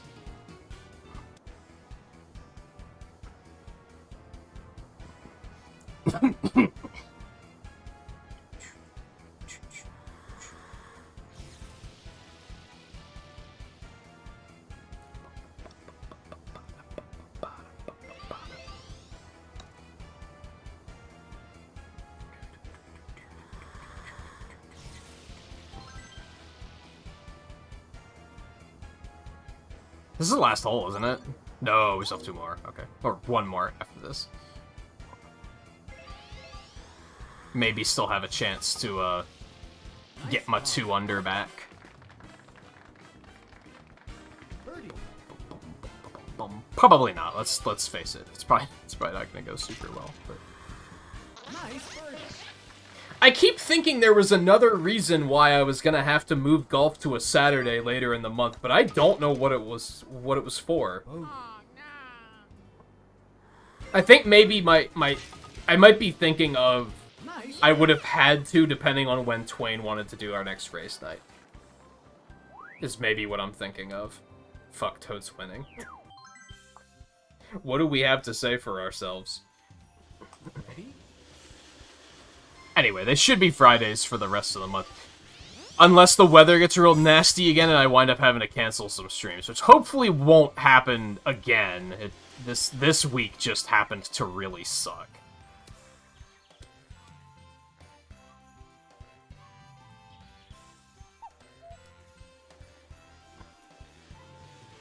And now we're, like, really behind on everything I want to do this month, so it's just unfortunate, but... Onward we go. Nice shot.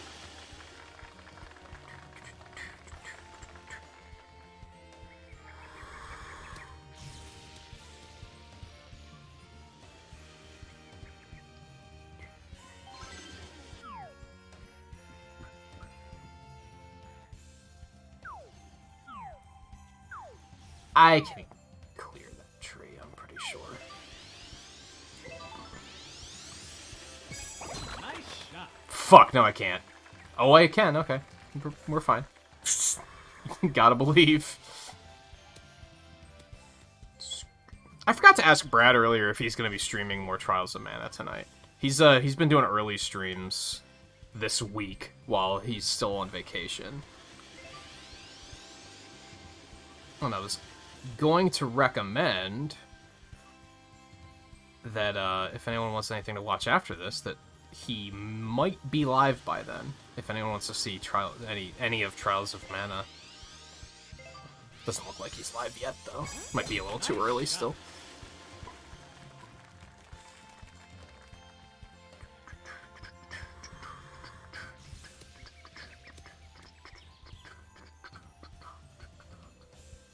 I was gonna say there's a chance Twain might be live on Twitch, but I think he said that his internet's been acting up lately, so he might not be able to tonight.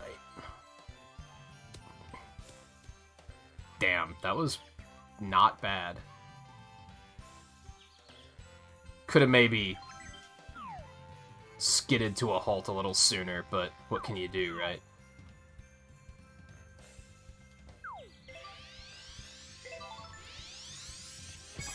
Nice shot.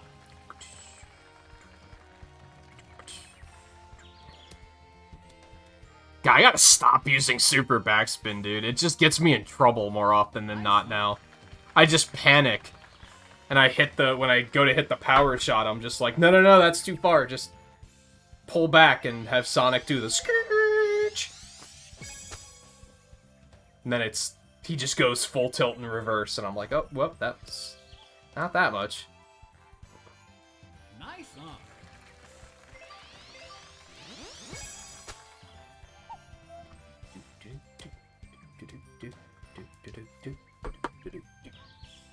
Excellent. Toad's a fucking show-off.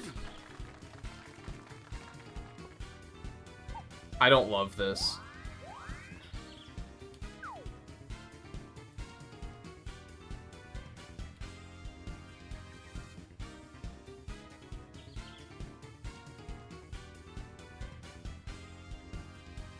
This is kind of misleading because it's like... This looks like it's all uphill, but it's not. It's uphill and then it's downhill. So I think I still want to cut it short a little bit. It didn't compensate for the hill enough. But you know what? At least I didn't, like, overshoot it and wind up further away than I was before, so... That's fine.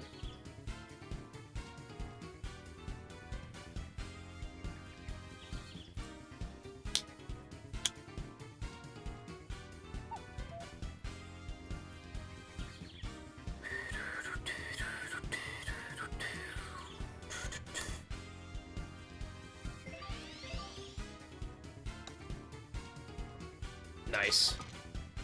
Nice birdie. Birdie.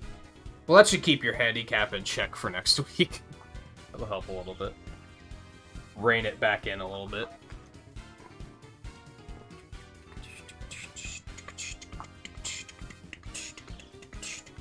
You're still gonna at least have a 2 under next week, it looks like.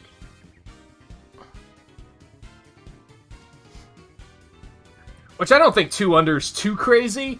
3 under hurts. I'm hating life right now. This 3 under handicap is rough.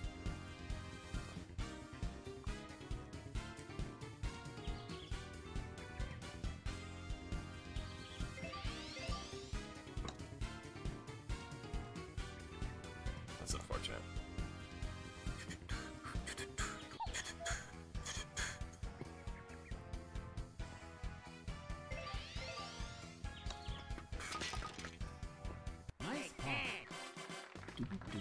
Nice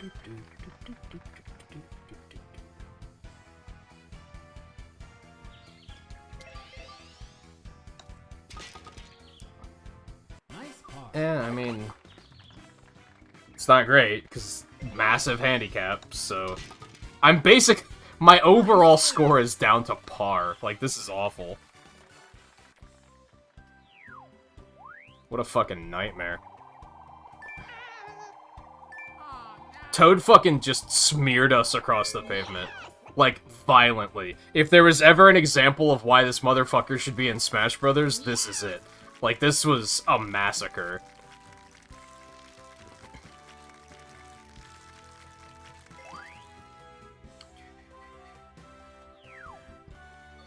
Okay, lobby it up. Okay, so, I'm gonna be totally honest. Do you want to jump in for a bit, Blue, or are you not able to? I'm not sure which you were saying. If you were like, yeah, I'm absolutely in, or if it was like, nah, I probably shouldn't.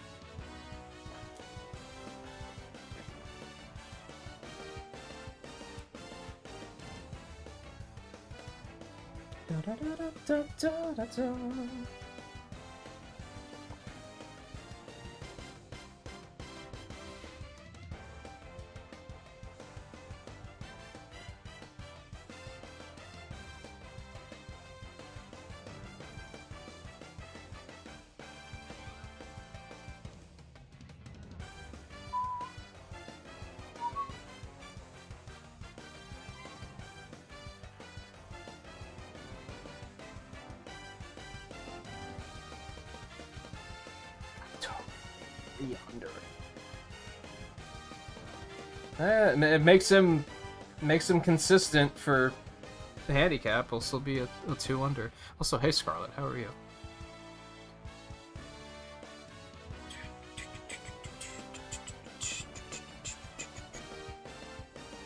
Scarlet, I think you would be very pleased to know that the last 2 nights, I haven't actually done it, but I've really wanted to. I've had a very strong urge to boot Castlevania 1 up and play it some more. Which I think, can there be any better compliment to follow up how mad I was at that 5th stage? Like, that stage was complete and total bullshit, and yet I still, like, want to play the game more. I'm still like, yeah, I want more. More, please.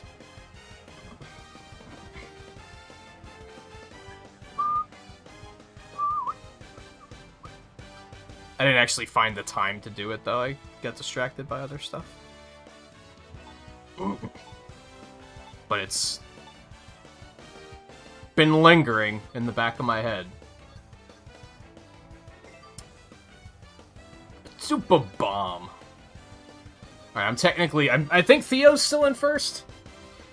He's gotta be. Like, although Toad's catching up. Well, Toad is actually in first, I think. So let's actually put in... Oh, we don't have an AI now. That's right.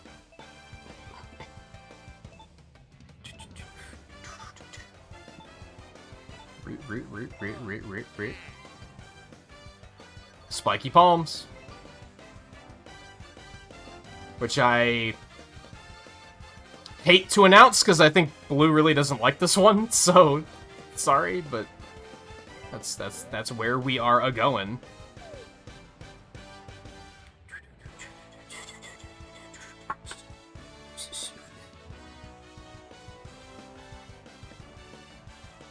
Round 6 for me, round 5 for Theo, round 6 for Eno, and round 1 for Blue.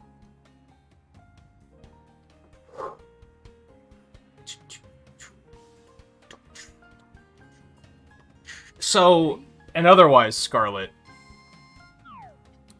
are you planning on getting Metroid Dread? I would assume not, because we've talked before about, like, you know, finances and all that shit.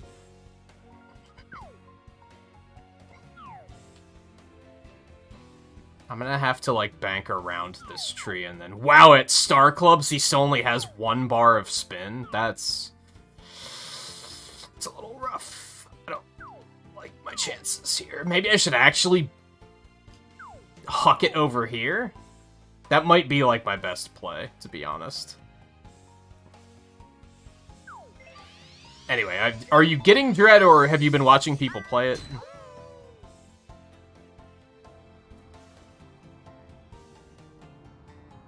You want it, but it'll probably be a while. Yeah, we were talking a little bit earlier about how, like, realistically, $60 isn't that much as far as games go, but it's also not a little. Like, budgeting is definitely a thing, so... I'd recommend it based on what I've played so far. Yeah, I spent a long time thinking about the schedule. There was part of me that... At first, I was thinking about putting Castlevania 2 on Sunday, tomorrow, and then getting back into Dread. And then there was another part of me that was like, just go hard on Dread, finish that, then do Castlevania 2, and then get back to Twilight Princess, and then just Castlevania. And that's what I kind of decided on doing. I mentioned it earlier that, like, I used to think a little bit more about what games I'd put on what nights. Based on viewership just not being great on certain nights. But, as the YouTube viewership in general has just gotten weaker, I'm starting to think it doesn't fucking matter, honestly, and I can kind of just put things wherever the fuck I want. Did you really not make that? I'm shocked. I thought, like... Was it that large of a shot? Huh. Oh, you're on basic clubs, though. Never mind.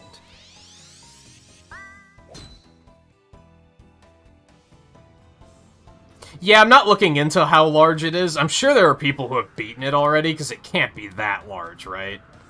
But, I think when I played Samus Returns, and I think I 100% that game, I should go check. I think that was like somewhere between 12 and 15 hours. So that's what I'm expecting this one to be lengthwise. So it's worth pointing out, Castlevania 2 might not be on Tuesday. It might be on Thursday if Dread winds up being longer than I expect it to be. What the schedule actually is Metroid Dread until it's finished, and then Castlevania 2, and then Hyrule, and then Twilight Princess until it's finished. And then Castlevania Anniversary Collection until it's finished. And then we'll play Explicit Deleted after that, because we haven't revealed what the next game will be.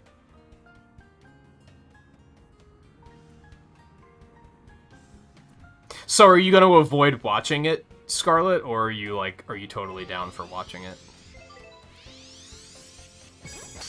That's a tricky thing, right? And that's unfortunate. This course is not going well for us so far. It's a tricky thing with spoilers, right? I totally don't hold it against viewers when they're like, oh, you know, I want to play it myself, so I don't want to be spoiled. Like, that's completely understandable. I don't want to hinder their experience or anything. Where it does get tricky, and I'm not necessarily, like, saying this is the case with you, Scarlet, but it can be tricky when they're like, I want to play it someday. And it's like, well, when someday? You know what I mean? If I ask you in 2 years if you still haven't played it, I might be a little salty that you didn't come to the stream because you're wanting to avoid spoilers. Again, I'm not trying to say this is what you're doing, Scarlet. I'm just thinking out loud.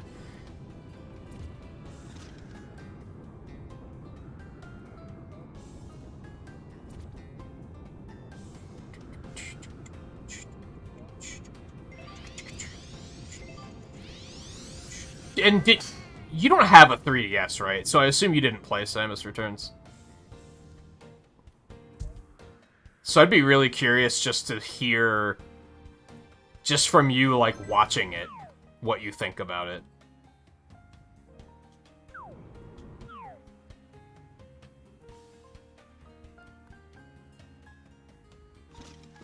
Kill it a little, even a little bit harder still, maybe, because it is also uphill. And then we want to do it like that.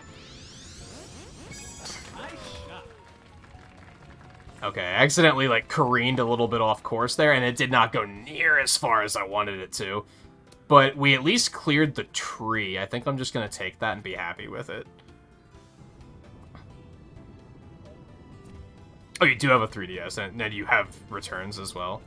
It's basically Returns, except it's, like, way smoother, because it's like a buttery smooth 60 FPS. It just feels real smooth. Nice shot.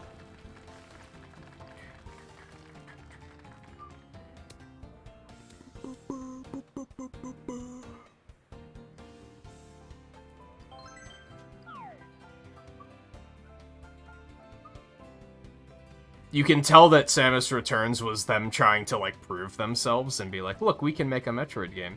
And now this is the one where they were like, Nintendo was like, here's a budget.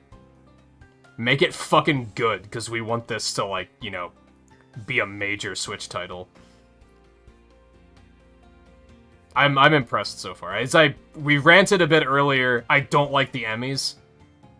I think they're kind of... I don't want to say dumb. I don't think they necessarily deliver on what they were trying to go for, but otherwise, I think the game feels great.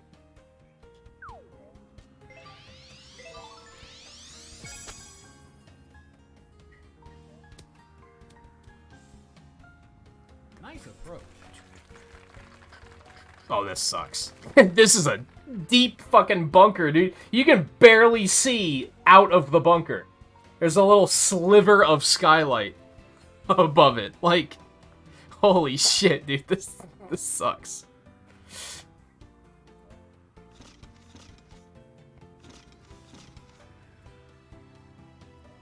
Good luck. Like, that's all there is to it.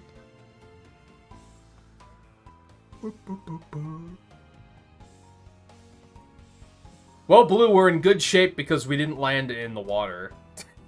So, it's something, right?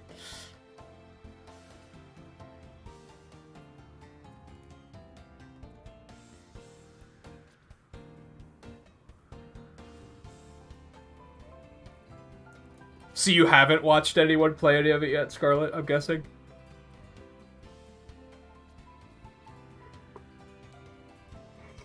You should totally come tomorrow, then.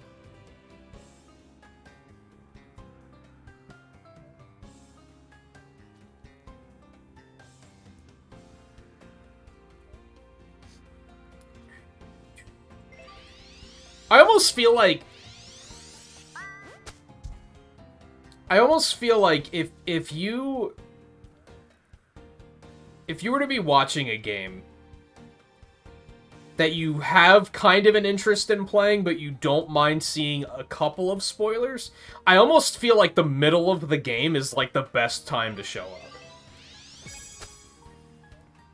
Because, like, all the heavy plot stuff is going to happen at the beginning and at the end, right? And I don't even think the game's going to be that heavy on plot, to be honest.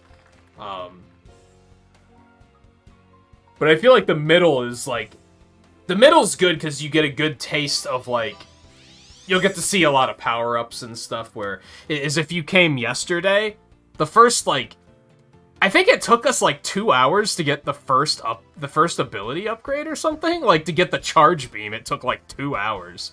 Like, it took a long time to start even getting upgrades. But now I've gotten, like, a pretty big arsenal, so you'll get to see a wide variety of gameplay popping in on second stream. But probably not far enough where it'll be, like, final boss spoilers or anything.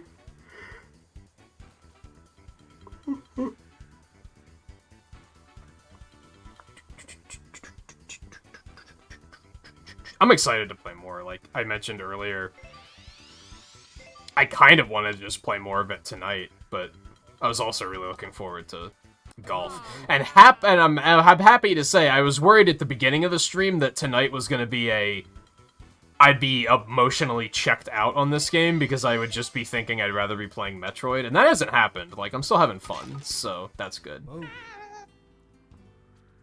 It is still a good time.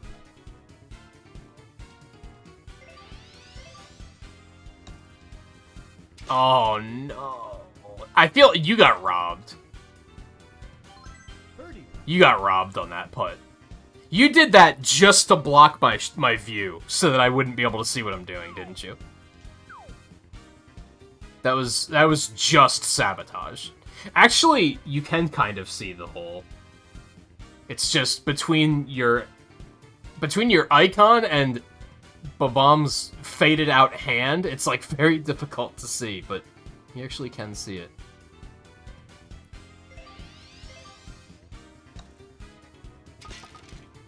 Nice birdie. Yeah, you got robbed on that putt, in my opinion. It was maybe a little too hard, but I still feel like you got robbed. It's still par, though.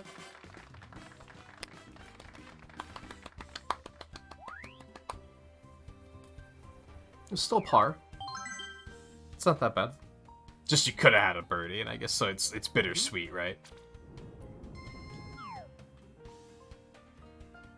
That's something the commentators mentioned in PGA Tour, where they were like, there's something really bittersweet about a bogey, because on one hand it's a bogey, on the other hand it's over, right? It could have been worse. But on the other hand, it's still a bogey, so it still sucks. I was like, dude, that's really true. Like, that's really, really true. And even pars can be that sometimes, where it's like, it's par. But, you know, it could have been more than that. We're just gonna kill it, let the big dog eat. I maybe shouldn't have gone that far into risk, but I think we're okay. I think that's actually perfectly fine. I'm totally happy with that. It's totally fine.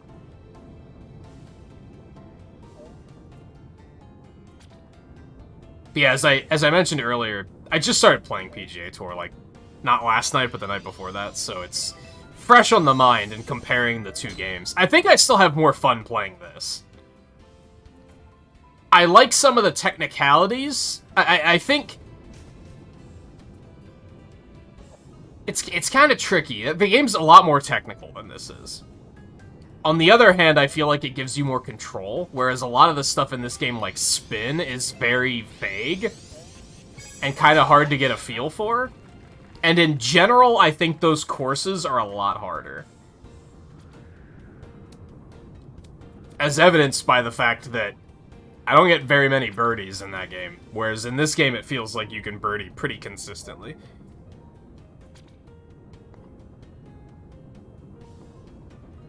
Palutena? To this? Or to Metroid Dread? What? I mean, I'm a supporter of the green-haired waifu, but it was just very random.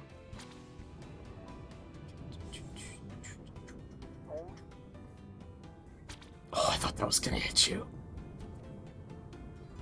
To this? Why Palutena, though?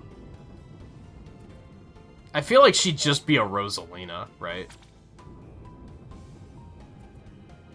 I honestly hope they don't really add weird crossover characters to this. I think Smash has burned me out on weird crossover characters.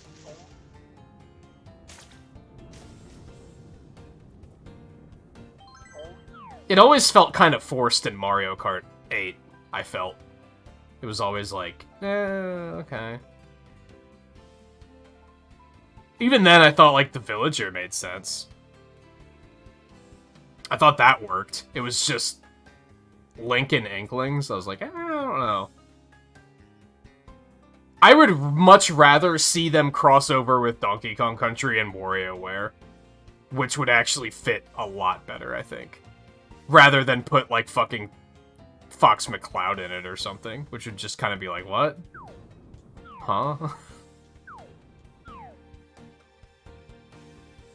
Put a fucking Emmy from Metroid Dread in. Like, nah, that's okay. I don't really... that's... I understand you're pushing the game hard and everything, but, you know.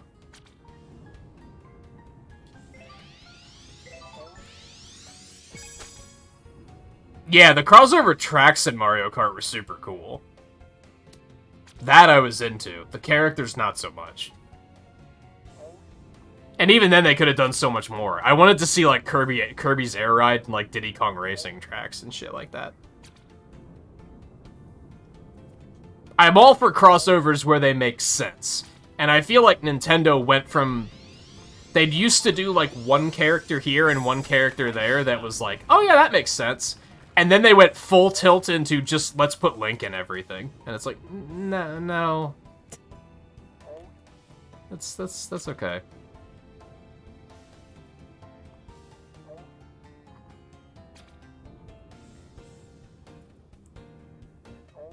And sadly, when it comes to golf, I can't really think of any characters that are like, oh, this would be really smart. Whereas, like, if they made another Mario Baseball, for example, you should put fucking Ness in it, because he has a baseball bat. And put, like, the kid from Star Tropics in. He has a baseball bat, too, doesn't he? That's the sort of shit that's like, dude, that makes sense.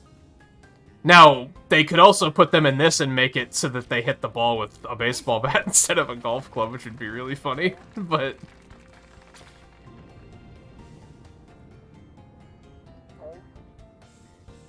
Like, I'm all for more of, like, the charge and chuck thing, where it's like... That, like, it kind of makes sense, but it also doesn't make sense at all. Like, that's cool. I'm fine with that. Overall, I would just love to see more Donkey Kong Country and WarioWare characters. I think that would be pretty cool. I feel like they get the short end of the stick pretty often.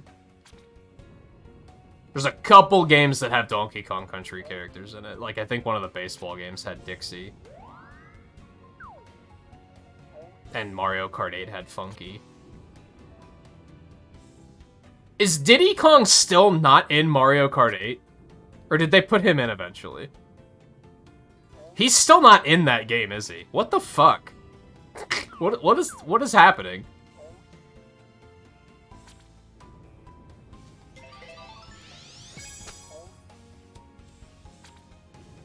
I still think, like, Cranky Kong is old. Old people play golf. I think they should put Cranky Kong in this. I think that'd be amazing. That's the sort of shit I want to see. And more Mario 2 stuff, for sure. Get, like, Wart in here, and, like, Captain Syrup, and...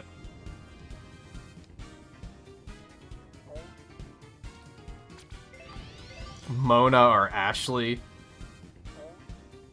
Then get, like, Cranky Kong and... Get Diddy Kong, and bring Dixie, too, why not? Just go all in.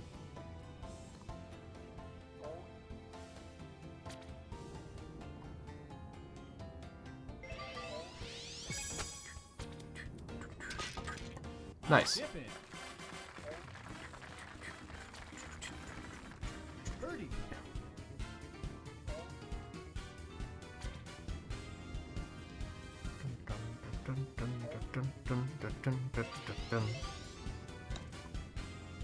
Oh, I didn't think that was gonna go in. I was sure that was just gonna bank around the edge. Like, I could feel it.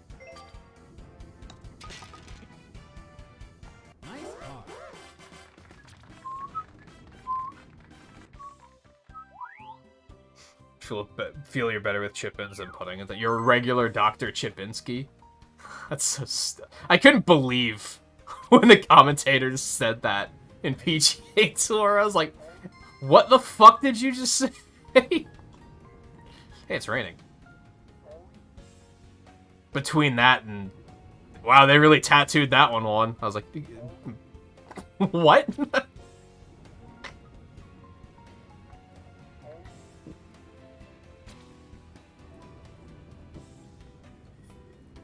They also have, like, 52 nicknames for the fairway.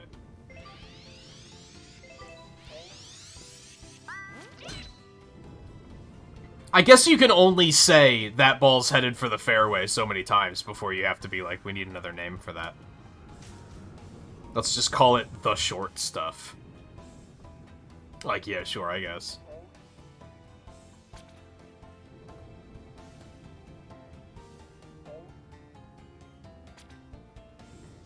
At least we don't get interrupted to go see how Justin Thomas is doing in this game. It's a nice perk.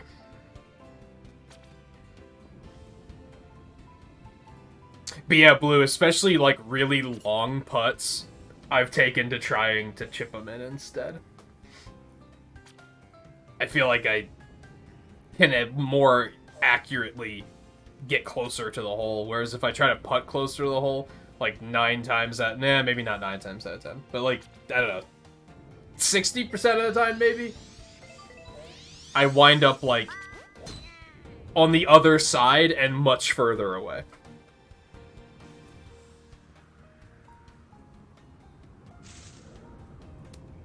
That's an interesting shot. What's with this hole? Have we ever done this hole before? I feel like I haven't. This one seems, like, really unfamiliar. Like, what a fucking weird hole, dude.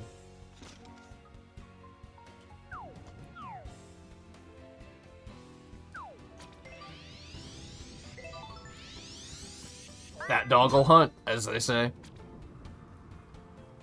I think I hit it too hard.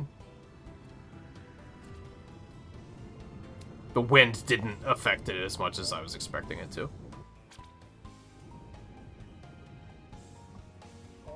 Fucking nose is itchy. Fuck. Whew.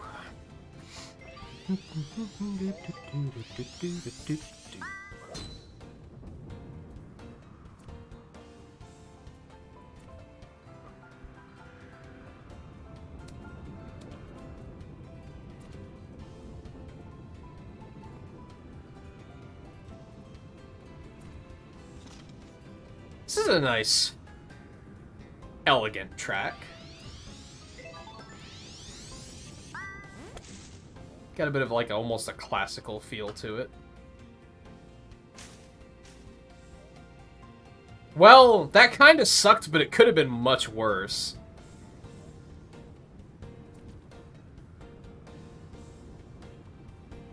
I feel like there was something else I wanted to ask you about Scarlet, but I cannot recall what it was, so... Oh, I did find a really nice guide for Castlevania 2, though, that even includes, like, all of the NPC dialogue, retranslate it and says what it's supposed to say, and then tells you if it's actually true or not, because apparently some of the dialogue is, like, so far out there that it's like, that's not even factually true.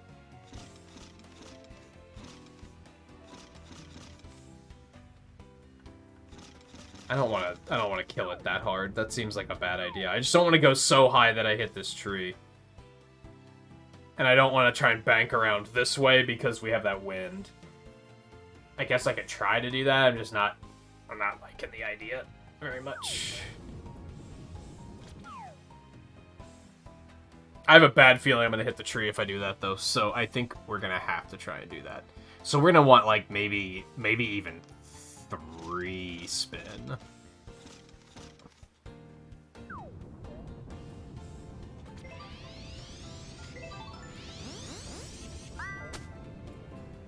Oh man, I still almost hit it. That'll do. Nice on.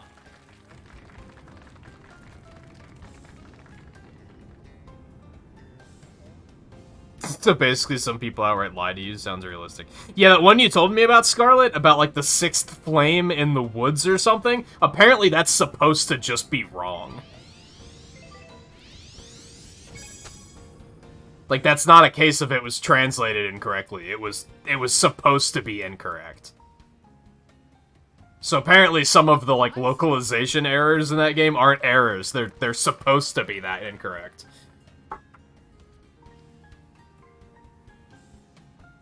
So yeah, at least I'll know where to go if I need info. Where are you? That's a legitimate question. Where are any of us, really? Is that, like... Are you even gonna hit... Hi, kitty. Are you even gonna, like... There's no, like... track. Like... Are you... Is it just... What's gonna happen? What is this? This... Oh, no. Okay. That was interesting. Hi, baby. What are you doing?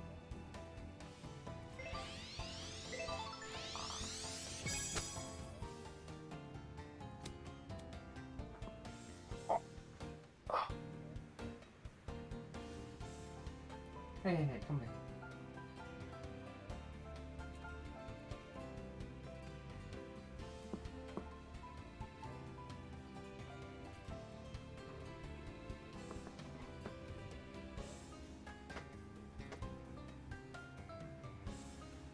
Hey, how are you?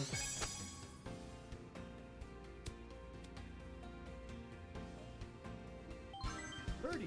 Purrin, purrin, purrin. Purr, purr, purr, purr, purr. Hello. Here's a kid. Oh, there's my note. So the green's wet, right? What do you think you're doing?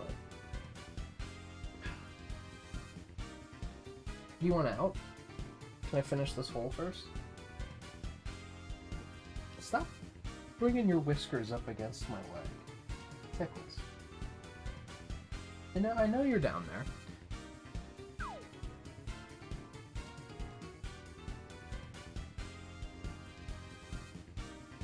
Probably don't have to. It is getting pretty late. We're probably only gonna have time for one more.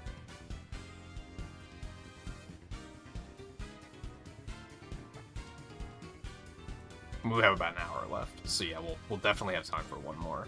Which yeah, we can, whichever course you guys want to do, we can just do. Maybe we'll let Blue pick.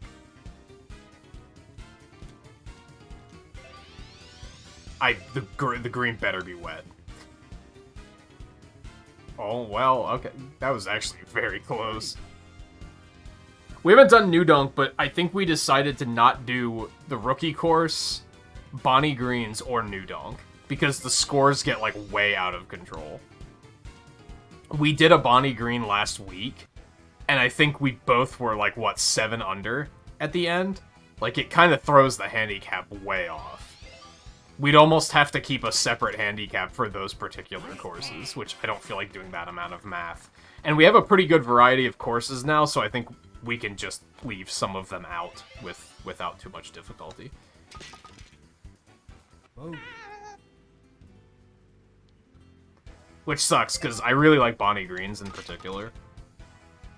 It's pretty. But yeah, I think it just screws the scores up. Nice car.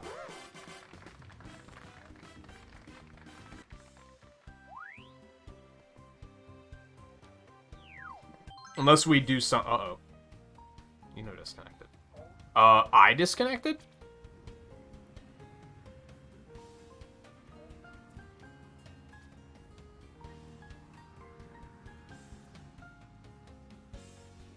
Ready? That was strange.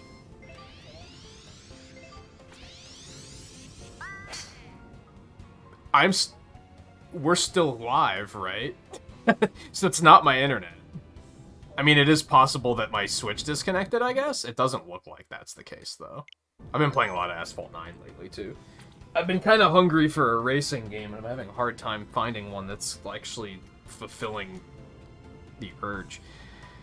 We still have 3 holes to get. Should I even finish this? Since we all disconnected, this round just kind of doesn't count, right? My score would be the only one that counted, but are you 3 still in the same room? Or, what happened?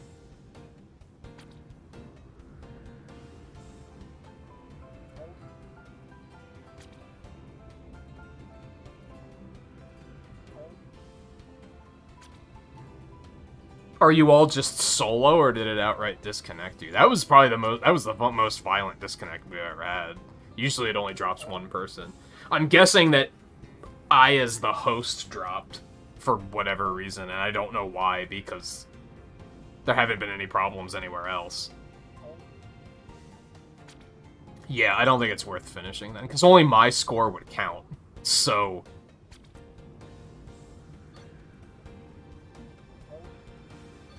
Oh, right, you can't leave. Oh, no, yeah, you can. Were you always able to do that, or did they add that? Because didn't we just have to reboot the game before? Did they actually add a way to quit? That'd be really nice if they did.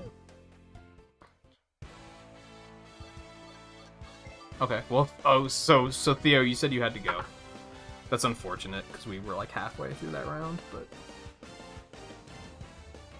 we dial back that so that that one just doesn't count. Alright, let me start this back up. I want to go use the bathroom really quick before we start, but I'll go ahead and open this so that you guys can join back up.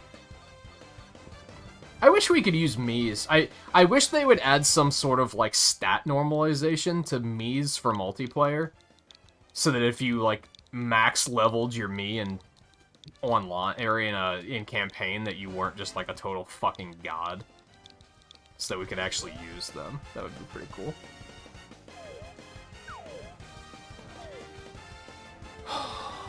Yeah, thanks for hanging out and playing, Theo, as per usual. As I mentioned earlier, we're gonna get back into Dread pretty hard tomorrow. I think you just weren't able to hang out yesterday, right? It wasn't a case of avoiding spoilers, it was just you weren't able to hang out. So hopefully I'll see you then. My shot in the dark plan is that Metroid will be on Monday as well. Castlevania 2 on Tuesday. It might be Metroid on Tuesday and Castlevania on Thursday.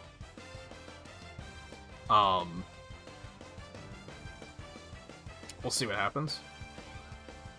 Metroid until it's done. Castlevania 2. Twilight Princess until it's done, with the exception of Mario Golf on Fridays. We don't know, Blue. It, like, completely killed the lobby or something. It was weird. Comments on your gameplay, you feel like you've improved quite a bit. I'm gonna be honest, I wasn't really paying super close attention. Score-wise, you definitely did, because, like, I remember, not last week, but I think the week before that, you ended, like, 7 over or something like that. It was, like, pretty ugly.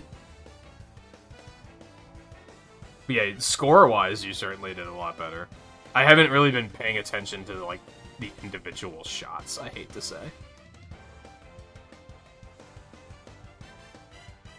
You fell asleep early last night. What are you doing, kid? Where? You want to go out? Go out? Come on. You want to get some food? Get some snacks. Come on, guys. Well, I'm gonna take pee breaks. What I'm gonna do? Alright, stay put. I'm just gonna go use the bathroom really quick. I'll probably grab another drink while I'm up. And then we'll do at least one more round. To be honest, if you both feel like playing more after that, I could probably be talked into doing another one after that. If it's not getting too late for you. Because I am having a good time, so. I'm not gonna go for like 8 hours or anything like that, but you know, we could probably squeeze another in if everyone wants to. Yeah, stay put. I'll be back in just a minute, and then we'll take off.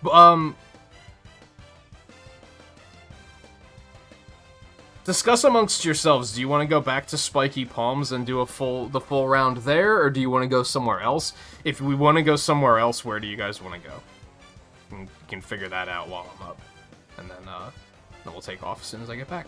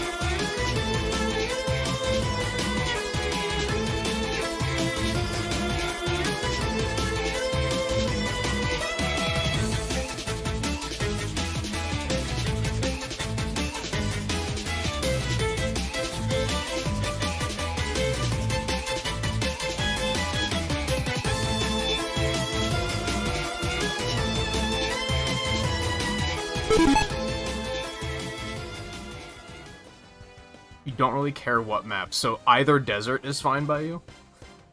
Is what you're saying?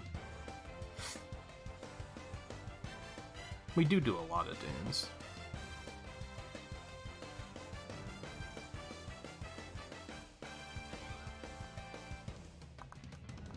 I kind of want to do the snow map again. To be honest. Even though that's probably... I still did 1 under. I just had a lot of bad holes on that one. So yeah, Theo is going to have a 2 under handicap next week, it looks like. I know. I'm thinking either of the new maps. Either we go back to Spiky Palms, or we do Blustery Basin again.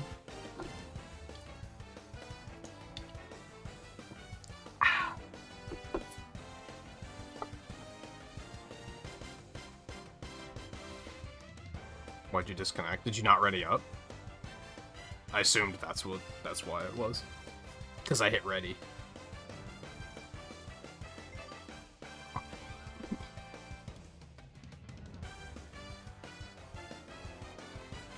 Yeah, I like I said, I only used the bathroom and grabbed a drink really quick. I didn't want to stall too long since we're already, like, near the end of the stream. Let's, Bowser?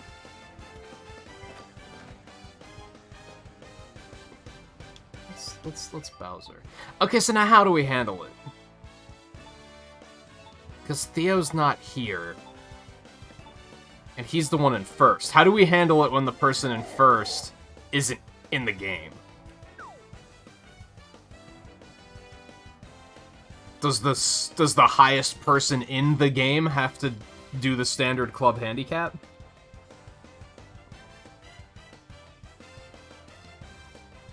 Which would be me, I think.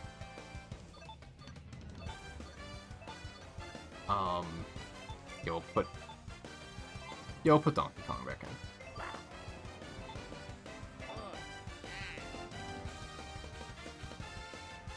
Yeah, Xeno's +1 and I'm on par. Let's just go back to Spiky Palms. And then I think if we do another one after that, we'll do a Blustery Basin.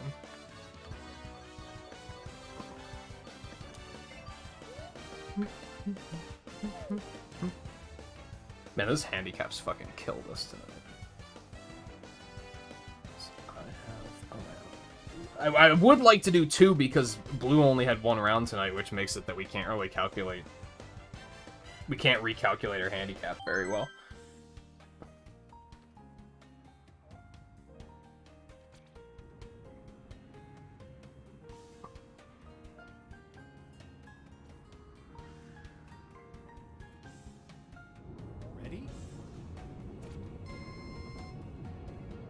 What, are you, like, really against them picking Sora, Scarlet?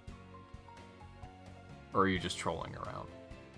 I thought it was just that they picked the action figure, because there's those, like, collectible action figures, and is that in Eternal? It was an interesting pick. Like, it's not Doom Guy, it's, like, the Doom Guy action figure. Like, that was an interesting angle for them to pick. For sure. I don't like any of these approaches. I might actually, like, cut it short and just go here. Do I want to go all the way over here? Because I'm going to have to go through those trees. I might be able to clear those, though. That might not be the end of the world. That might be fine.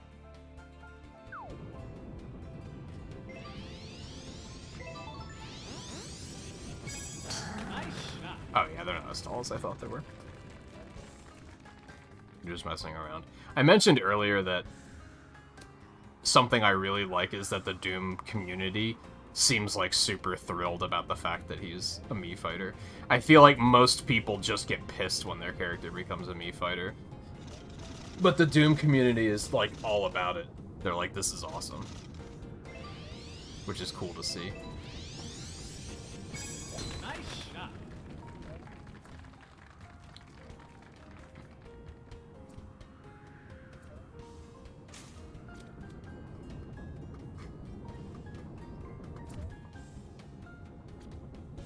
Great.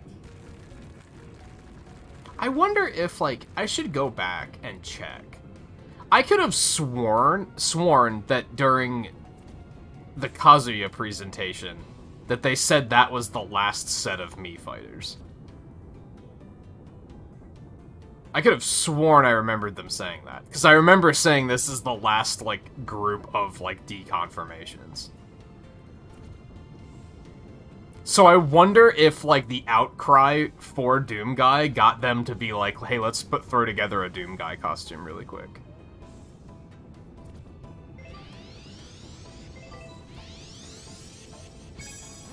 Dude, we're getting some pretty nasty lag. What's going on?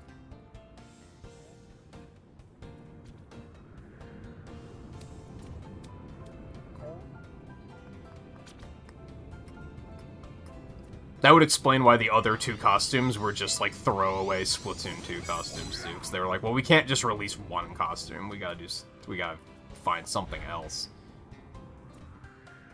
But they didn't have time to make, like, 4 new ones. With the same quality that, like, the Doom Guy skin has.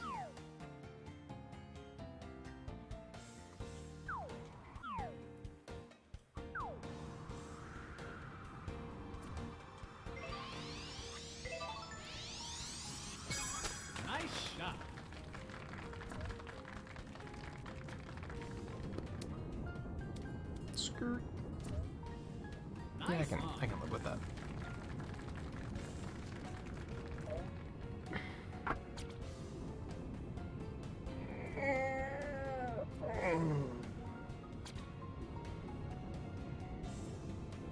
It is one of those costumes that's like, it's basically not even a Mii fighter anymore, because it completely removes any Mii features, just like Cuphead was, where it was like, no, that's just Cuphead, dude.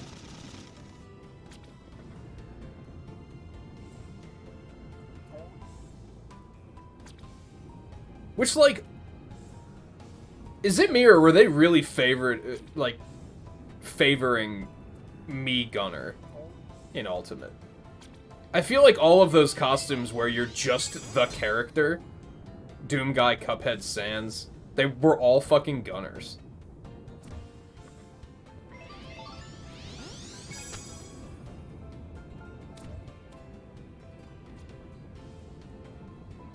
Nice approach.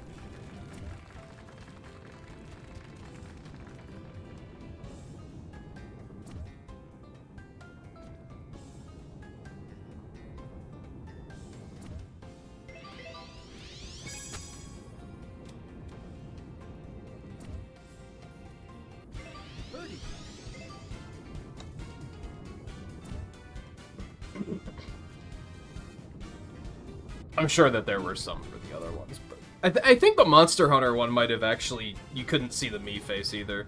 I might be wrong on that, though. But I think they have, like, the full Rathalos helmet.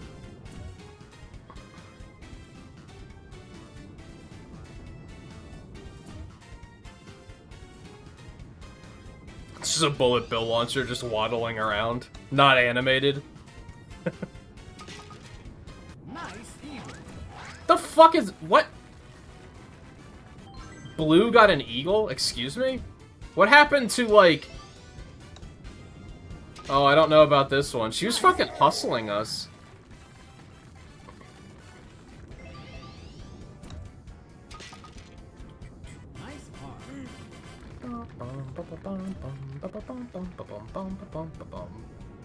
I honestly hope...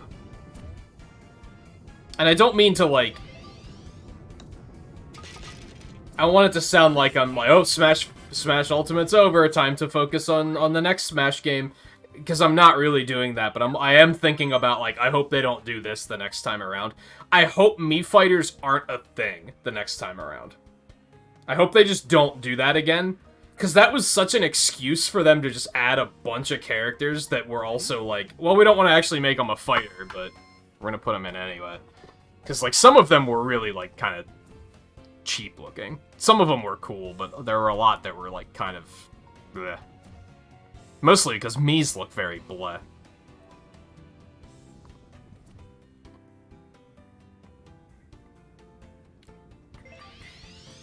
At least add that, like, super advanced me system that Miitopia has.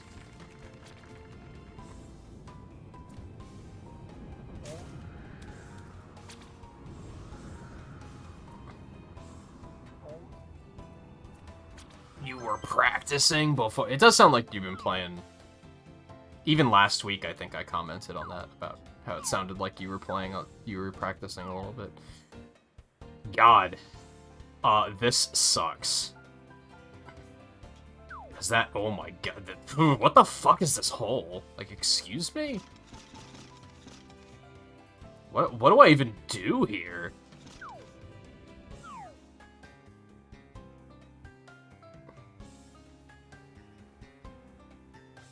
I think I gotta cut it short and just come over here. I might not be able to make the green, though. This is rough. Nice shot.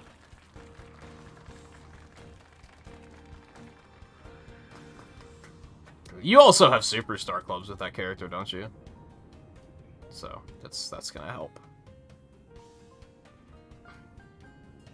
That's okay. I want to see your score recover. Believe you me. Last week was pretty rough from what I remember. And you're basically going to get 4 points added to your score at any... Like, if the match ended now, you'd be 6 under.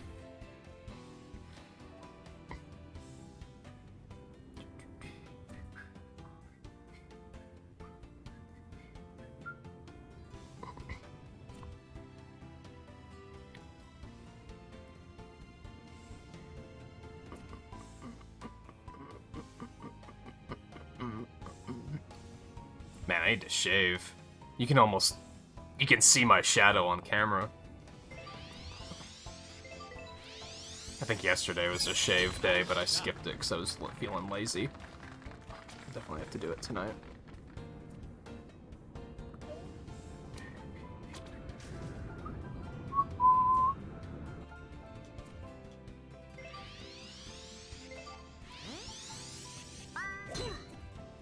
Oh, apparently it was just that easy. Huh, okay. Donkey Kong sure showed me.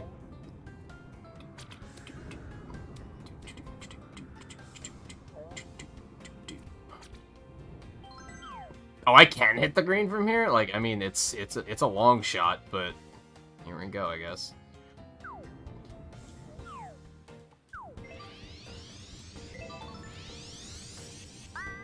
Nice shot.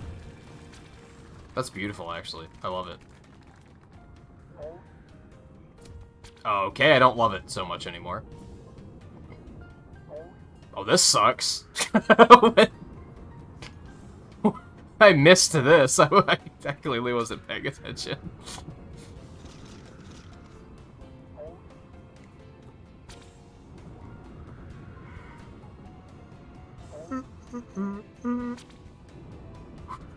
The fucking spike ball, too, dude.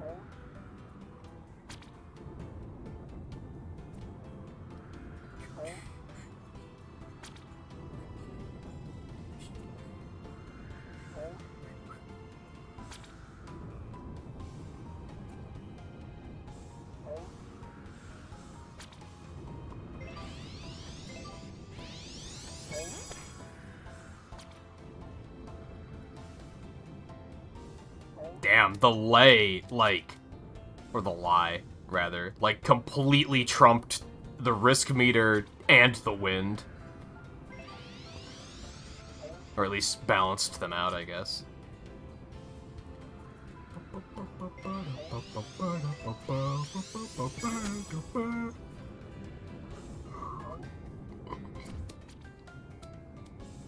So is Ninja like your new main, Blue? I'm guessing.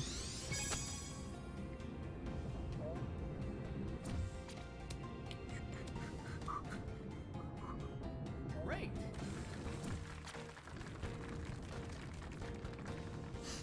Yeah, the lie, that's what they call it. I'm brushing up on my golf lingo. As ridiculous as some of it is.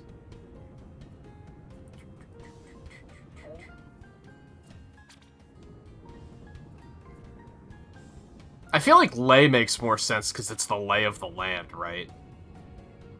But I guess what they were going for is it's how the ball is lying. I guess. I don't know. I don't fucking know.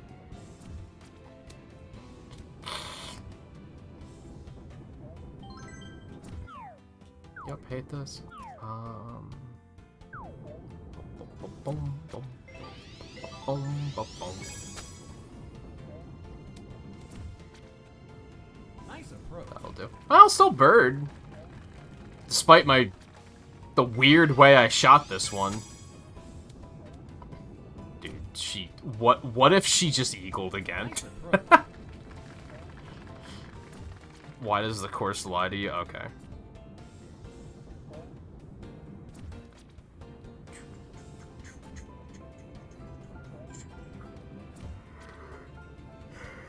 Haha. I see what you did there.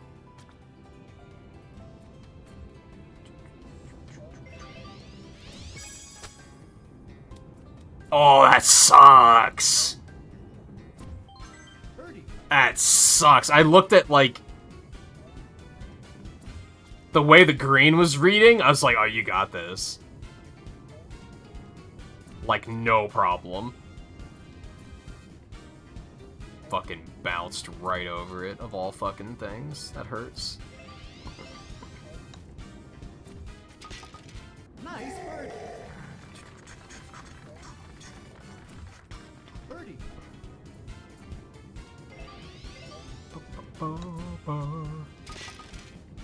Nice birdie.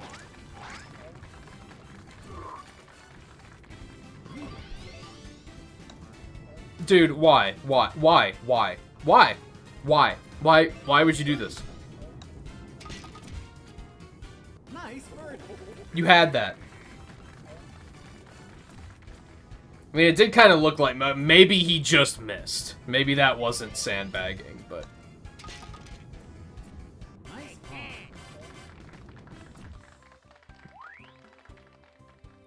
Dude, blue is winning. What the fuck? What is happening? What is happening tonight? The AI won, like, half of the matches. Ready? Oh, goodness me.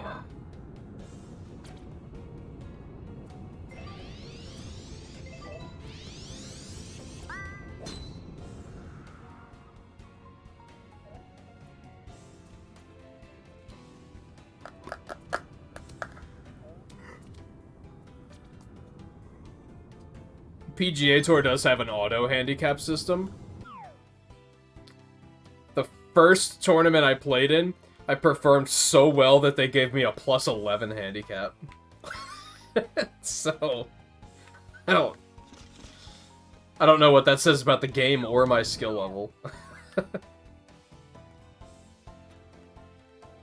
I think handicap is factored in a little bit differently than the way we're doing it, though. Nice shot. Oh, that's not gonna be good. Maybe we're okay. Yeah, we're fine. We're fine. That's actually totally fine.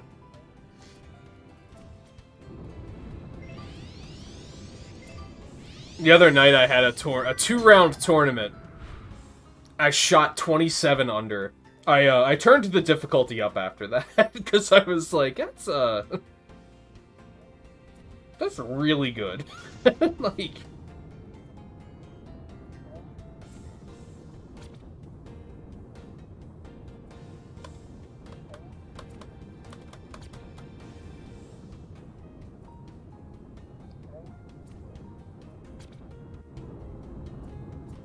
I was worried that we were like disconnecting again.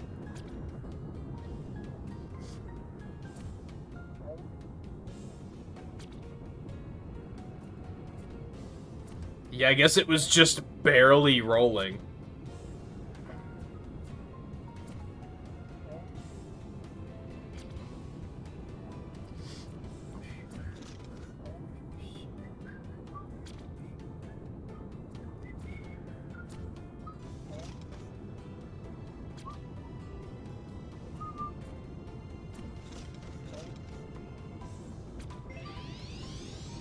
Nice shot. And Scarlet, forgive me, I mentioned earlier, I've been trying to talk to people more, talk to you guys more about, like, what games you're playing and such, but I have a horrible time of actually remembering what the fuck you guys say. Did you pick up the advanced collection or not yet?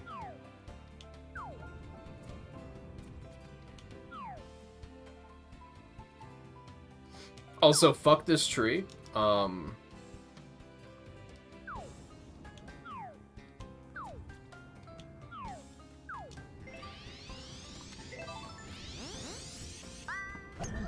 If you did pick it up, or how are you having fun? How's that going? Nice on. Also, the anime is based on Castlevania 3, right? So after I play Castlevania 3, I can watch that, or should I watch it before I play Castlevania 3? What's your stance on that?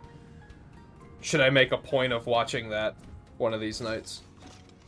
And that's done, right? I think they're not making any more.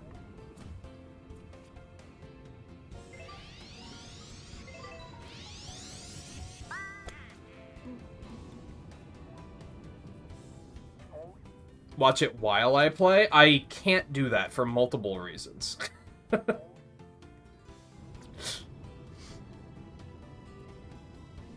I could encourage everyone watching at home to watch it while they're watching me play it. Nice shot. That would be fine. There's nothing wrong with that.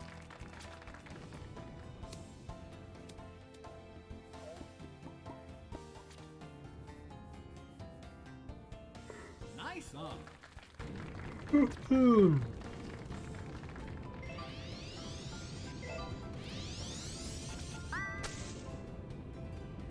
That's unfortunate.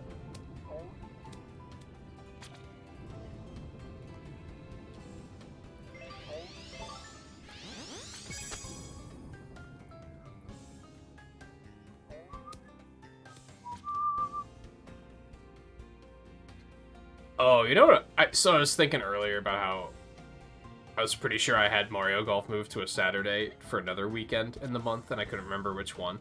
I think what I was actually thinking about is that I might do a Mega Man X Dive stream on one of those Saturdays. I'm not sure which one, but I've been wanting to do another stream of it. I just am still not at a very good point where I'm like...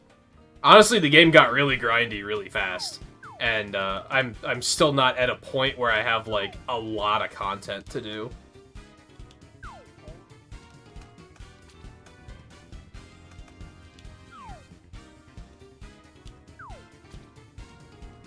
I'm gonna fucking chip it, dude. I'm not... That putt is far away, and...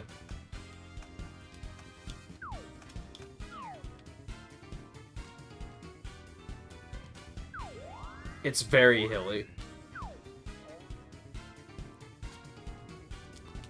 That's not hard enough. Maybe that's perfectly fine, actually. Birdie putt.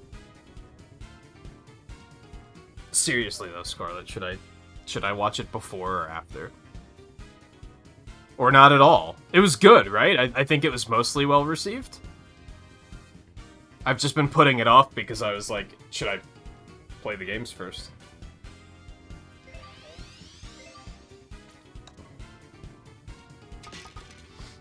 Nice Would I appreciate it more? Would I appreciate the games more if I watched it first, or would I appreciate the anime more if I played the games first? Nice par.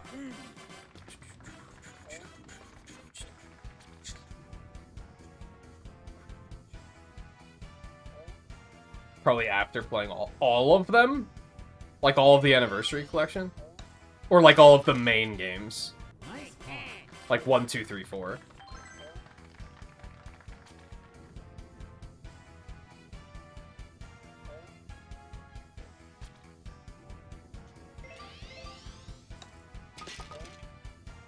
Nice par.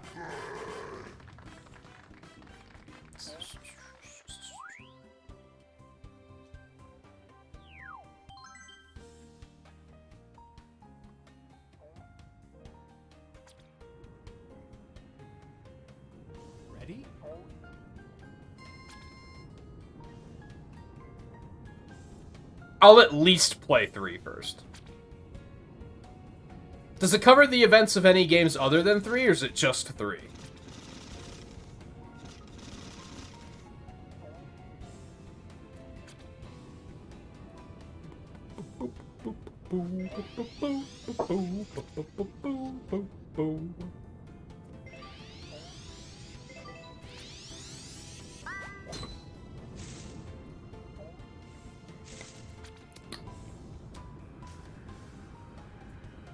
Just really do the jet. Ugh. I mean, we're going to eventually. I just mean before I watch the anime is all. The only ones I can't promise are Rondo and Symphony, because... How much is that collection? 20? I mentioned that it went on sale, and I decided not to get it, which was maybe a mistake. But, if it goes on sale, then I'll pick it up and we can play those, but... Considering that I'm already looking at buying the Advanced Collection, I'm kind of like, eh... And I think I'm more interested in buying that collection, because I've played Symphony of the Night, right? So that wouldn't be blind. I've never, like, beaten it, but I've played it, so... I'm perhaps less excited about the prospect of streaming that one.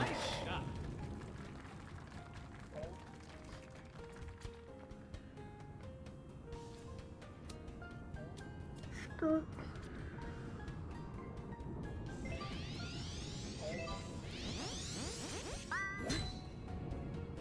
Set in the time period of 3 and thus also covers Curse of Darkness. Which one is that? Dude, there's so many.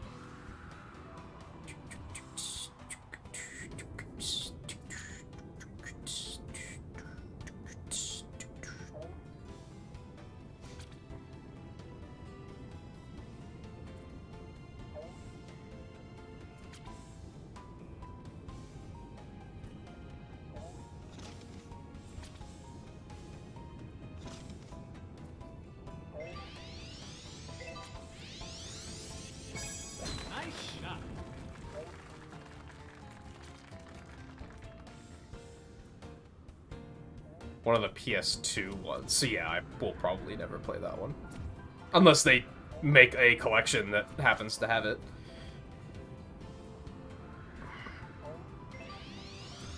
I'm assuming it hasn't been re-released in any manner, is why you're saying that I'd probably never play it. You know, I have enough of them to play. That's another thing where I'm like, I'm committed to the Anniversary Collection because I already have it. I'm fairly certain I'll like the advanced ones. So I'd like to pick that one up. And that's already, like, we're gonna be playing Castlevania games for a fucking while.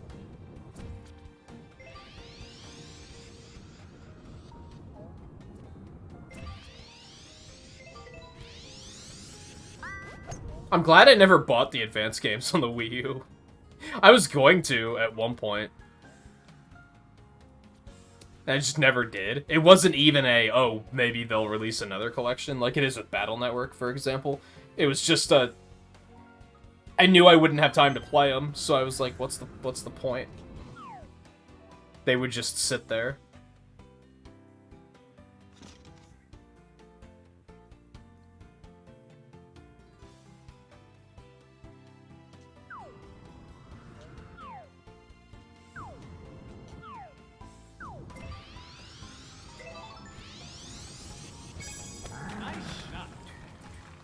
Blue's fucking 4 under. What is going on?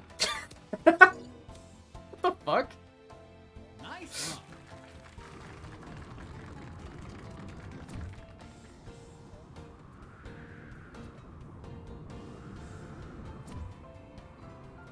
Yeah, I don't remember why I decided not to get it. I think it was on sale for like $5 or something too. I really should have done it. I'm not gonna lie. I think it was actually that I was just too lazy to boot my PS4 up to buy it. I was like, I just don't feel like it. I don't care that much.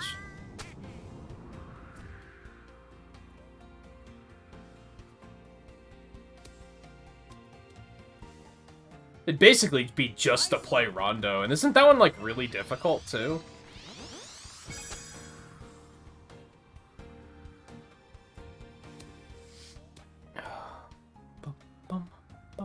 But yeah, one step at a time.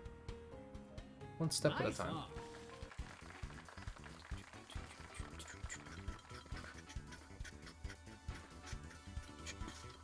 And I'm like, I mean, you know this because one, you've been around a lot, and two, I guess I don't know how big of a Sonic fan you are, but you're a big Mega Man fan, and you know that I kind of take those franchise, like I take most franchises at their best and at their worst. So I'm committed to like trying all of them. I don't want to.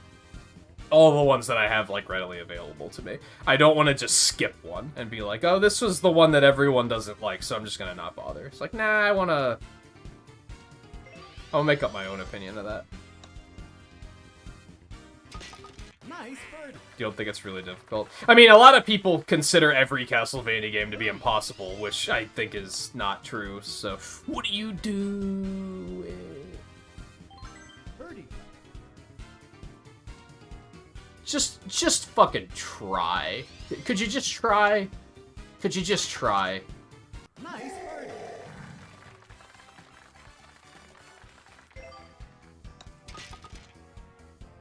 Jerk. Nice par.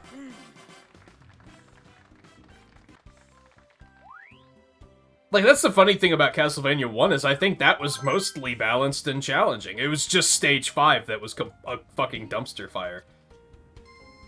But otherwise, I was like, yeah, it's hard, but it's like, I can manage. It's a feasible level of challenge that one can actually see themselves potentially overcoming. It was just the end of Stage 5 that was like, you should really go fuck yourself. Like, this is stupid.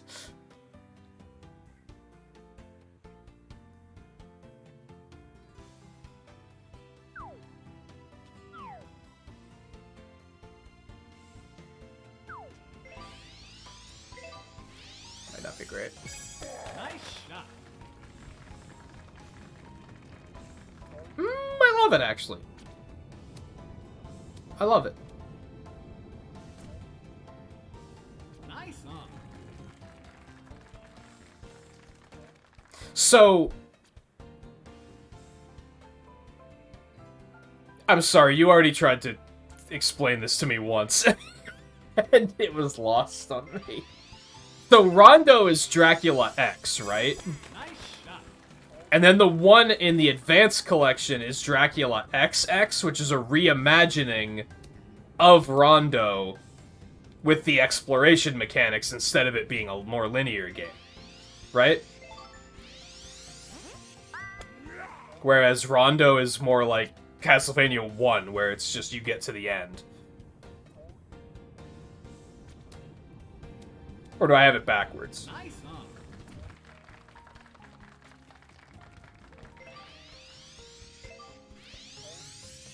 That's right. Nice Okay. shot. So storyline-wise, you could play either of them. And it would be fine. That sucks. I need to stop complimenting Blue on doing well, because then things like this happen.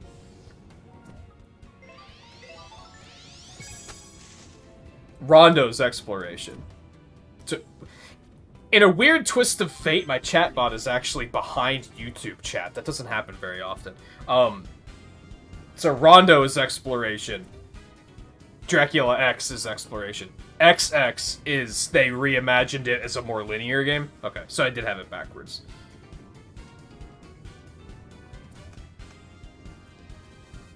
I really hate these, like, really hilly approaches. Not approaches, you know what I mean.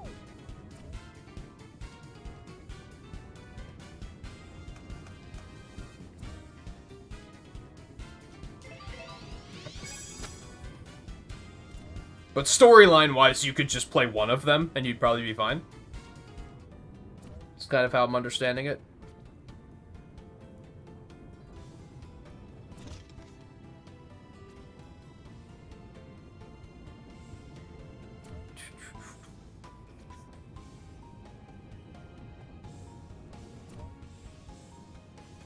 Itchy nose.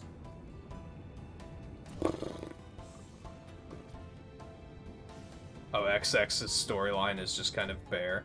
I mean, I would love to be proven wrong on this, but I still think, like, Metroidvania storylines in general, I don't think storylines are necessarily their strong point. That is unfortunate. Birdie. That sucks. Nice birdie. Ba-da-ba-ba-da-da-dum.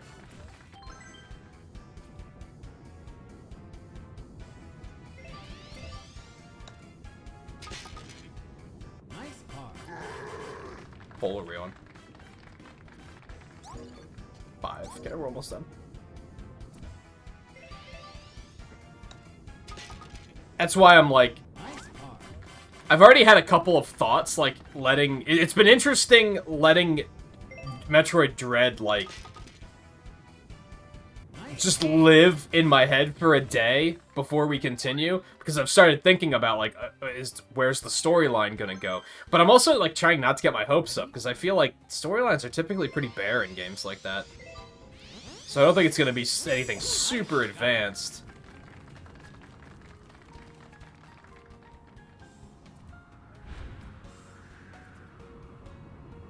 That was a nice shot.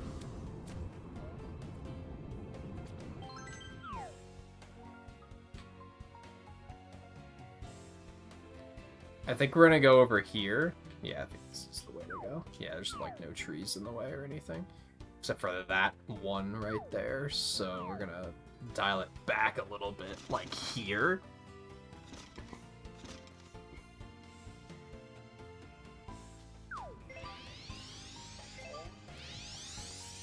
Nice shot.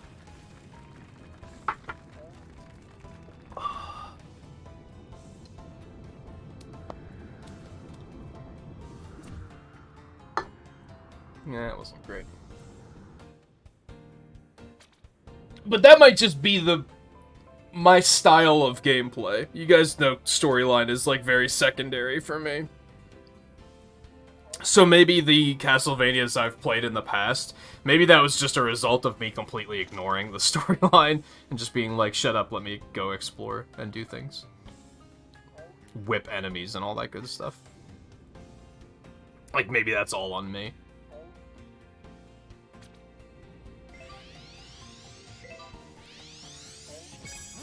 Like, if I'm being honest, I don't remember for a second what the plot of Hollow Knight's about.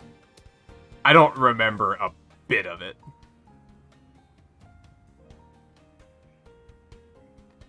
And I don't know if that's because the story, it was very vague, or if it was I ignoring it super hard.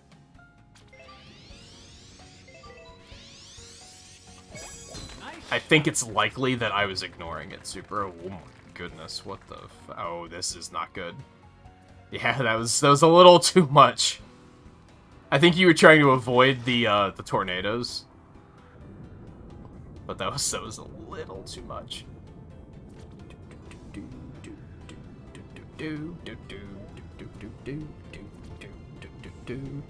Oh, it was drift? That sucks. Oh no.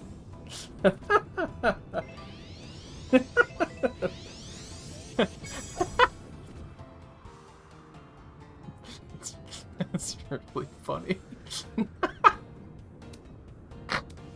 Whew.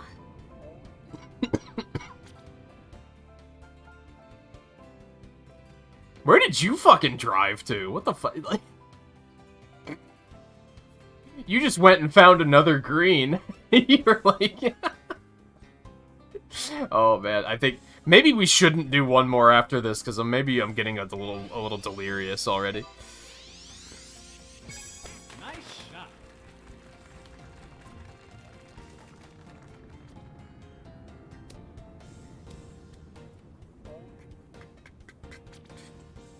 Which this is the last hole, right?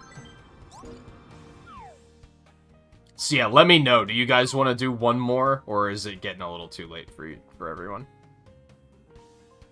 I think I'd be down for squeezing one more in, personally. But if it's getting too late, that's perfectly understandable too. I'm not, like, 100% yes, I want to do another one, but...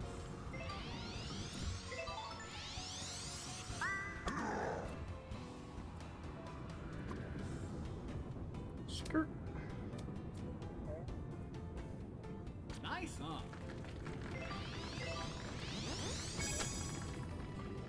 I mean, I guess this would be, like, right at the end of the stream, so we should probably do it. Nice approach. Birdie. Yeah, no, I'm... None of those. That's okay.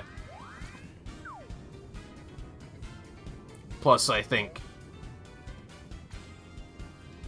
We're doing, like, 5 days in a row or something, so I probably shouldn't burn myself out too much. Especially because I want to get into Dread good and deep.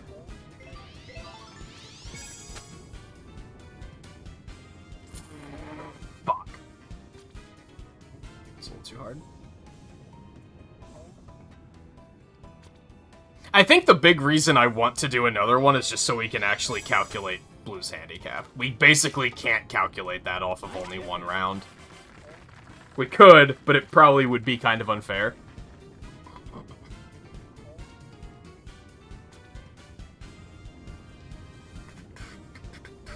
I mean, I could do another one with Blue, and, you know, if you don't want to do another one, that's fine. Nice birdie. If just one person wants to do one more, that's enough for me. Birdie. What are you doing, you maniac?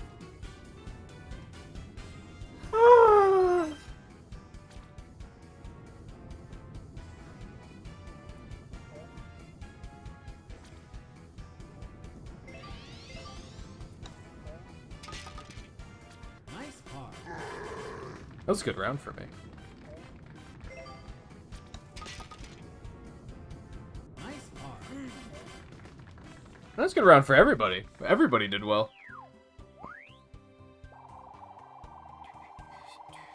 Except for Donkey Kong, because he should have tied us.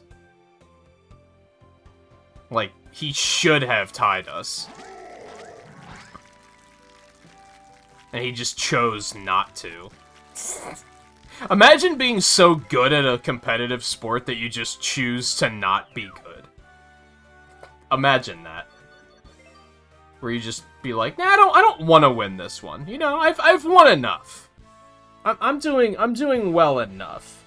Why even bother competing? Like, even for me, as someone who's not very competitive, like, I can appreciate that. Of, like, yeah, it's been going well enough, but it's like, that's why I don't compete, because it's silly. Anyway. Oh, you got Superstar. Alright, so Blue, do you want to do another one? Eno, do you want to do another one, or are you checked out?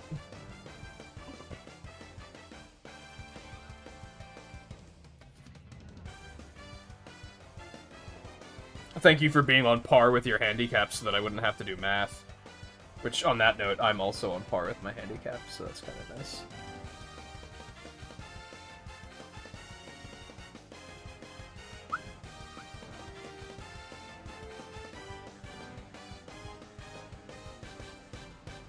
It's fucking 7 under. That's bonkers. Yeah, it'll go a little bit faster if we do 2 as well. That's a good point. And we get DK and Toad in and see what they get done. I don't want to let Toad get any further ahead, though, if I'm being honest. He's, like, already kind of... I'm gonna do one with Rosalina.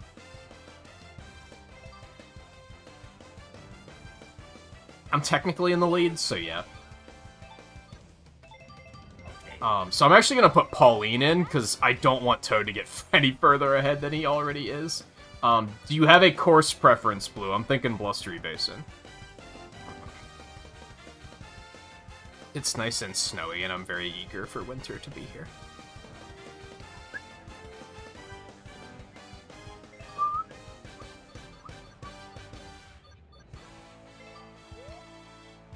Yeah, it's boogie.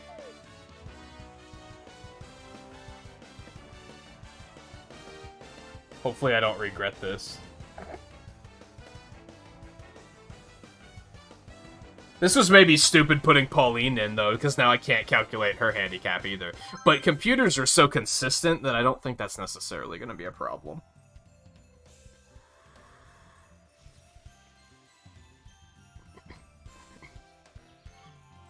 I mean, I don't know. Should we calculate based on one round? When someone only plays one? And just be like, yeah, that's fine. Like, if you shoot 7 under in one turn, that's your fault. You just... Maybe you shouldn't be that good, Forehead.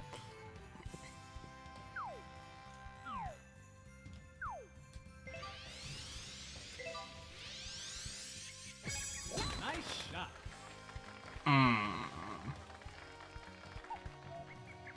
And what are the chances of somebody doing, like, 1 round and scoring, like, 10 under? Like, just doing that crazy.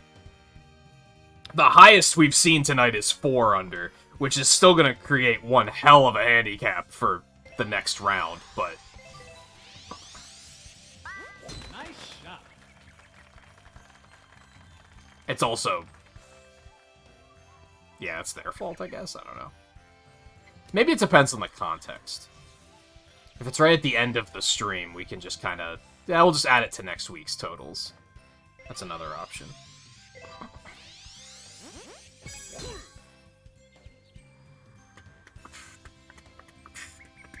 But yeah, Toad is 8 under for the week, and therefore the month. Like, he's, in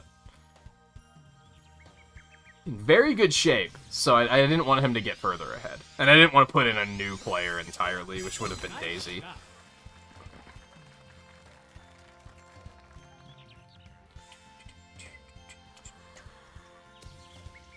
I think next week we'll let Daisy come in and see what she can do.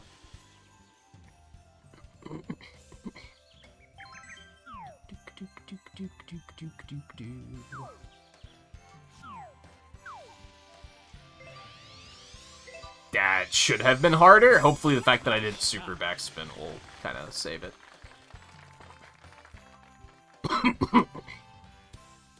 Yeah, it's doable.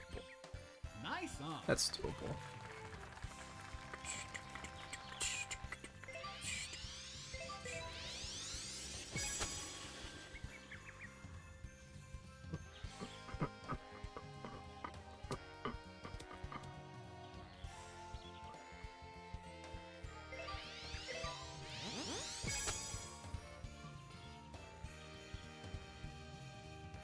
I'm, like, super glad that I decided to just take a leap of faith and buy this game. Excellent. Birdie. No one was really, like, pressuring me on it either. Like, that was just completely me being like, I just have a good feeling. Let's just do it. I'd say it was overall worth it.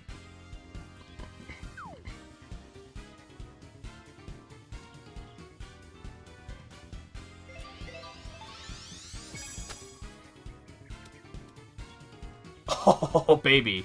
Nice birdie. You have a Daisy coin you randomly uncovered the other day while digging for the DS Castlevanias? A coin? From what? And did you...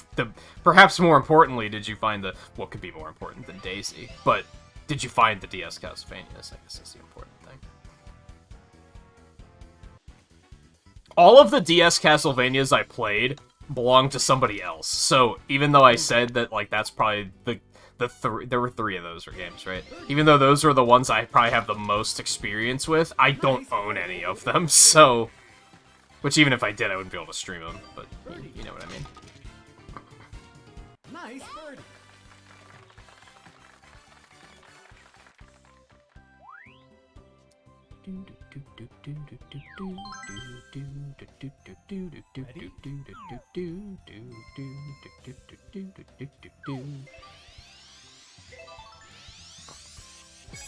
Nice shot. Good. Good. Are there any Castlevanias you have not played? Or not beaten? Nice on.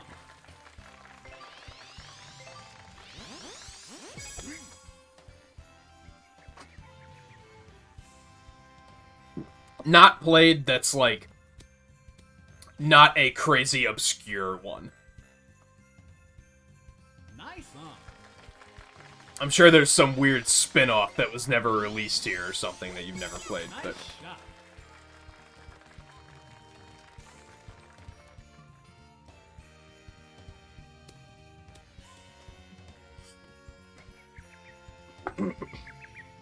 Yeah, I remember liking the DS ones. I don't think I ever beat any of them, but...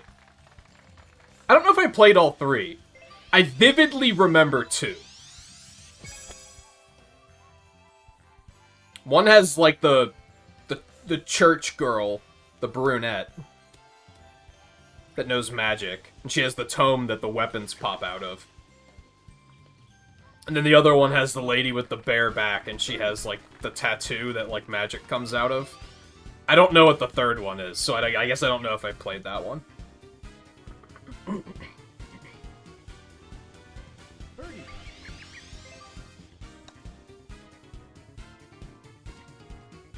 Was that Donkey Kong? Birdie. Was that Donkey Kong? What the fuck was that?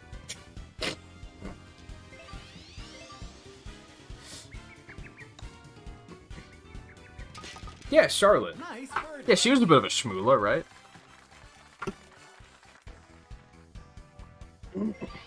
The second and the third ones. What was the first one? I hope they do a DS collection, too, because I do remember liking those a fair bit. Birdie. Nice birdie. I don't think those are on Wii U. I think only the advanced ones are on there. Nice par. First one was a sequel to Aria, which is one of the advanced ones, or the third advanced one, I would assume. Ready? Man, like I said earlier about, like, I low-key regret spending as much time on Bravely Default as we did. Because of this. There's so many, like, other cool games I could have played in that same amount of time.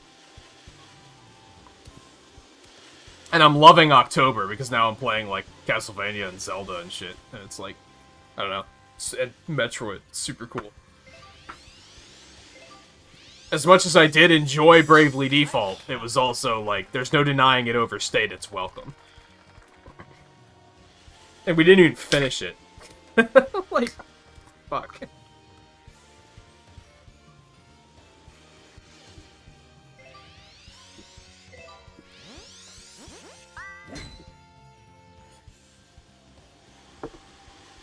We got 2 bad endings.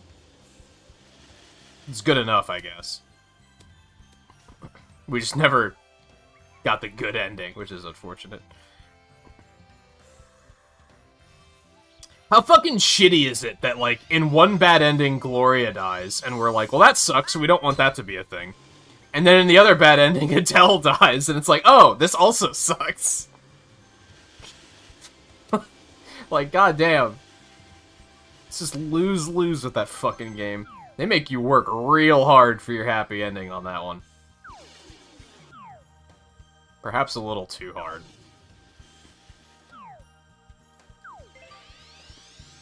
Would have loved to finish it, but it was just...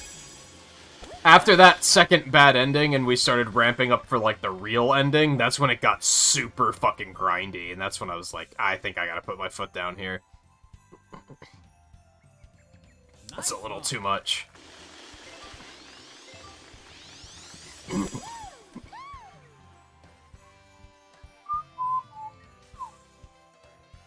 Okay, well that was a shot. Oh, this sucks. I don't even know which character this is. I can't. Oh, that's blue. That's you hate to see it. Yeah, this sucks. This sucks.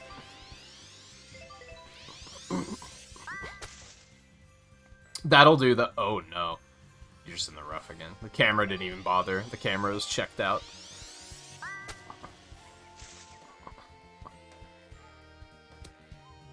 Like, let's put it this way, I still liked Bravely Default enough that I would kind of like to play the other games in the series.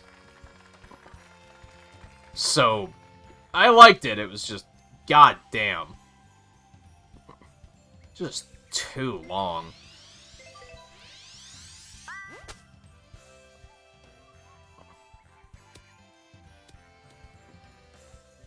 There's a small part of me that thinks we should go back and just put the difficulty on casual. Just to, like, see the end of the story. Birdie par. Like, just so that we can have some closure. But I also feel like, does anyone care that much? Like, I'm kind of like, do we need to? If I was confident that people, like, are having a hard time sleeping at night because they don't know how it ends, then I'd probably be like, okay, we need to go back and finish it. But, I don't know. As mentioned, I feel like playing it for so long on the channel was perhaps a mistake. Damn, that was, like, fucking, that was really good. I don't think there is a third bad ending, fortunately. I think it's just the good ending after that.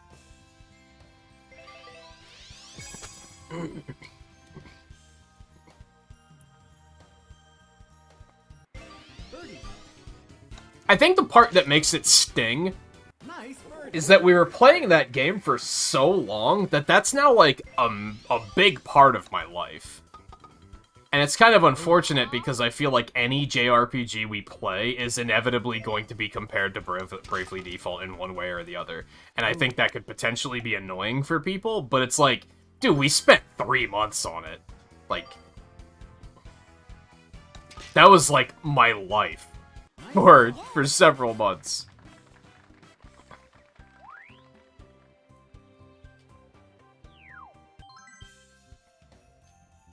Ready? It was that and hunt monsters. Like, I think that's all that was. That's all it was. That's all I knew. Nice shot. And Picross. You're sleepy now. You're not. Maybe it's because you just discussed the lack of resolution. I think it's because I discussed Gloria and Adele, and you are a pervert. It's the more likely outcome to be blunt.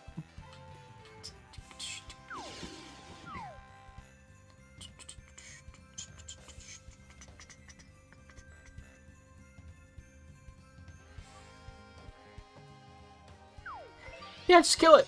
Let the big dog eat. Nice shot.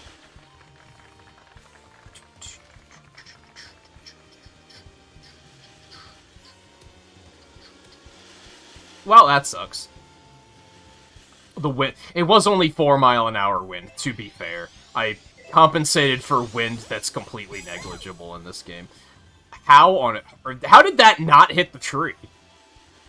At all. Just... Oh, okay. I call fucking cheating. Not that I'm judging you for that, Scarlet, by the way. At least you have good taste.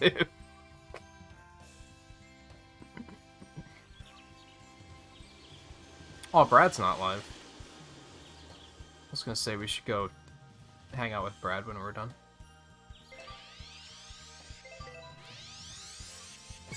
Nice shot.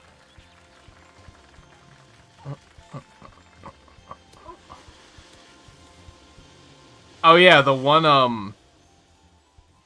guy I watch on Twitch was hosting a speedrun marathon that did a bunch of Castlevania games today. I don't know if I'll go back and watch them, especially at this point when I'm, like, committed to playing them myself.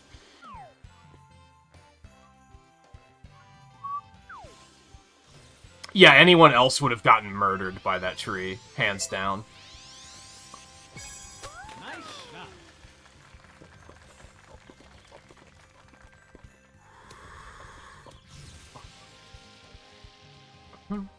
Nice on.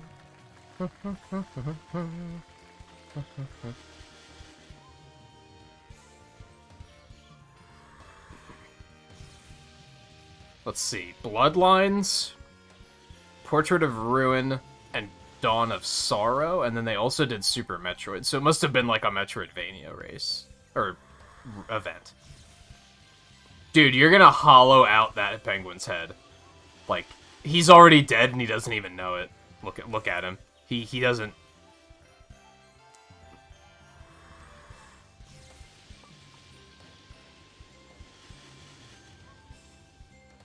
I can't believe I'm about to say this. Can I get an F in chat for the penguin?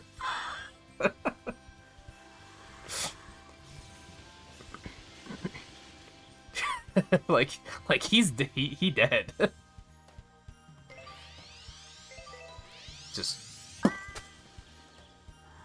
just he done.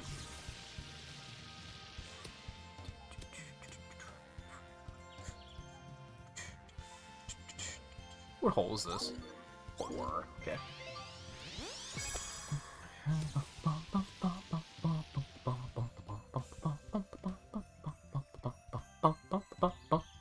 Nice approach.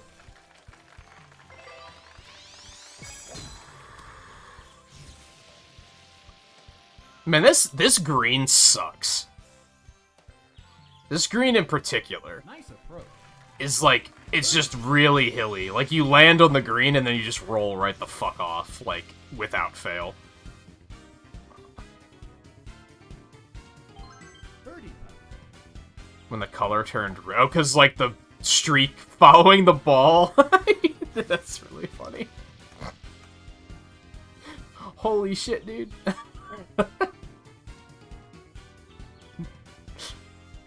Oh, man. I probably shouldn't have gone overtime. I'm really, really silly at this point. For whatever reason, I don't know why. It was just a silly kind of night, I guess. Nope.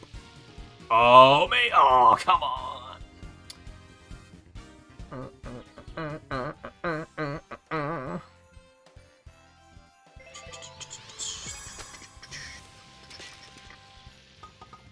That almost sucked. That almost sucked, and then it was awesome. Birdie.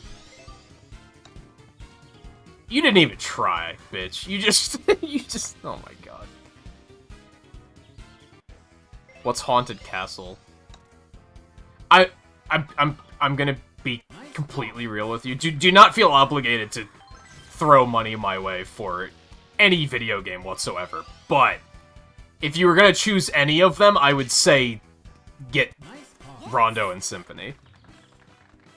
Because you said Rondo's like one of your favorites, right? So if you were going to push me to play one of them, I think it should probably be that one, right?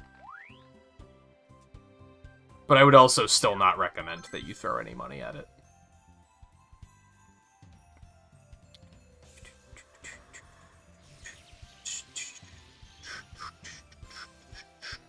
Oh, that was the arcade adaptation you were talking about earlier. And you said you actually did play that one? Was it, like, good? Nice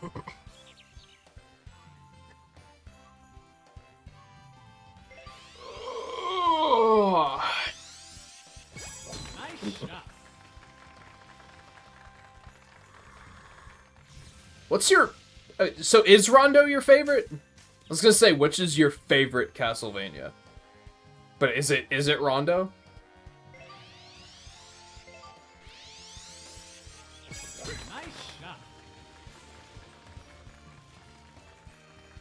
What's your... I know we're getting really specific now. Is it, what's your favorite Castlevania that people would agree with you on and say, yeah, that one's good? And what's your favorite one that everyone would say, no, that one's bad, you're crazy? Because we have those, right? Like, that's a Mega Man thing, for sure, right? Where I'm like, well, Mega Man 3 is probably my favorite that people would say, yeah, that's a good game. Whereas Mega Man 7's probably my favorite that most people think is an absolute garbage fire.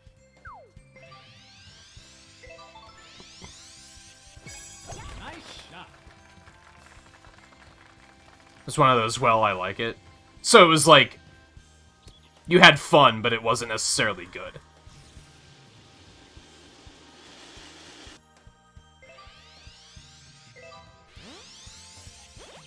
Nice It shot. was Mega Man X7. That was me in X7, right? Where I was like, I'm having fun. It's stupid and bad, but I'm having fun. And in a roundabout way, I kind of like it on that regard. Great.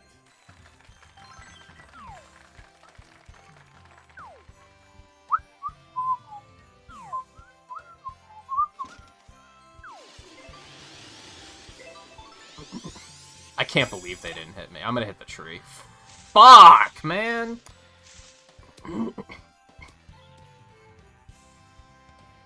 Don't think anyone would call it good. Yeah, I get what you're saying.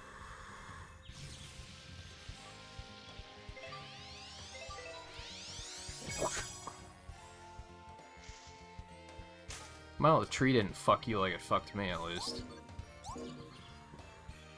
Nice approach. Definitely got that feeling of a game that wants to soak up your quarters. So the good thing about it, so it's cool that it's available on PS4, because that means you can play it without that being a thing. Which is pretty neat.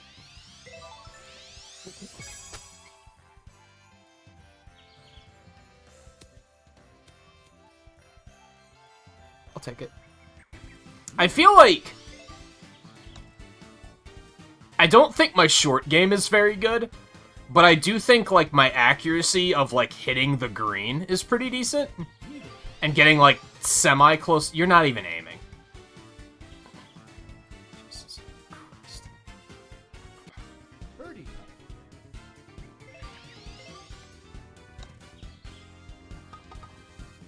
Nice birdie. And unfortunately, it's probably not fun to watch because... I mean, that's why I like having it that we can watch everybody golf, because I don't take a lot of risks. And I certainly don't do anything stupid like these motherfucks. But, I play kind of safe. The music and visuals are insane. And how do you mean? Good insane? Or bad insane? Good insane, like, holy shit, this is a visual and audio orgasm, and I don't know what to do with my life. Or bad insane, as in, like, you know, burn it to the ground, burn it to the ground.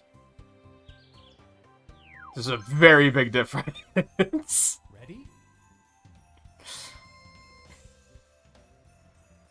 Good insane. Where you feel like you need a cigarette afterwards. That's... I'm sorry, Blue. That's not great. This is the last hole, right? Yeah. Nice shot. We'll wrap it up after this. I'm gonna make a fat fucking sandwich. Actually, I'm not, because somebody brought Chinese, so I'm gonna have fried rice instead. I know I've mentioned it before, this one local Chinese place makes fucking really good fried rice. Nice shot. Or like crazy arcade stuff. So Marvel vs. Capcom is what you're saying. It's very like flashy and high octane. What's the deal with that Simon Belmont redesign where they made him like wear red leather and you know which one I'm talking about? I remember a long time ago, there was a game on DS that was like a sports track and field kind of game that Konami made, and they put a bunch of character cameos in it. And they put Simon Belmont in it, except it was this really weird design where did he have white hair? I kind of don't remember. But he wore like red, like, bondage leather, and it was not okay. I wasn't a fan. I was like, no. I was pretty happy when they showed him in Smash, and I was like, yeah, that's fucking barbarian Simon Belmont. That's what I was expecting. By the way, I think even my favoring Banjo-Kazooie aside, I think the Belmont reveal for Smash Brothers was perhaps the best reveal in all of Ultimate. I think that one was, like, really good. Both in terms of the trailer being good and it being, like, a really, like, an addition that made a lot of sense. I think that one's probably my favorite one of the reveals. I was thinking about that the other night. I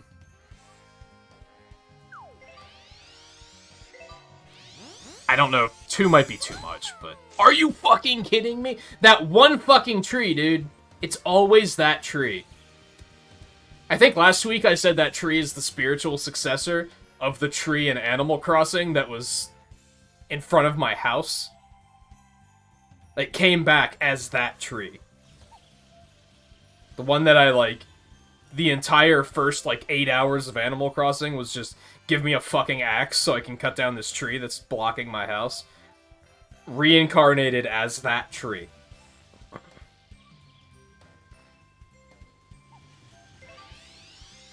Bigger, like, more threatening final boss than every actual final boss in campaign. That lie sucks.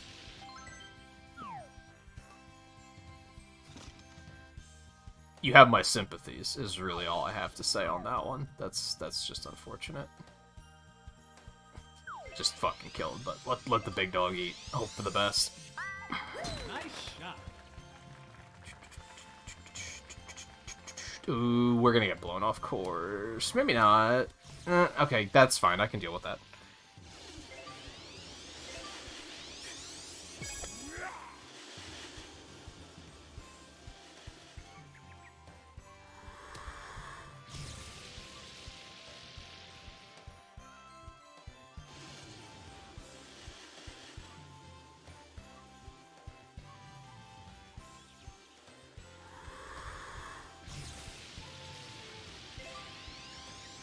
Oh, and yeah, blue.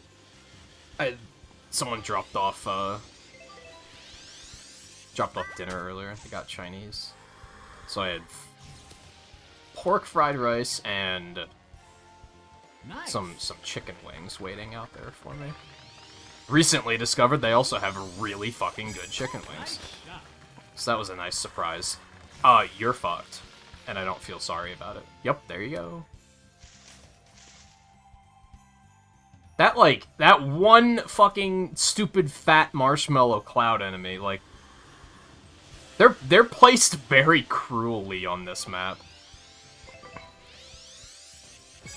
Nice shot. Nope. You might be fine, actually. Nice. I thought he was gonna get you.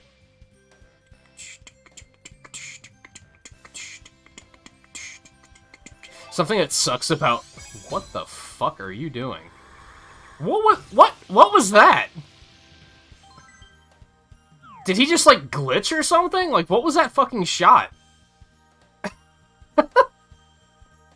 Sandbagging motherfuck.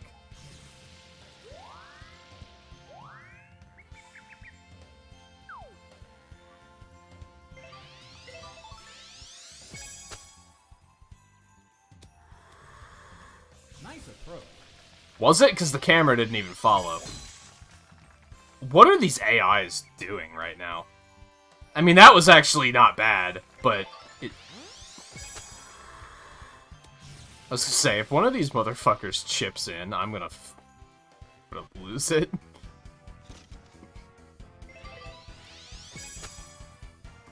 Oh, that's... Oh, no. Oh, not like this. You hate to see it. He was being very... Like, he was literally like, I'm just gonna take an extra stroke right now. Birdie. The AI in this game absolutely has the capacity to just be like... Like, they feel sorry for you, and they'll willingly just take extra shots just to kind of, like, nerf their score. Just to make sure that, like, even if they are beating you, at least they're not beating you too much. It's kind of insulting and frustrating. All right, so I played very poorly at the beginning of the game, at the beginning of the night. I cleaned up pretty well though later. Nice pass. 2-3 unders. I can't be mad about that. And these Birdie. two are both.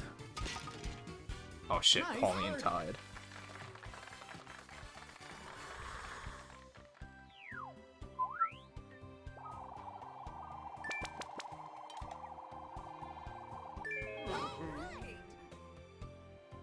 So I ended 14 under, which will be enough to get me a handicap of 2 next week, so that'll be a little bit more comfortable. Maybe I'll actually make some points back.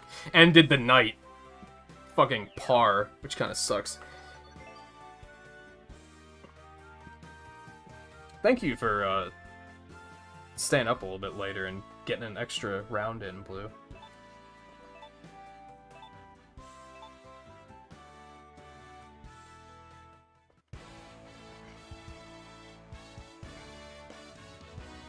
Yeah, that poor penguin.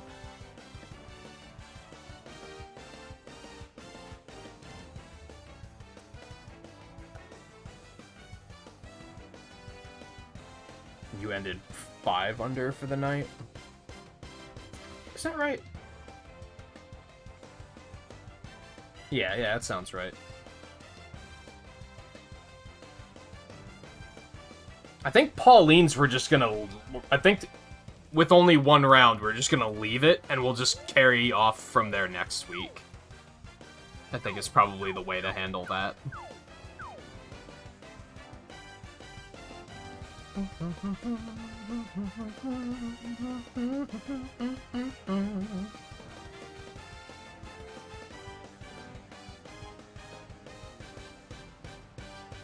Okay, Donkey Kong stays even. Alright, so I just have to... I'm just gonna calculate the total score for the night and the handicaps real quick, and then we're just gonna call it quits. So as mentioned, I am now par, which fucking sucks. And yeah, that gives me a handicap of -2 for next week. Which is a little bit more comfy than -3 for sure. Theo is up to 6 under, so I think he's now in the lead. Not counting the AI.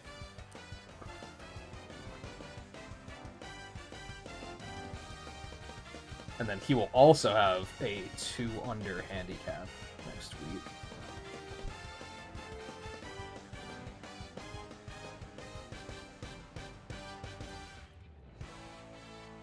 Blue is down to +6.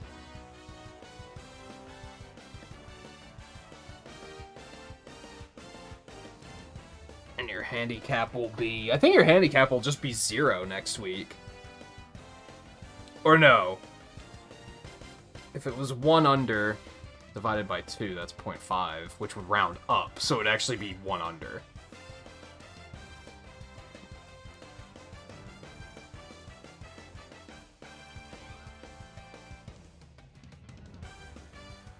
Which is quite a change.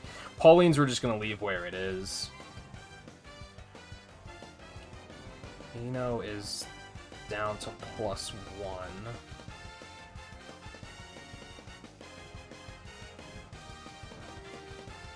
I'm actually going to have to do math on that one. Hold on. It's 4 under. Divided by 6. He'll also be 1 under. Comes out to 0.66.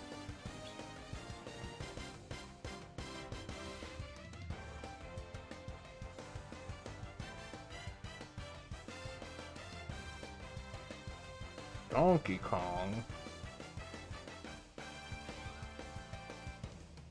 is now on the board with that. 7 under 4 matches. That keeps him -2, so he stays where he is. Toad's gonna go up to -2, which is pretty damn consistent as far as AI goes.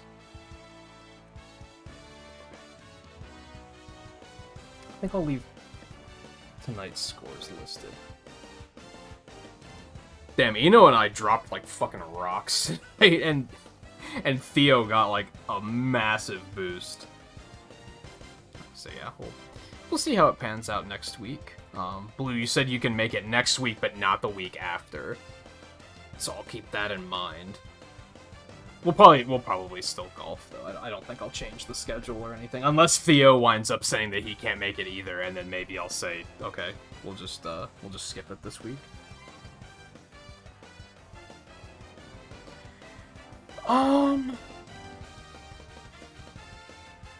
Okay, yeah, that'll be it for tonight. So thank you everyone for hanging out. Thank you Scarlet and Blue in particular for being here all the way to the end of the stream. Definitely appreciate that. Everyone who played as well, and Dark Jake for the raid as well. I think that's everything. So tomorrow we'll get back into Metroid Dread. We're just gonna go on Metroid Dread until we finish it. I'm currently expecting that to take 3 streams. It could take 4. I think it'll be more than 2 though. I think it'll be more than 2. I don't think we'll finish it tomorrow. I'm expecting 3, but it could be 4, especially if we do like a big backtrack to try and get like 100% or something, which we probably will try and do that. So it might be 4. It might be 4. We'll see where it takes us. Then after we finish that, we'll do Castlevania 2. After that, we'll go back to Twilight Princess, and then we're going to just go hard on that until we finish that.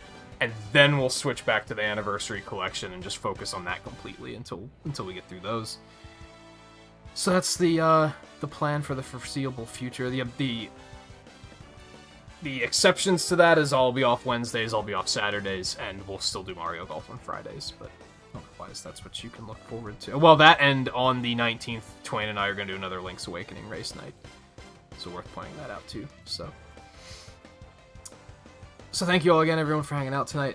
Enjoy the rest of your weekends. I'll see you guys tomorrow for some Metroid Dread, unless you were trying to avoid spoilers, in which case I completely understand, but would love to see you here anyway. My nose is still super itchy, and I'm also very hungry, so I'm gonna get the hell out of here. So, one last time, thank you everyone for hanging out. I'll see you guys tomorrow. Take it easy. Oh, if you're looking for, never mind, he's not live yet anyway. I was gonna say, if you're looking for something to watch, Brad will probably be playing Trials of Mana again in a little bit, maybe. I thought he'd be live by now, though, but I imagine most of you are off to sleep, but, so, yeah, anyway, I just wanted to throw that out there really quick, so, yeah, take it easy. I'll see you guys tomorrow.